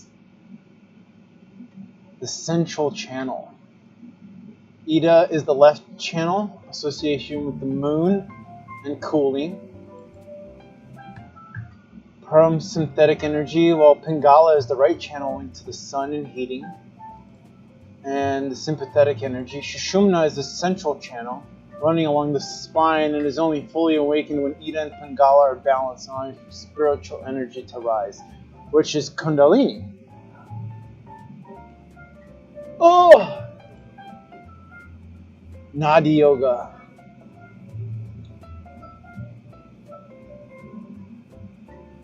Oh. Oh. This makes complete sense on why this. So in Taekwondo you have the yin and the yang. And when the first journey of the colored belts is yang, the second journey of the colored belts is yin. And when you get your black belt, you're supposed to have reached maturity, which is the whole yin yang. And then you're supposed to have attained the ability to get to the Shushumna, which is the Samteguk. What? What?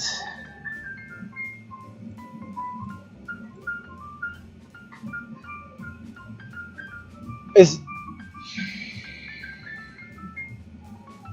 that just called Kundalini though? Because that is the essence of Kundalini, so it's a symbol for Kundalini.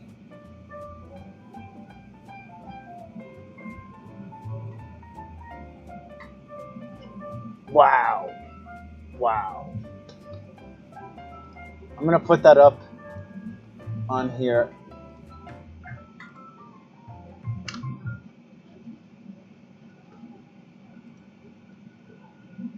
So that we can see it on the feed. If my computer doesn't die, I think I have too many tabs open.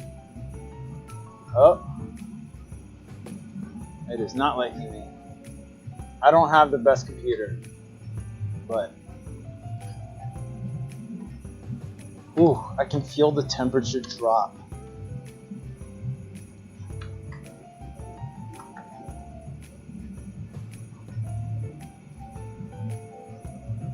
And what?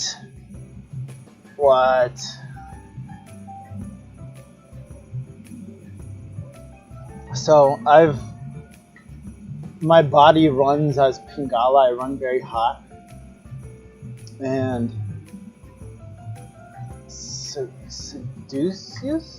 Caduceus? Oh, that's the staff of the 2 snakes entwined. Which is also the staff of Hermes, which is also Kundalini.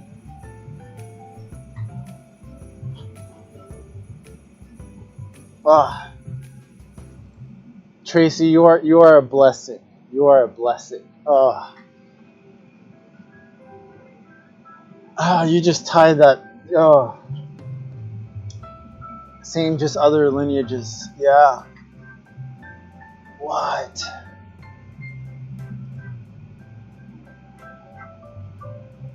So I'm going to send this info to you here because it doesn't show up on... This is all of my social stuff. Because it doesn't show up on Oh, that is too long. Okay.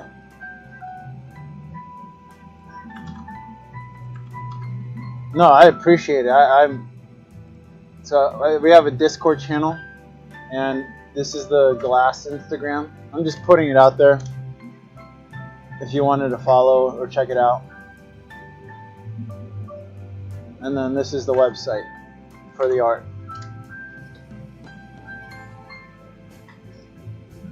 Because I have this bot on Twitch that automatically posts that information up there.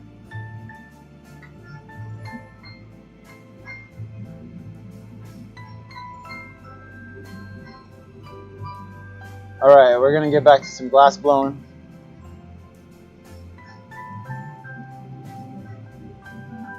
Woo! Yay!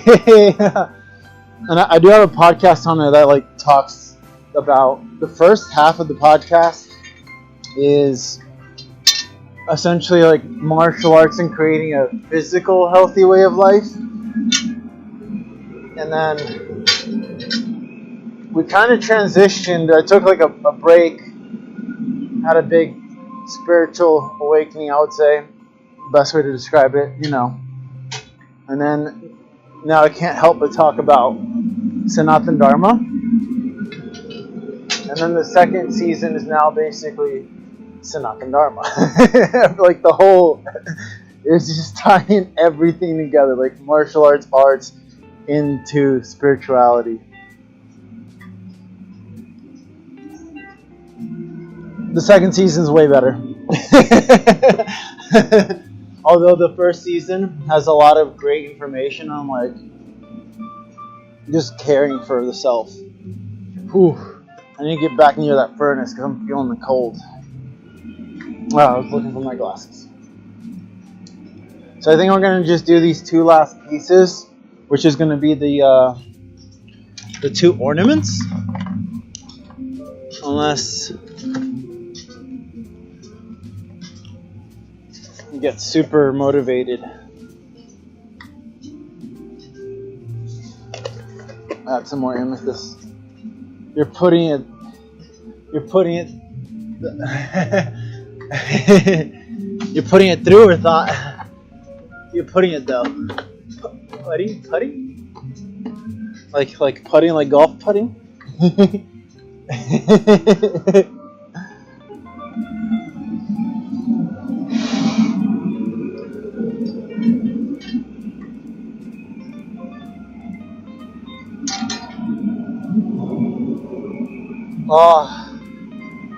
Oh, the furnace.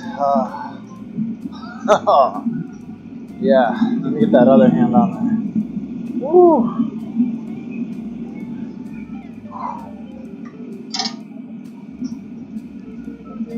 I really find it interesting. Like, anytime I really start getting nerdy about spiritual stuff on Twitch, people like, it's like, oh, what I'm being exposed to reality here. What is this guy talking about? The real ones stay though. The real ones stay. I meant you're putting the wisdom out via podcast, right? Yes. I can't help it. It's the surrender. It's you feel it. You know.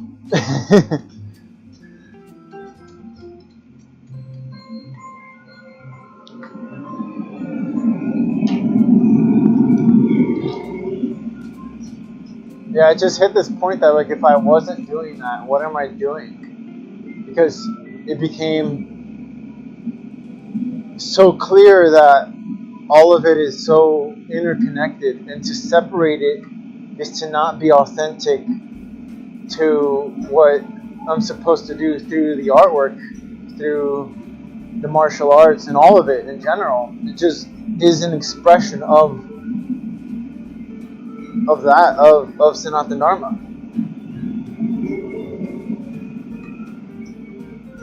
And it's like if I wasn't being true to that, then I wasn't being true to myself in not speaking about it and not talking about it.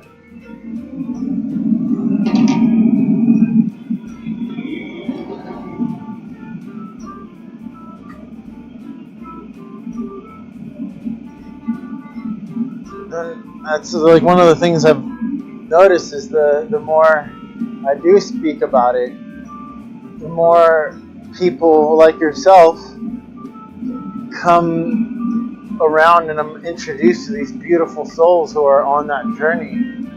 And it's like that is it's so beautiful. It's so beautiful.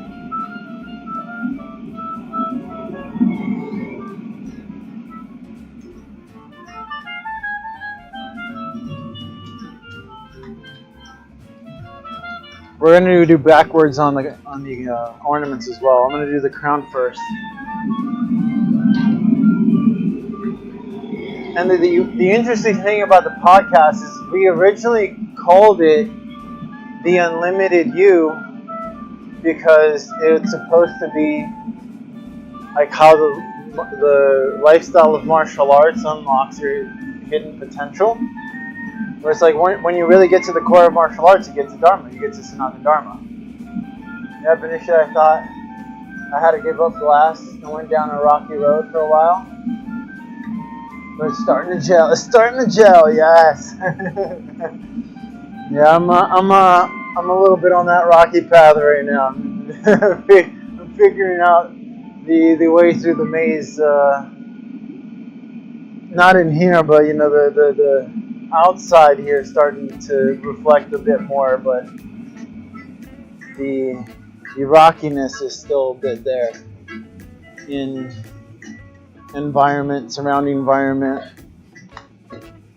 I would say, and having everything fully relate. Oh, I think I needed one more. Dang it. One more of that amethyst. It is an ornament, it's not going to blow out that much, but I want it to be nice and rich.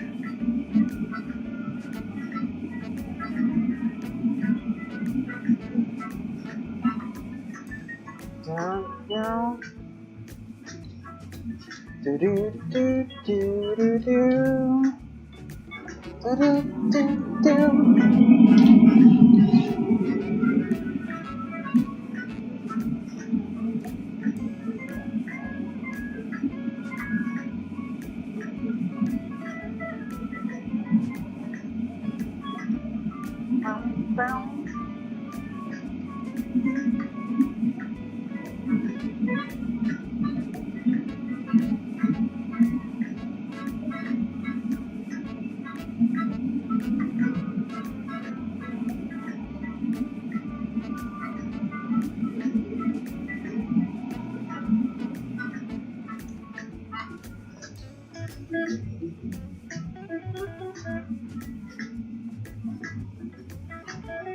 Oh yeah, this ornament's gonna look nice with this purple.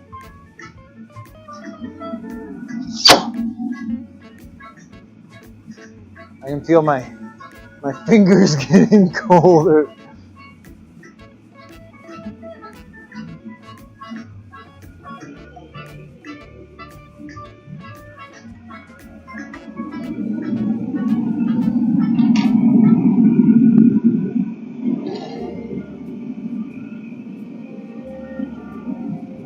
I think I need to move my thing here. Yeah, it keeps moving this chat. Hold on a second.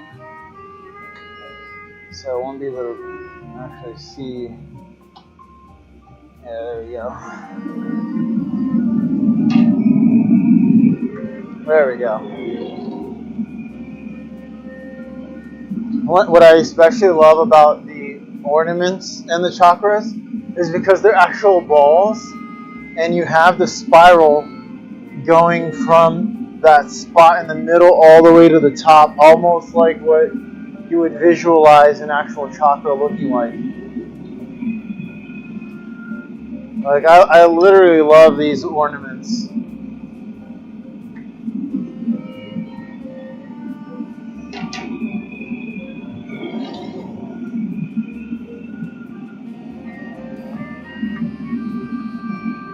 So I do the exact same thing as I did with the glasses, where I do the pattern on the inside and then I do the texture on the outside with the optic mold.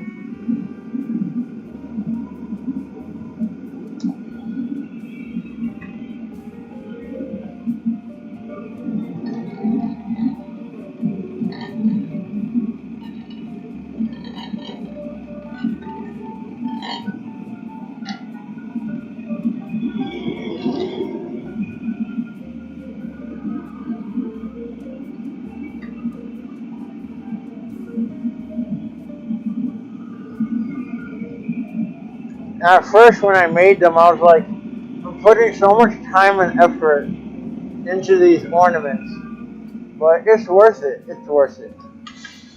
Because the more effort you put into it, you're putting more of yourself into it.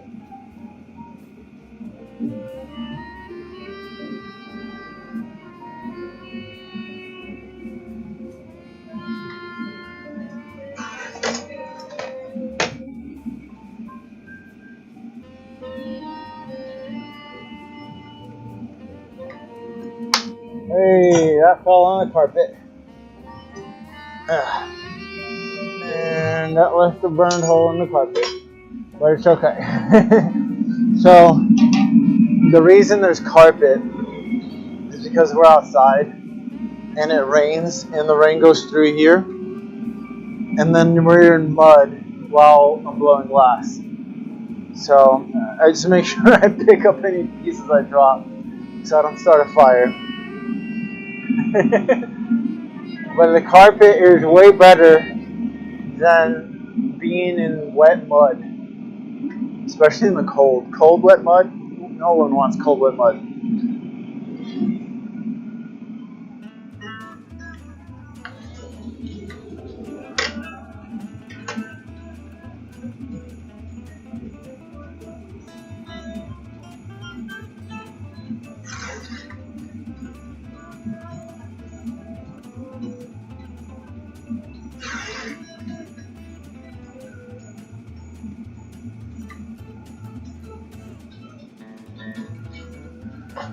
Let's make that spiral a little bit tighter. A little bit tighter.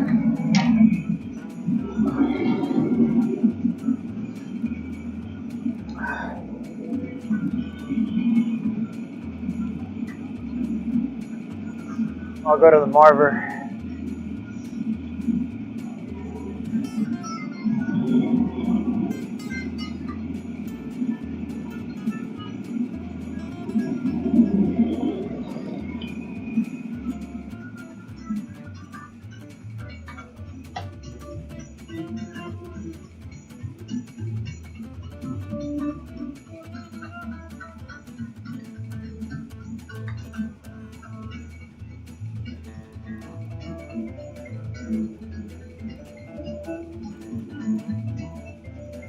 Alright, that's good.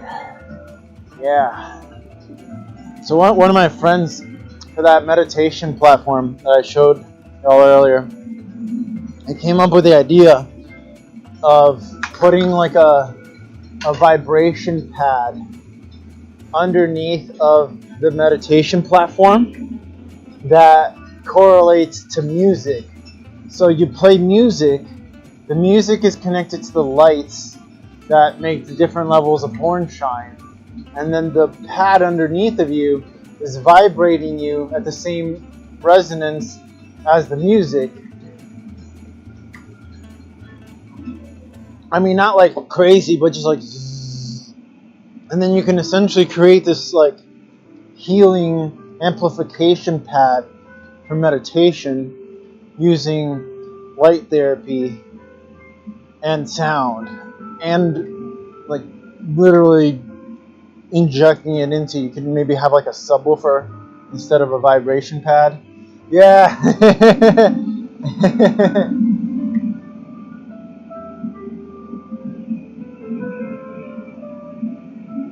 And he's a musician. I had to reach out to him about making that come to a reality one day. One day.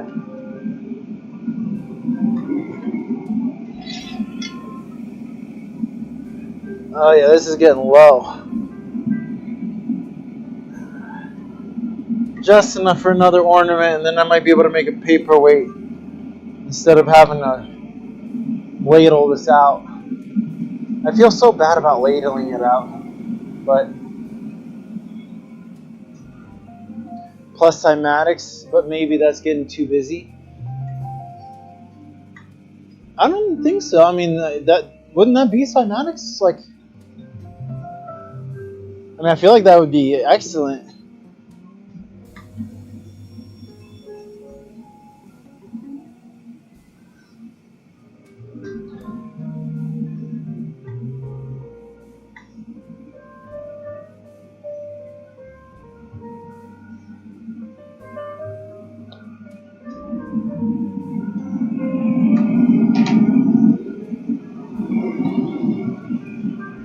Because isn't cymatics the... Oh man, why can I not define what cymatics is in my brain right now? In the brain.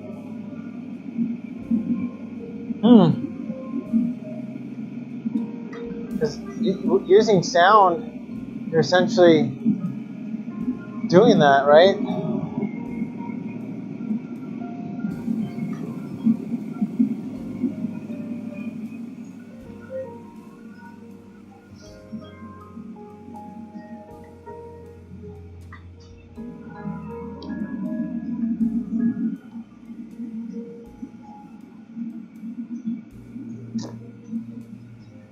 Thinking water and light created by sound. Yeah.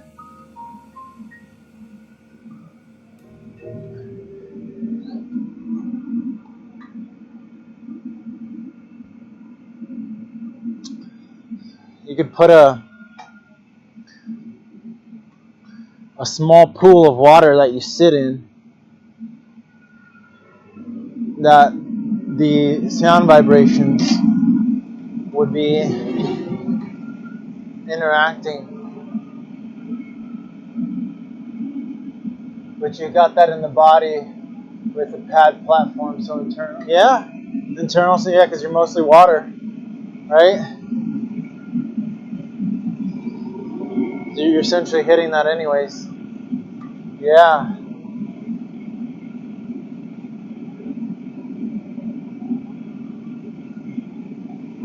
Because then you're like doing all the aspects of healing all together. It'd be like a launch pad of recalibration of the system, the body.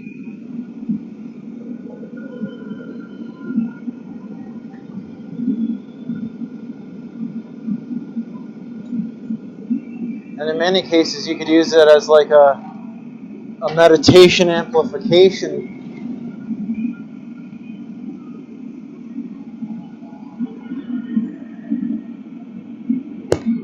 Help people break through to a different level in their practice.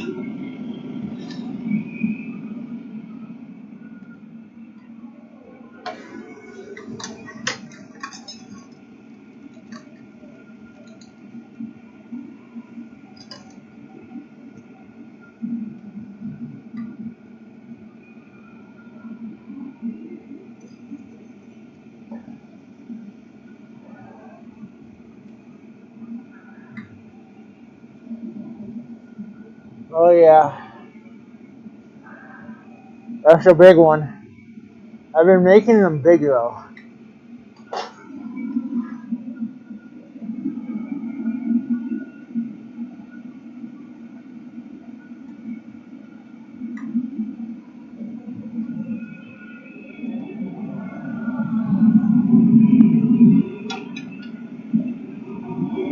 That's gonna be a nice. Oh, yeah, it's gonna be a nice purple. One more flash, quick flash. Boom, done. It is cold out. I don't want it to break while it's sitting out here.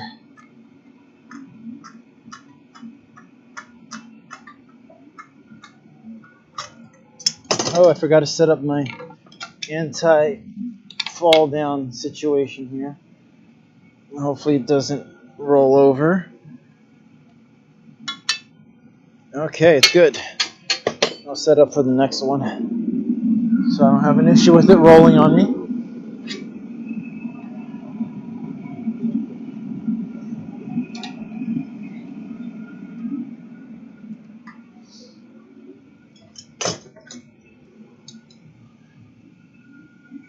Yeah, it's kind of angled. It's not perfectly upright, but I can deal with that.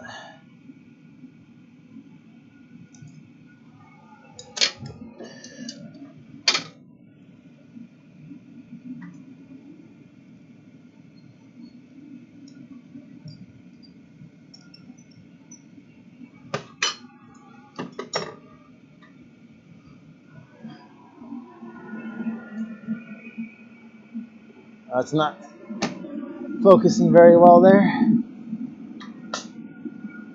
Yeah, got it in the box. Yeah, I normally put this paddle right here so it won't roll at all. And then I use my whole paddle. You can kind of see. And then the ornament sits right in there. Because I've had it roll while I'm working with it. And it's like, come on. Why y'all doing that to me? The music stopped. We'll just get it back on here.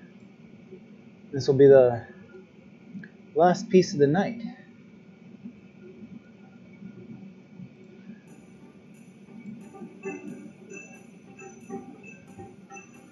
All right.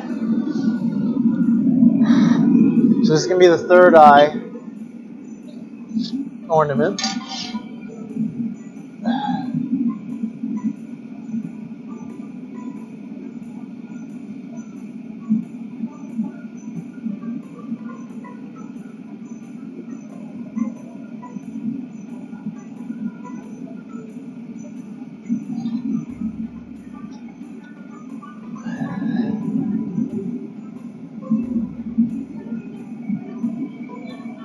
It's so cold out. The condensation on the pipe really builds up. It significantly builds up.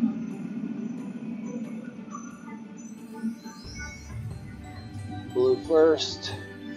It's amazing how when the sun first went down, you couldn't see as much, but now that the sun's fully down, you can see a bit more because everything's glowing. But during the sunset, you can't see as much.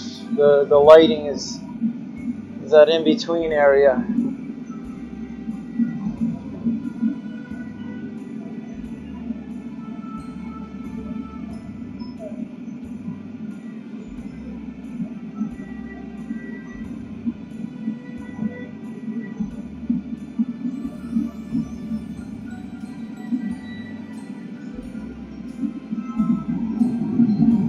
Third eye.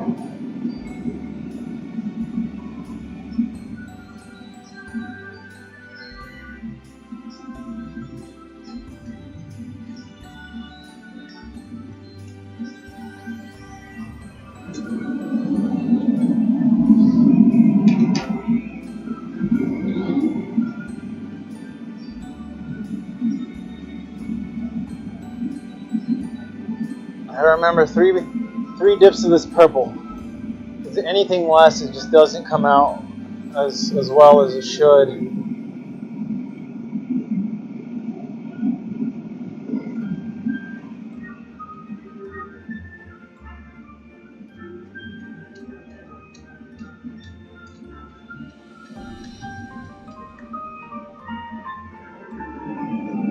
So Tracy, for your practice, where did you learn Kundalini yoga and Kriya yoga?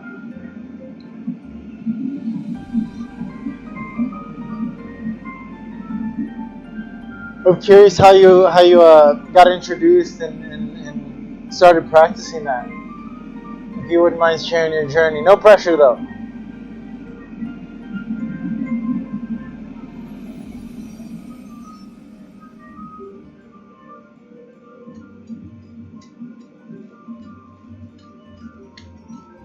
Ah. Wait, I forgot to press the button.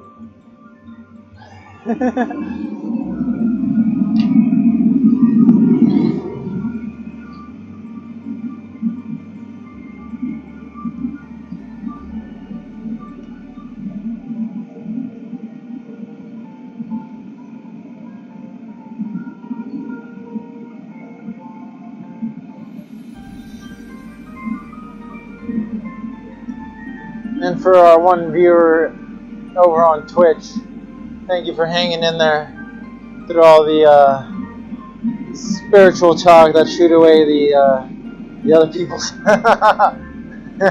It's real. That's interesting. I found that on YouTube,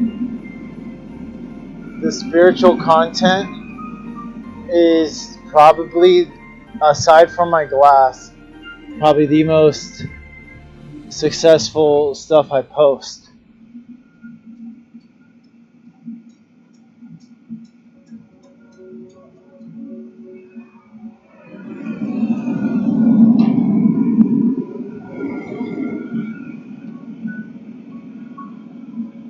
Oh, you had a spontaneous. Ooh. You're thrown into stuff. Interesting. That is a sudden awakening, right? Working backwards to understand, yeah. And how to focus and be attentive to the energy. Oh yeah, that can be very hard, especially if it's abrupt. Woo! That's real. Did you start doing Reiki before or after that?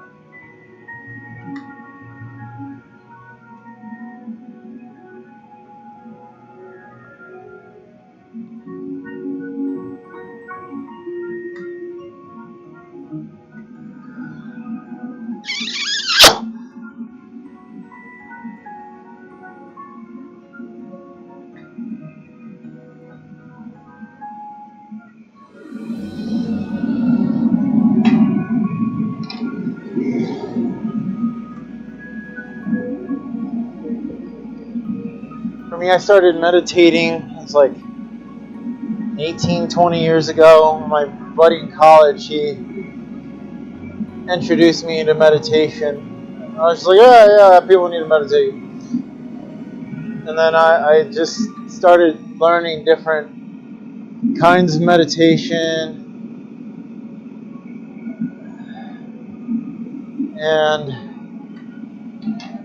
I had some pretty deep experiences, but I wasn't really taking my practice very seriously back then. I was just like, I did at first. I did. And I was like exceptionally into learning more about myself and everything. But when I left college, I got back to, the normal world and stuff of work and got lost in that.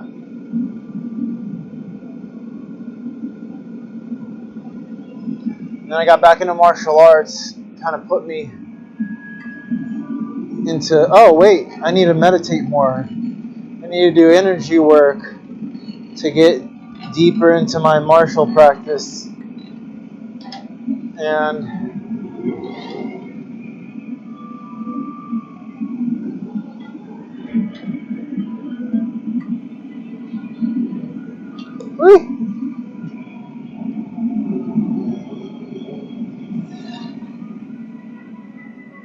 basically asked the universe for people to talk to, as I didn't know anyone. Found the Reiki and physics, energy. Oh, that is awesome!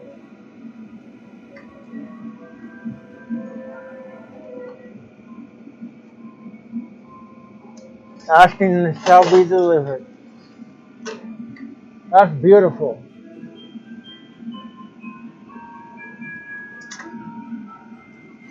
I'm in the phase of asking the universe for support right now. I'm like in the waiting phase, and I'm like, you're bringing it.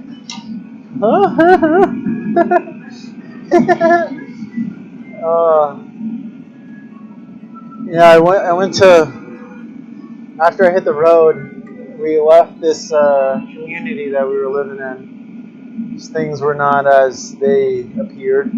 Me and my partner at the time got on the road. We ended up in St. Petersburg, Florida, where I met my friend Krishna Chandradas, and he was leading a meditation session. And one of the friends we had met there was like, hey, do you want to go to this? I was like, absolutely. and he was doing the Hung Sa meditation.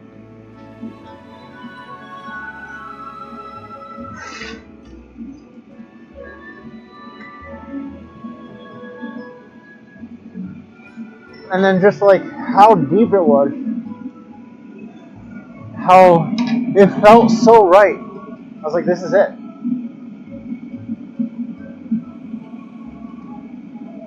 Oh, I came up, oh, no way. No way. Color healing sound. Oh, interesting. What? I love how you're asking for things to gain. Oh, that's beautiful.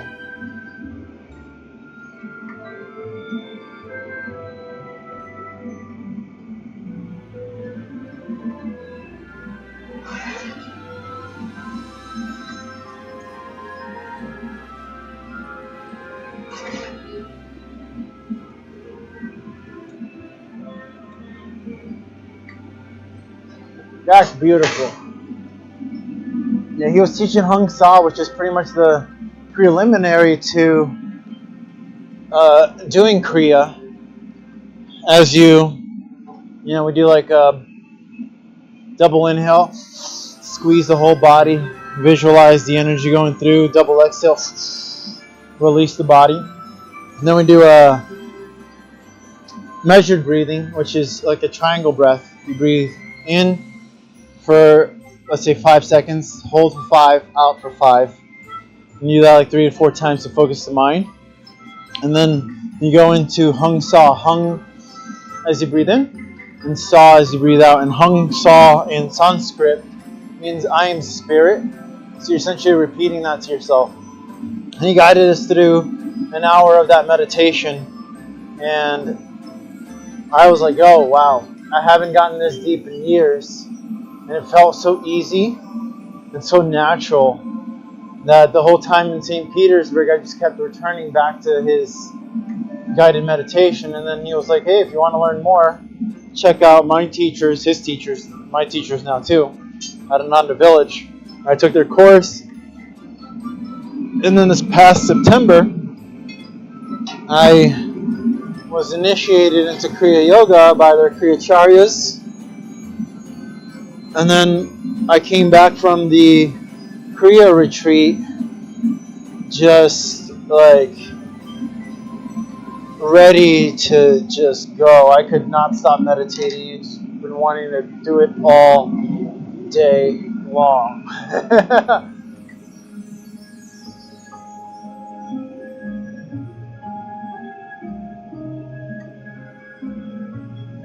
So if you, on the live tab, you'll see the martial arts one I streamed on Monday. At the very end of it, I guide that meditation. It's very short. I think I only do like a 15-20 minute one on there. But it's really nice. I love it because it's simple and it helps focus the brain. It's like, he calls it mental candy. And while you're doing Hung Sa, you can add the forefinger on the right hand. Hung as you breathe in with the forefinger, and Sa going out with the forefinger as you breathe out. And he also does on YouTube every Wednesday a live guided meditation. And his YouTube channel's Seekers of the Eternal. And I usually link his YouTube on my Sanatan Dharma podcast posts.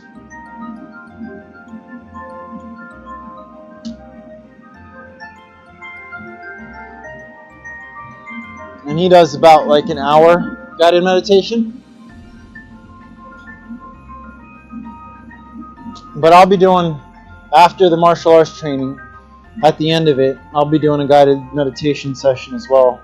So we do calisthenics and martial arts, then Hatha yoga, and then Kriya yoga, Although I'm not a Kriyacharya, and I'm not gonna be like teaching Kriya. So like, if you know Kriya, you can do it, but I'm not gonna be walking people through Kriya. I just teach the Hung Saw technique. Visual arts pale horse. Yeah, he's an illustrator. And he's also got a podcast.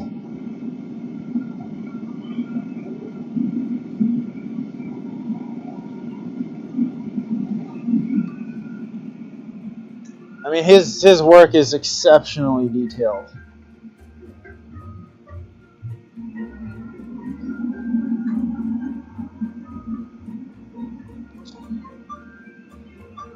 I have his artwork all over my bedroom. If you look on the stream I did, my pillows and my bed sheets are his illustration works. I wear his hoodies and stuff for my fire spinning performances. It's beautiful work.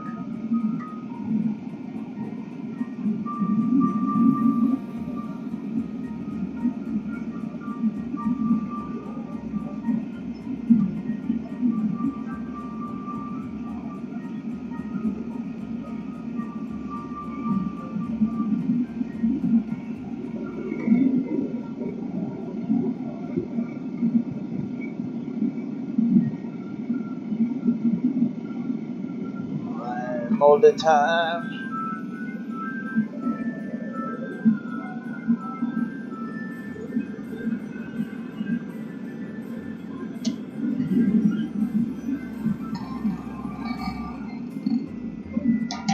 And the Kriya Yoga lineage is really interesting because my guru is Paramahansa Yogananda, and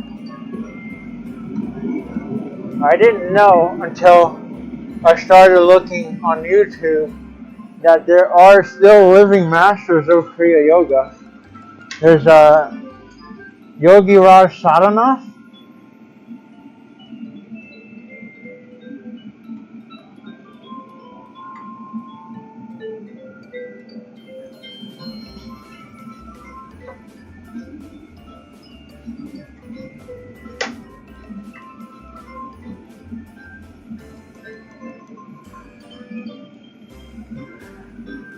He's got some beautiful videos. And the Kriya lineage is Babaji Krishna, Jesus, Lahiri Mahashaya, Swami Shri Yukteswar, my guru Paramahansa Yogananda, and now you have Yogi Raj Sadhanath.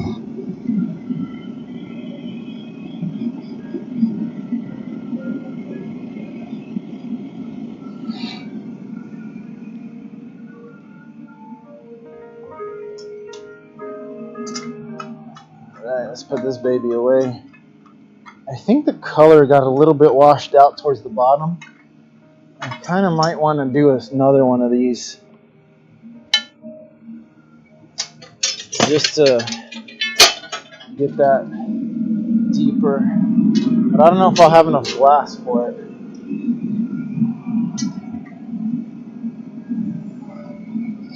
It's getting pretty low in there. It's like paperweight size only. I don't know if I'll be able to get a second dip.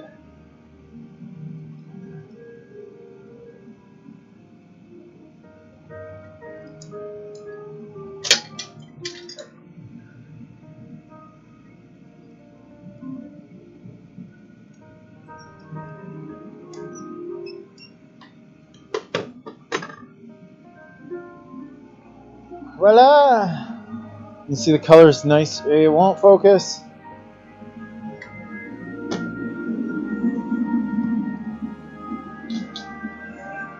All right. Whew.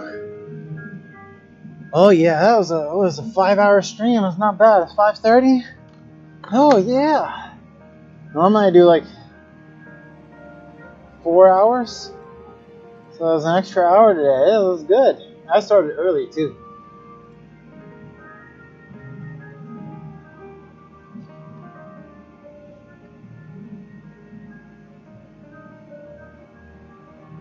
I think I might just do like a paperweight to get some of this glass out of the furnace.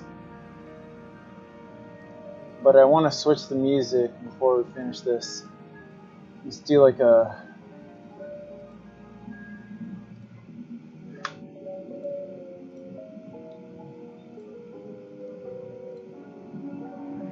Yeah, Pale Horse is, he goes by... You too, thank you so much. It is literally a blessing to have interacted and met you through YouTube on here. And yeah, can't express the gratitude enough. I really appreciate you. It's been a real one. And yeah, if you'd like to connect, you have my socials on YouTube here. Feel free to send me a message. I always love talking to fellow yogis. Yay! Yeah, I'm just gonna make. I want to make one more paperweight because I dislike turning this furnace off with so much glass in the bottom. And there's enough to make like just a decent paperweight. Not too big. Yay! Thank you.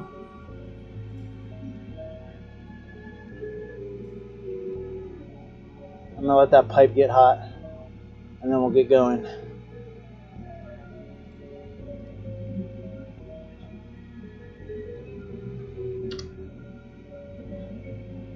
And thank you for the reflection as well, and like being able to put our journey and wisdom into the art, because it's so important, and not many people understand or relate to that. But when they do, it's like that's when the real power of it hits, because you get such not only inspiration, but it then intrigues people of like, oh, why are they doing this? And then it becomes more intriguing, and I feel like it's a great way to spread the wisdom and the teachings, and a good way to like live it, where it's not just something we say, but it's something that we become. I feel like the more we not only surround ourselves with people like that, it empowers it, it reinforces it, and we find new ways to apply that, and it like amplifies its potency of effect. We're going to do all three colors. So I just want to share that gratitude with you.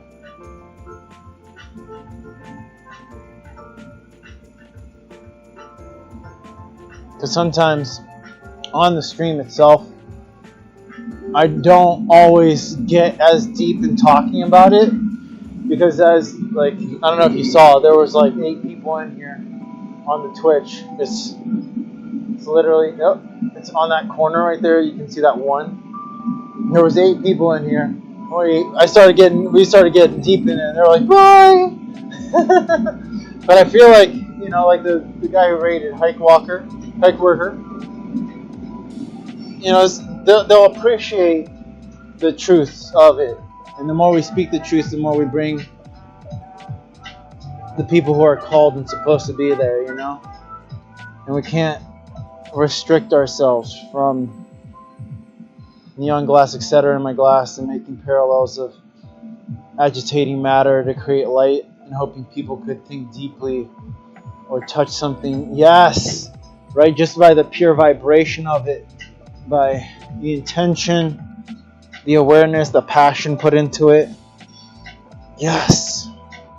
Oh, so refreshing.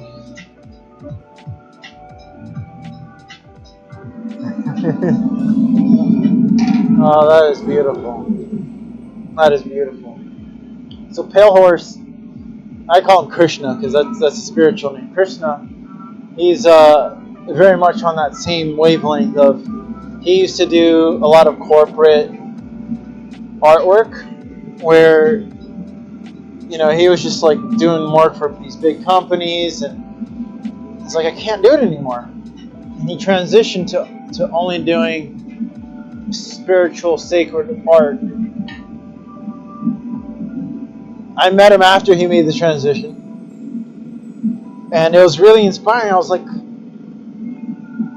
I was half in, half out with my art. I was just kind of messing around with stuff.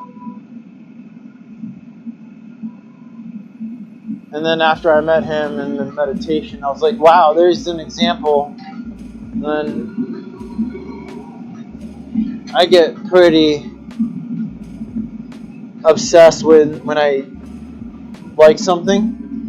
I want to learn more about it. I want to find out more about it. So I just kept researching more, practicing more, applying more. Some of his, I don't think so. Maybe. A lot of his stuff is like Hanuman. Oh. A lot of his stuff is like Hanuman. It's sacred artwork inspired by temples in Thailand. And I think it's Thailand. Because he went to Thailand and showed a lot of the artwork in the temples there. I was like, wait, that looks like his work, but ancient. He does talk about psychedelics, though. I'm like full on clean. I don't like to take anything anymore. After my Kriya initiation, I'm like, I can't even. I just want to just meditate and cleanse my body. I'm vegetarian right now. I used to be vegan. I'm working on going back to being vegan and just doing a full cleanse and really not just I think you get where I'm going. But some of his podcast does talk about psychedelics. I have done my fair share, but that time period of my life is over. I've explored enough that way, and I would rather establish a permanent frequency and vibration that I can attain and get to all the time.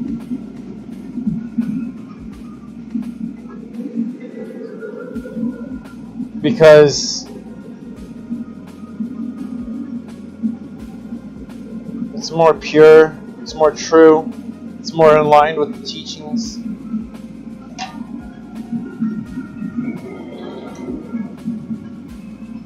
Yeah, I don't use anything. I always thought I was spacey. I was too spacious. You are a beautiful soul. Yes. Yeah, I think like a year ago I stopped drinking.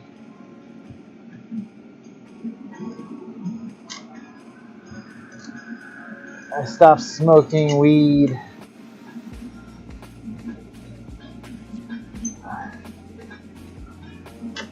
I feel so much better. I feel so much cleaner. My meditation is deeper.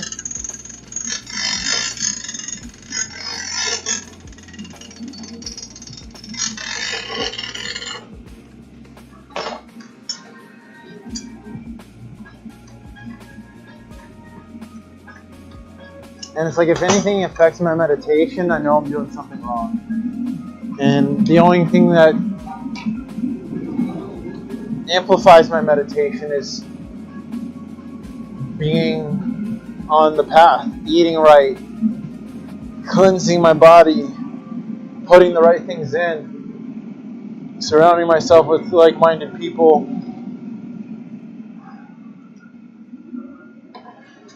Although I have found myself tested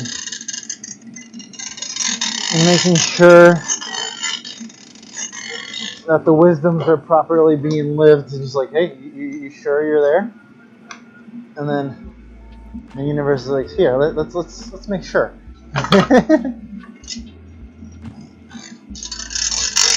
I'm like, thank you for the reminder and the test here. I think I need to heat that bottom. It's all a certain consciousness, so it can limit meditation as held in that right? Yes. Yes. Yes.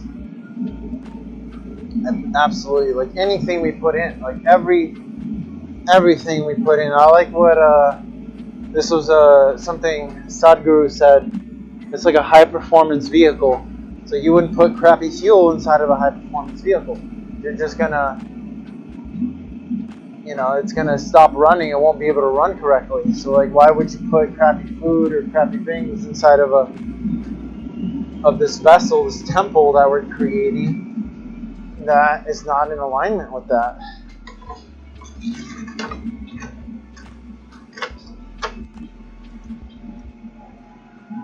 I know people watching the recording of this stream are gonna be like, whoa. They got really into it.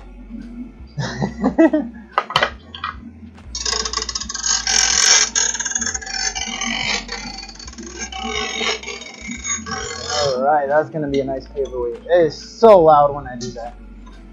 But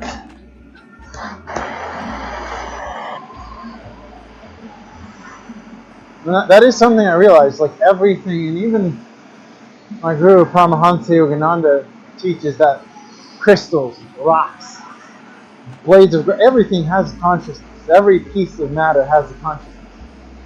It may be varying degrees of awareness, but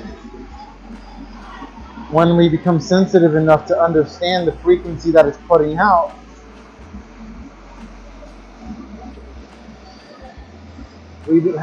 our discernment increases by how we interact with things, how we see the world.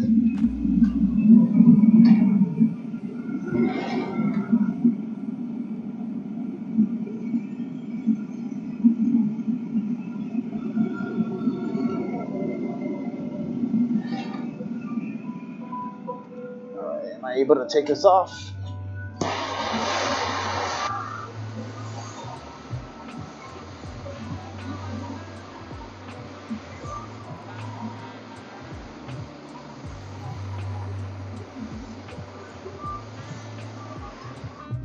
I take these off kind of crazy because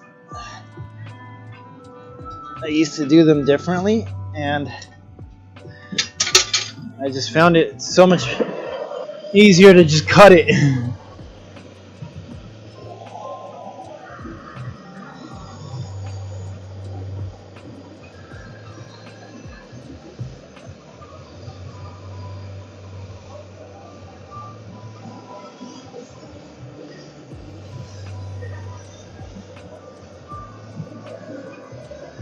If you want, I can. So I use for red. I use scarlet, gaffer glass, and carmine red when it's available from Gaffer as well. For orange, I would rather use saffron, but I just straight up use their orange. But saffron is such a better. It's literally, I love saffron. And I use tangerine as the opaque accent color. For yellow, I use daffodil transparent from Gaffer. Daffodil does not mix with any other transparents at all.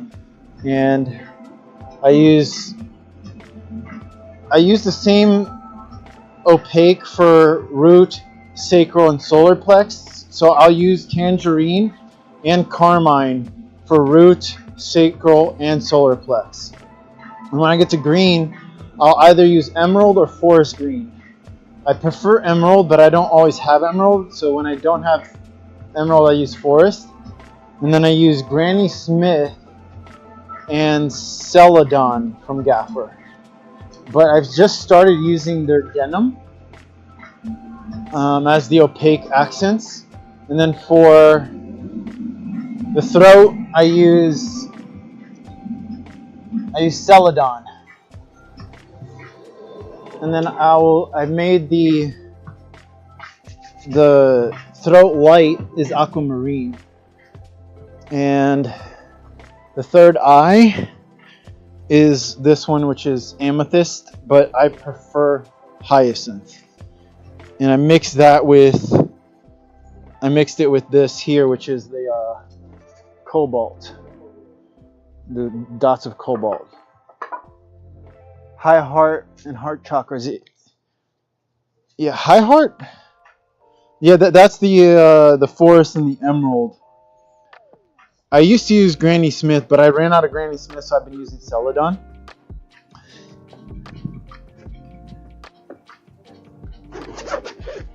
I think did I get that one right for you? And then for third eye, yeah, the hyacinth, but now I'm using the amethyst from Reichenbach. And then, yeah, that's mixed with the cobalt because I can't find a good indigo. And then for the crown is just the amethyst. But if you can find hyacinth, it's so much better. It's the best purple. I love hyacinth. I love hyacinth. Oh. And I love mixing hyacinth, celadon. Sorry, cerulean. Cerulean is the throat. Cerulean blue. And that is like, I prefer it over cobalt. Cerulean. Come on, zoom in. Because like it's like cobalt's overused, I feel. And it's one of my favorite blues in painting is cerulean. It's just a really nice color.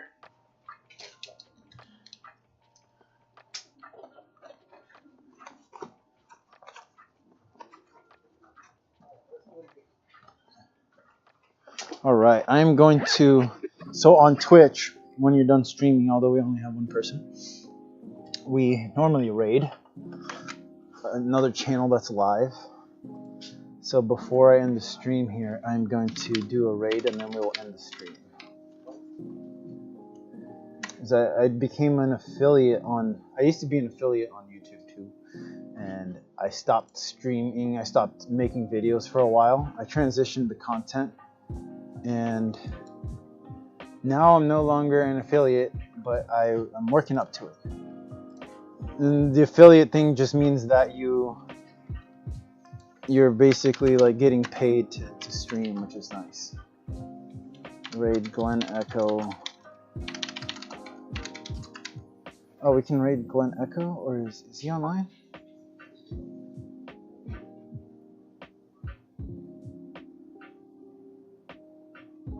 It says... Alright, we're gonna raid my friend here. Thank you for hanging out. I appreciate you. And I look forward to speaking or hearing from you. Send me your artwork. I would love to see your art too. Yeah. But I hope you have a good night.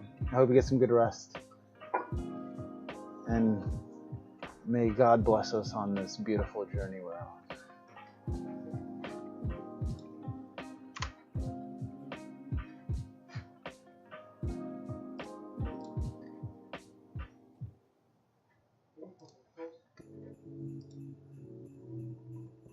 Good night, Tracy.